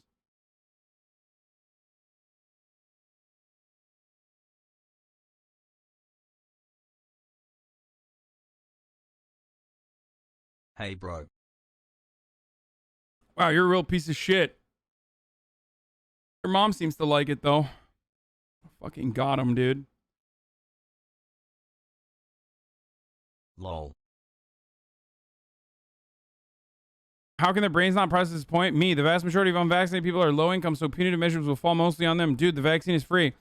How can they think this is responsive? Their brains are so broken.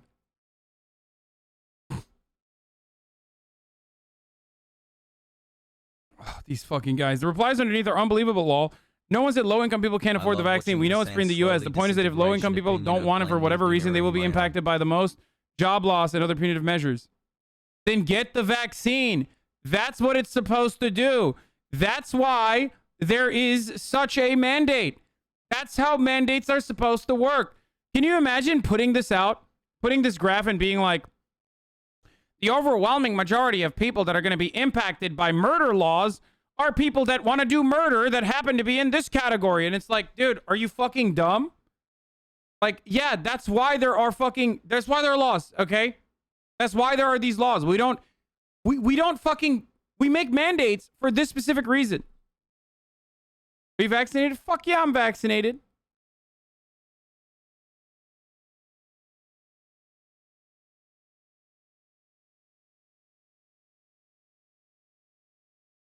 Would you make the libraries are free argument to defend the educational status quo? Of course not. Of course not. But if you're making a comparison with a library as opposed to like public education being fucking free for everyone with an equal opportunity in the same way that a fucking vaccine is, you're an absolute moron. Perhaps you should ask yourself why you were trying to desperately make an argument that is the dumbest argument I've ever heard in my entire life. You get one fucking vaccine, you're good. Going to the fucking free library doesn't automatically give you after-school programs and a decent education and fucking consulting that will allow you to go to the best college or whatever the fuck. Okay? How dare you make such an idiotic comparison, you fucking baboon? Why do so many of you just simply want to be contrarian? You really thought, dude, this motherfucker, he wrote that and was like, I'm gonna get him, dude. I'm gonna fucking wreck his asshole with this one, dude. What about the libraries are free argument? That's such a fucking dumb, moronic take. Is a library an acceptable fucking substitute for like a valid public school education that is adequately staffed? You dumb fuck.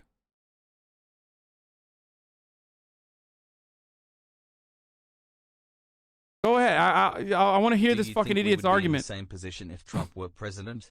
At HasanAbi. No, this guy is the ultimate fucking contrarian troll. He always makes like really stupid arguments too.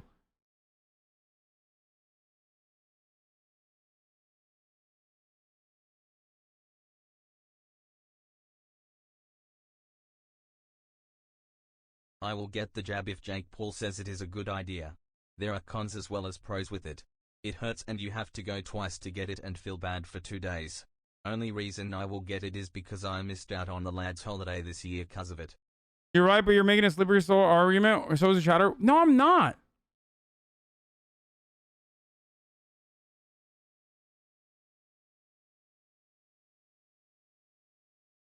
I'm not making a slippery slope argument at all. Shut the fuck up. You just wanted to say slippery slope because you like think that that's a decent way to fucking like throwing out logical fallacies is like a Billy D replied, tell Morant to what?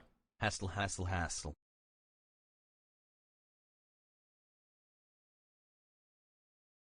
Oh, he said, oh my.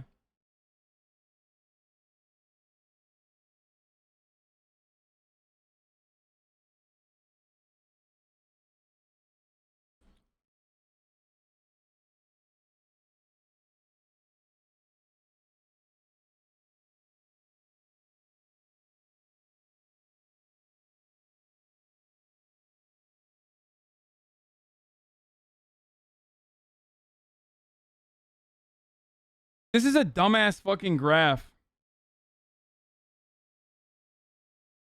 I don't like this graph.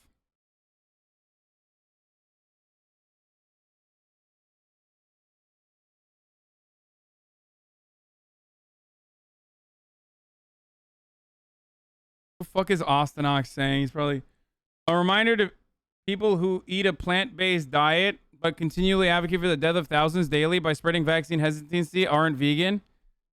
Damn, dude. Okay, oh, dude, holy shit. Ostenok with the fucking clapback on Glenn Greenwald, dude. Yeah, I love graphs that don't tell you anything. You remember how, like, games.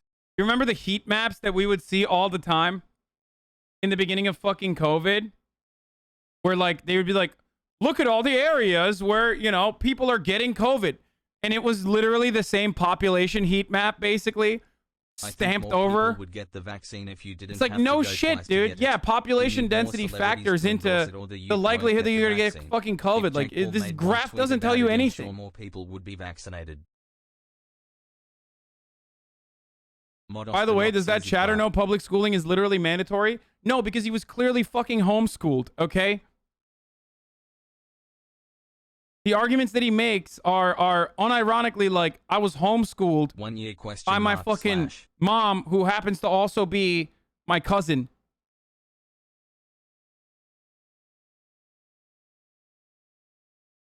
That's probably why he fucking makes such dumbass arguments. Has he gotten back? I want to know if he like actually responded. Got the last one yesterday.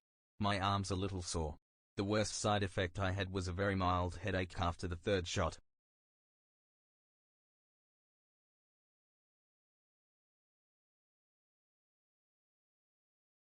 You argued against any forms of means testing for earlier policies. Adding additional barriers before there is baseline improvement disproportionately disadvantages those who are left behind. Man, shut the fuck up.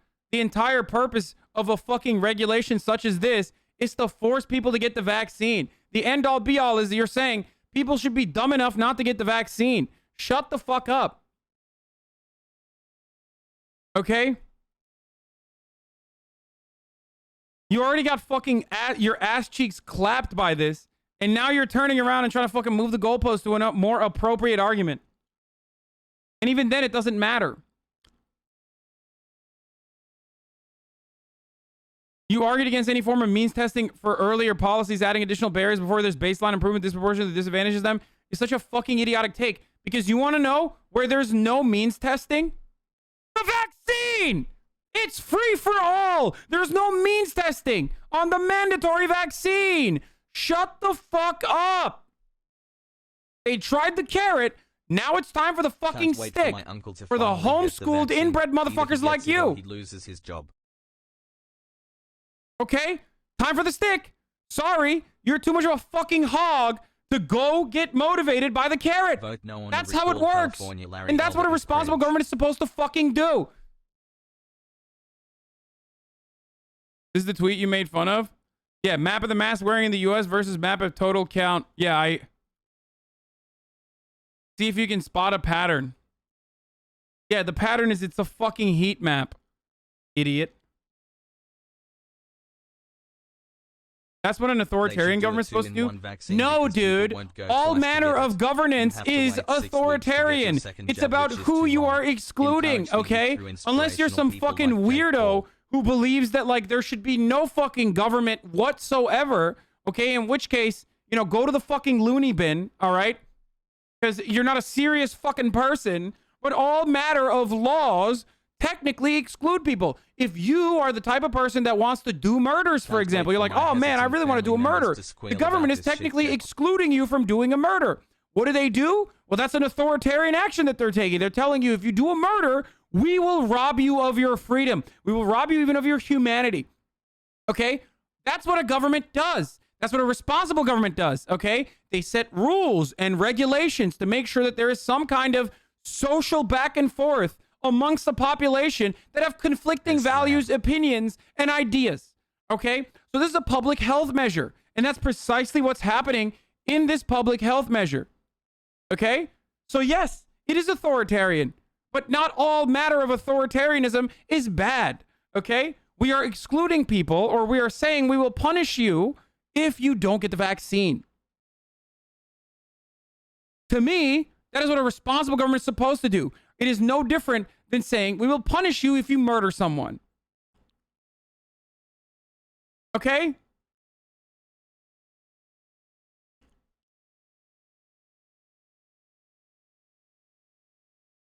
I know. I've been making the DUI joke too many times, so I stopped making it. But it's like, no one's thinking about the drunk drivers affected by DUI laws. Why are they getting singled out by a mandate? DUI laws are exclusionary. I want to fucking drive drunk. I want to drive drunk. Drinking is legal. Driving is legal. Why can't I do both? Get wrecked, liptards.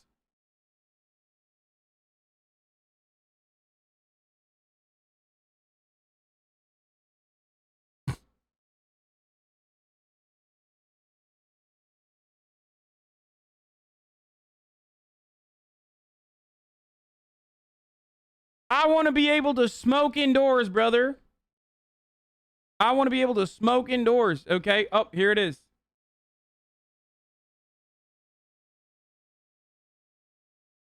Okay. I'm bringing on Hugo Soto Martinez. Okay. He's running for LA City Council District 13. So I'm going to have him on right now.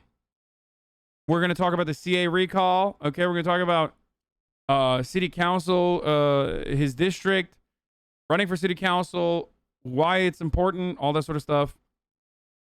Hold on a moment, though. Let me add him real quick on Discord.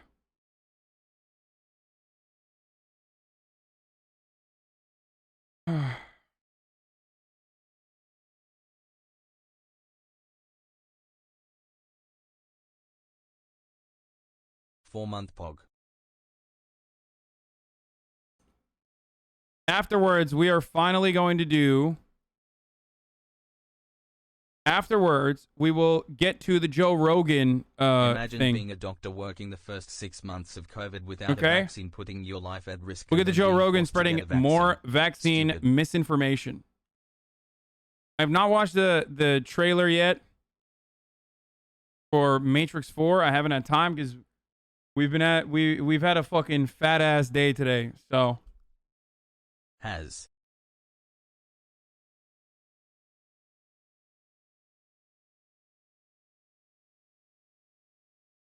you were just trying to distract. You're trying to responsibly platform to distract from house. I see right through you. Yeah, exactly.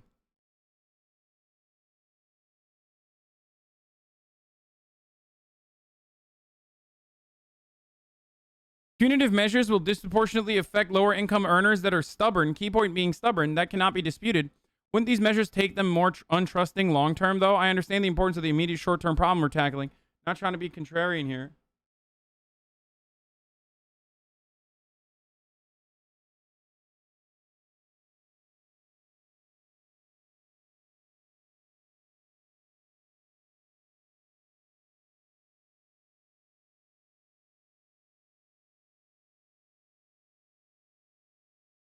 Brother Q responded to, it's not free if you don't have paid time off to get the vaccine or recover from its after effects.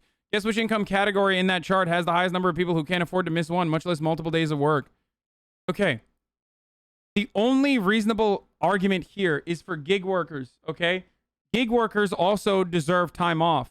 PTO is in the mandate, but it's not, we don't know yet if it'll encompass gig workers as well. But ultimately, that's it. Paul endorse it on social media. And before anyone chimes in with the OSHA rules coming down the pike, ask yourself which income category. He's right. He's covering that part too. He says highest number of people who fall outside of that type of OSHA mandate, gig workers and undocumented workers. That is correct. That is a legitimate, correct argument. Okay? That is the only legitimate fucking counter. And that should also be in the specific carve-out. That should also exist. Okay? Having said that, though, yes, dying is a permanent timeout. That's a really good point that Chatter brought up. Okay? Hassle. Dying from COVID, permanent timeout.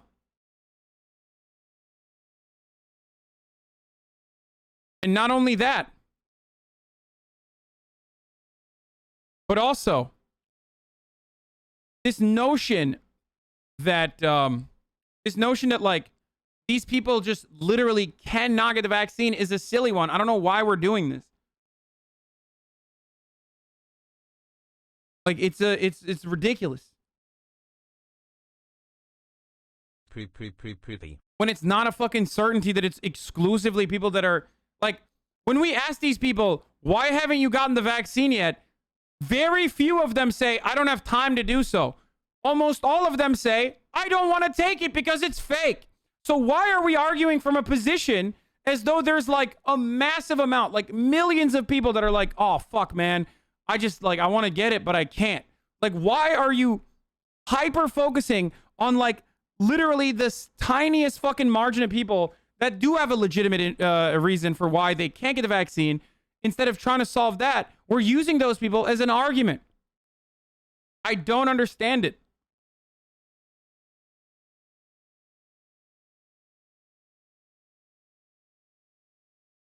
Love you, Hasan. Thank for opening my eyes.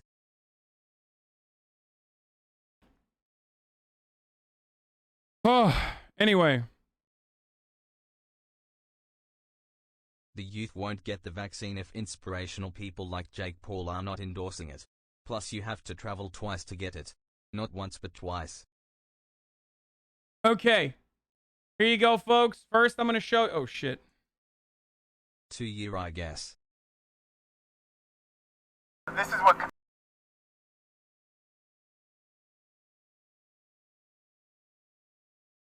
Hold on one second.